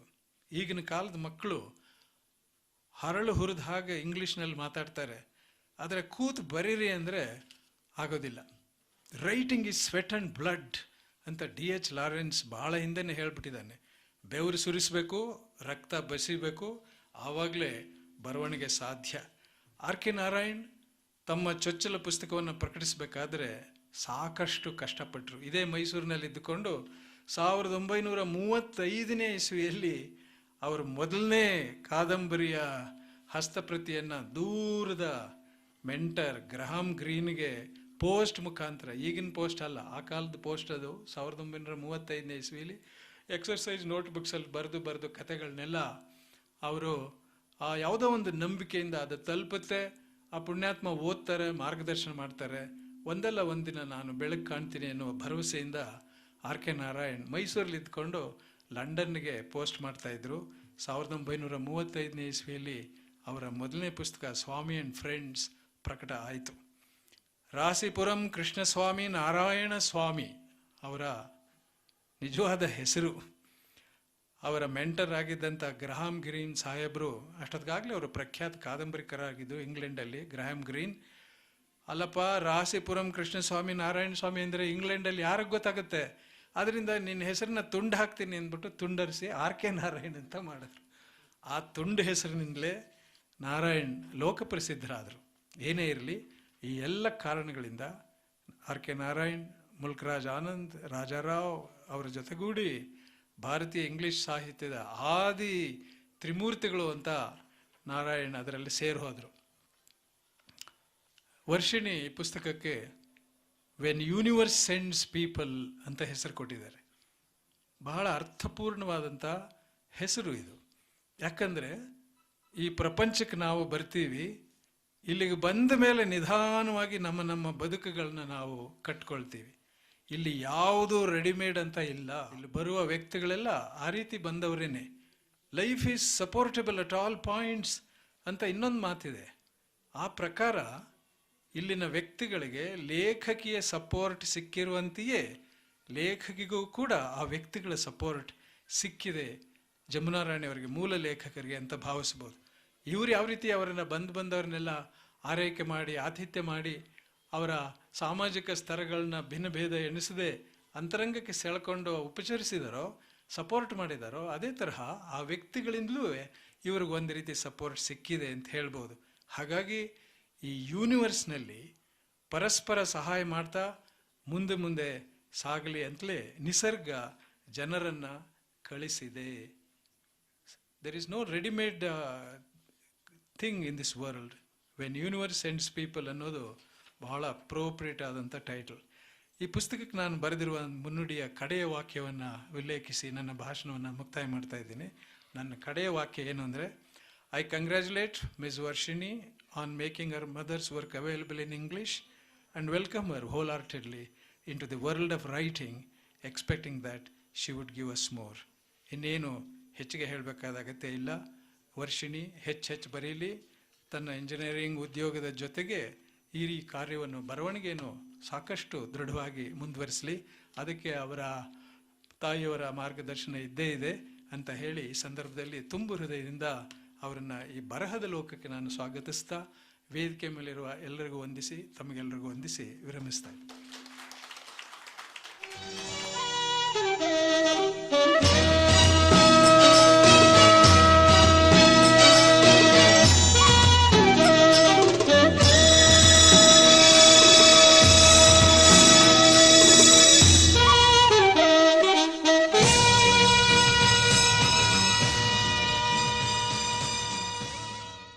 ಆತ್ಮೀಯರೇ, ನಿಮ್ಮ ಗಮನಕ್ಕೆ ಇಂದು ಲೋಕಾರ್ಪಣೆಗೊಂಡ ಕೃತಿ, ಅದನ್ನು ಖರೀದಿ ಮಾಡೋಕ್ಕೆ ಆಸಕ್ತಿ ಇರೋರಿಗೆ ಹೊರಗಡೆ ವ್ಯವಸ್ಥೆ ಇದೆ.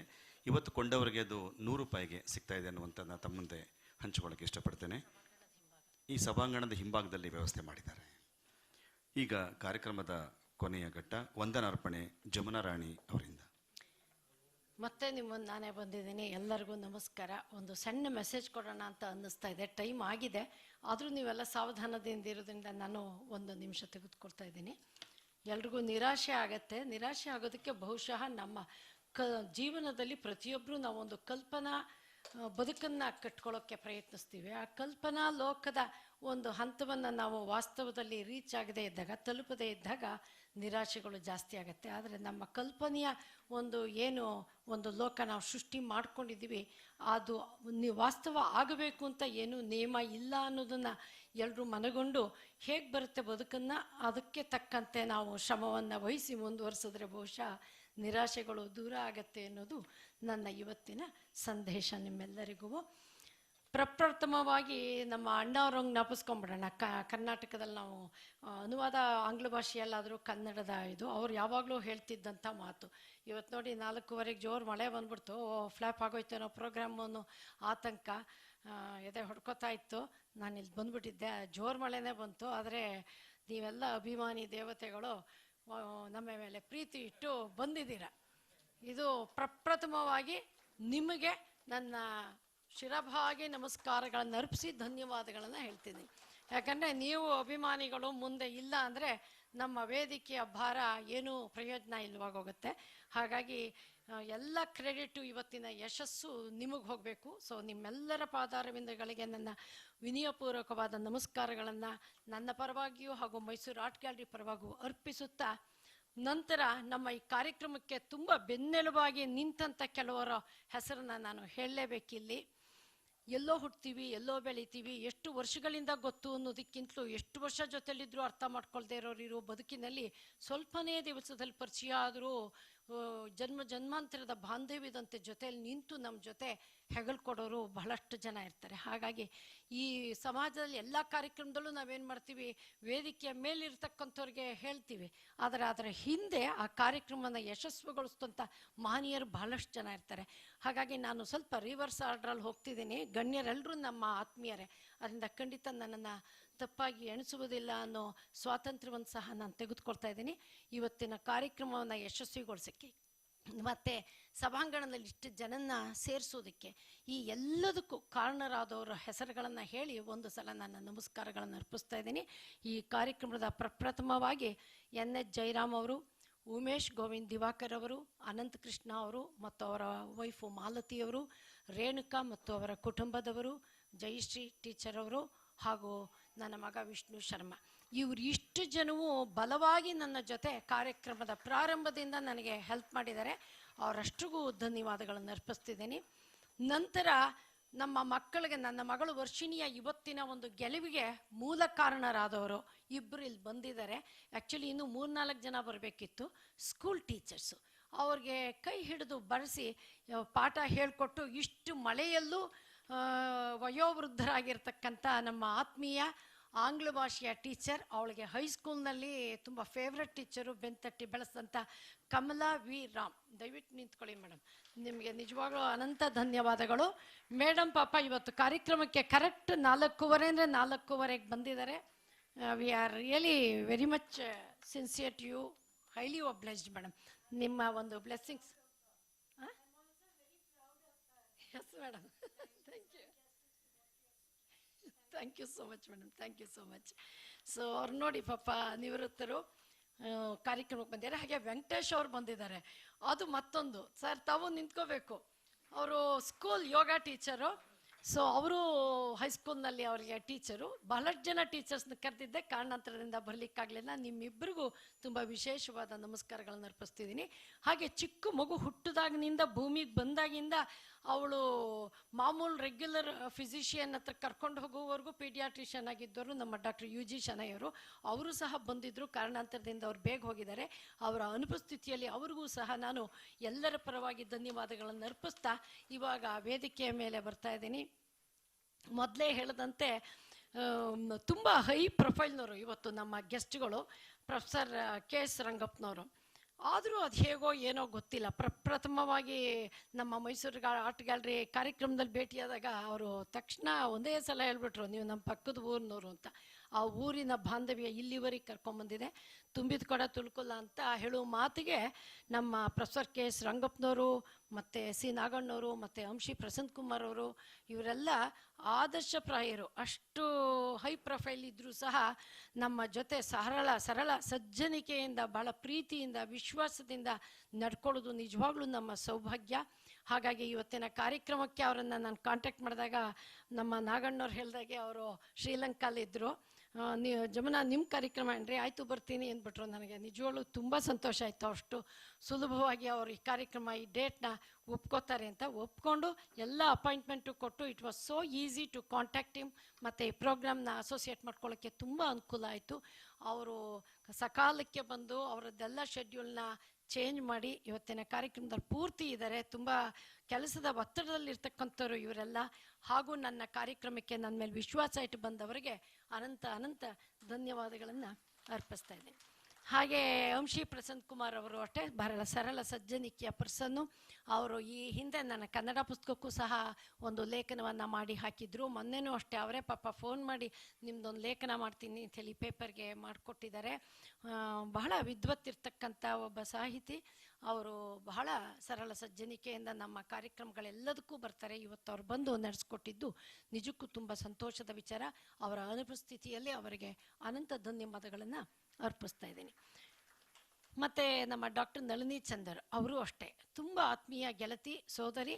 ಬಟ್ ನಿಜಕ್ಕೂ ಒಂದು ಪುಸ್ತಕವನ್ನು ವಿಮರ್ಶೆ ಹೇಗೆ ಮಾಡಿ ಅದರ ಬಗ್ಗೆ ಮಾತನಾಡಬೇಕು ಅನ್ನೋದನ್ನು ತುಂಬ ಸೊಗಸಾಗಿ ಮಾಡಿದ್ದಾರೆ. ಭಾಳಷ್ಟು ಜನ ಪುಸ್ತಕದಲ್ಲಿ ಇರೋ ವಿಷಯ ಎಲ್ಲ ಹೇಳ್ಬಿಡ್ತಾರೆ. ಅವ್ರು ಹಾಗೆ ಹೇಳಿಲ್ಲ.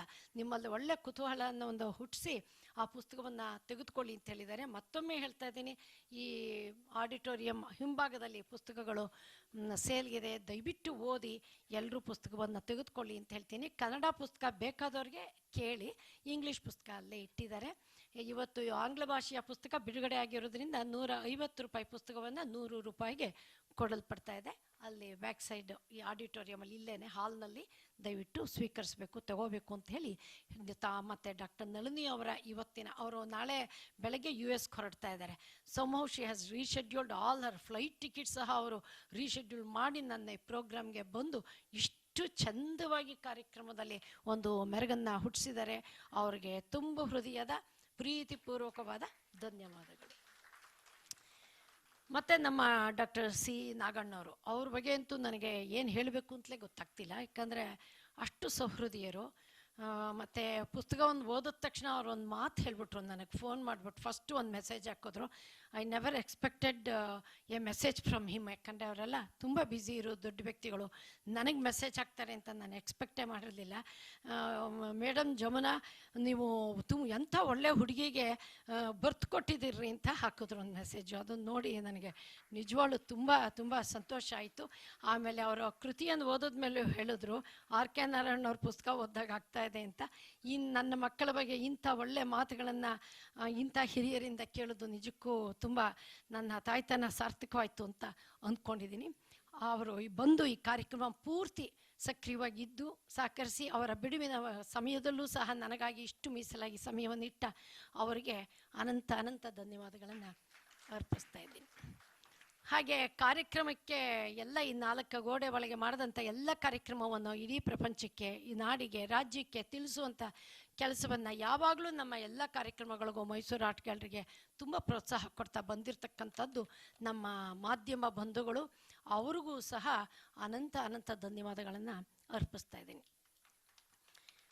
ಹಾಗೆ ಇವತ್ತಿನ ಕಾರ್ಯಕ್ರಮವನ್ನು ಸಂಪೂರ್ಣ ನೆರವೇರಿಸಿಕೊಟ್ಟಂಥ, ನಿರೂಪಣೆ ಮಾಡಿದಂಥ ಪ್ರೊಫೆಸರ್ ಧನಂಜಯ ಅವರಿಗೆ ಮೈಸೂರು ಆರ್ಟ್ ಗ್ಯಾಲರಿ ಸ್ಥಾಪಕರಾದಂಥ ಶ್ರೀಯುತ ಎಲ್ ಶಿವಲಿಂಗಪ್ಪನವರು ಗೌರವವನ್ನು ಮಾಡಿಕೊಡ್ಬೇಕು, ಸಮರ್ಪಿಸಬೇಕು ಅಂತ ಹೇಳಿ ನಾನು ಕೇಳ್ಕೊತಾ ಇದ್ದೀನಿ. ವೇದಿಕೆಯಲ್ಲಿರ್ತಕ್ಕಂಥ ಎಲ್ಲ ಗಣ್ಯರು ಸಹಕರಿಸಬೇಕು ಅಂತೇಳಿ ನಾನು ಕೇಳ್ಕೊತಾ ಇದ್ದೀನಿ.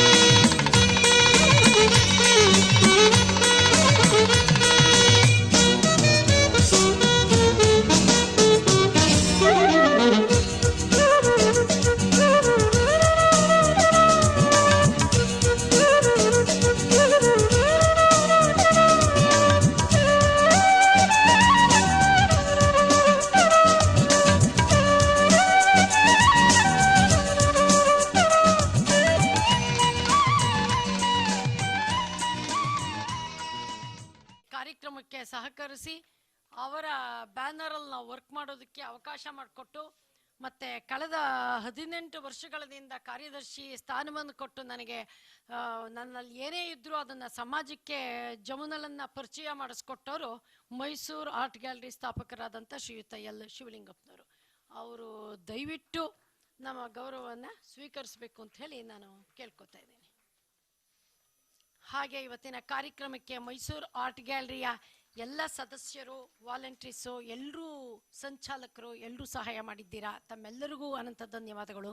ಮತ್ತು ಈ ಒಂದು ಹಾಲ್ನ ನಮಗೆ ಅವಕಾಶ ಮಾಡಿಕೊಟ್ಟಂಥವರು BSS ವಿದ್ಯೋದಯ ಸಂಪೂರ್ಣ ಅಲ್ಲಿ ಟ್ರಸ್ಟು ಮತ್ತು ವಾಸುದೇವ್ ಭಟ್ರು ಮತ್ತು ಎಲ್ಲ ಅವರ ಸಿಬ್ಬಂದಿ ವರ್ಗಕ್ಕೆ ಅನಂತ ಧನ್ಯವಾದಗಳನ್ನು ಅರ್ಪಿಸ್ತಿದ್ದೀನಿ. ಇನ್ನು ಕಾರ್ಯಕ್ರಮದ ಒಂದು ಸೌಂಡ್ ಸಿಸ್ಟಮ್ ಒದಗಿಸ್ಕೊಟ್ಟಂಥವ್ರಿಗೂ ಸಹ ಲೋಕೇಶ್ ಮತ್ತು ಅವರ ತಂಡ ಅವ್ರಿಗೂ ಸಹ ಅನಂತ ಧನ್ಯವಾದಗಳನ್ನು ಅರ್ಪಿಸ್ತಾ ಇದ್ದೀನಿ. ಹಾಗೆ ವಿಡಿಯೋ ಸಪೋರ್ಟ್ ಸಹಾಯ ಮಾಡಿಕೊಟ್ಟಂಥ ಶ್ರೀಯುತ ಮಂಜುನಾಥ್ ಮತ್ತು ಅವರ ಟೀಮ್ನವ್ರಿಗೂ ಅನಂತ ಧನ್ಯವಾದಗಳನ್ನು ಅರ್ಪಿಸ್ತಿದ್ದೀನಿ. ಮತ್ತು ಫೋಟೋ ಸೆಷನ್ಸಲ್ಲಿ ಶ್ರೀಯುತ ಆನಂದ್ ಮೀನಾ ಸ್ಟುಡಿಯೋ ಅವ್ರಿಗೂ ಸಹ ಅನಂತ ಧನ್ಯವಾದಗಳನ್ನು ಅರ್ಪಿಸ್ತಾ ಇದ್ದೀನಿ. ಹಾಗೆ ಕೇಟ್ರಿಂಗ್ ಪಾರ್ಟಲ್ಲಿ ನಮಗೆ ಹೊರಗಡೆ ಒಂದು ಲಘು ಉಪಹಾರವನ್ನು ಮಾಡಿದ್ದೀವಿ, ಅದನ್ನು ಒದಗಿಸ್ಕೊಟ್ಟಂಥ ಶ್ರೀಯುತ ವೆಂಕಟೇಶ್ ಅವ್ರಿಗೂ ಅನಂತ ಧನ್ಯವಾದಗಳನ್ನು ಅರ್ಪಿಸ್ತಿದ್ದೀನಿ. ಮತ್ತೊಮ್ಮೆ ತಮ್ಮೆಲ್ಲರಿಗೂ ಸಹ ಧನ್ಯವಾದಗಳು. ವರ್ಷಿಣಿಯವ್ರು ಏನೋ ಮಾತಾಡ್ತಾರಂತೆ. ಮಗಳಾಗಿ ಇದು ನನ್ನ ಕರ್ತವ್ಯ, ಹಾಗಾಗಿ ನಾನು ನನ್ನ ಅಮ್ಮ ಅಪ್ಪ ಇಬ್ರಿಗೂ ಇಲ್ಲಿ ಬರೋದಕ್ಕೆ ನಿವೇದಿಸ್ತಾ ಇದ್ದೀನಿ. ದಯವಿಟ್ಟು ಬಂದು ಕೂತ್ಕೊಳ್ಳಿ. ನಾನು ಇನ್ನು ಯಾವ ರೀತಿ ಥ್ಯಾಂಕ್ಸ್ ಹೇಳ್ಬೇಕು ಗೊತ್ತಿಲ್ಲ. So this is a small token of gratitude from your daughter. Please accept. Thank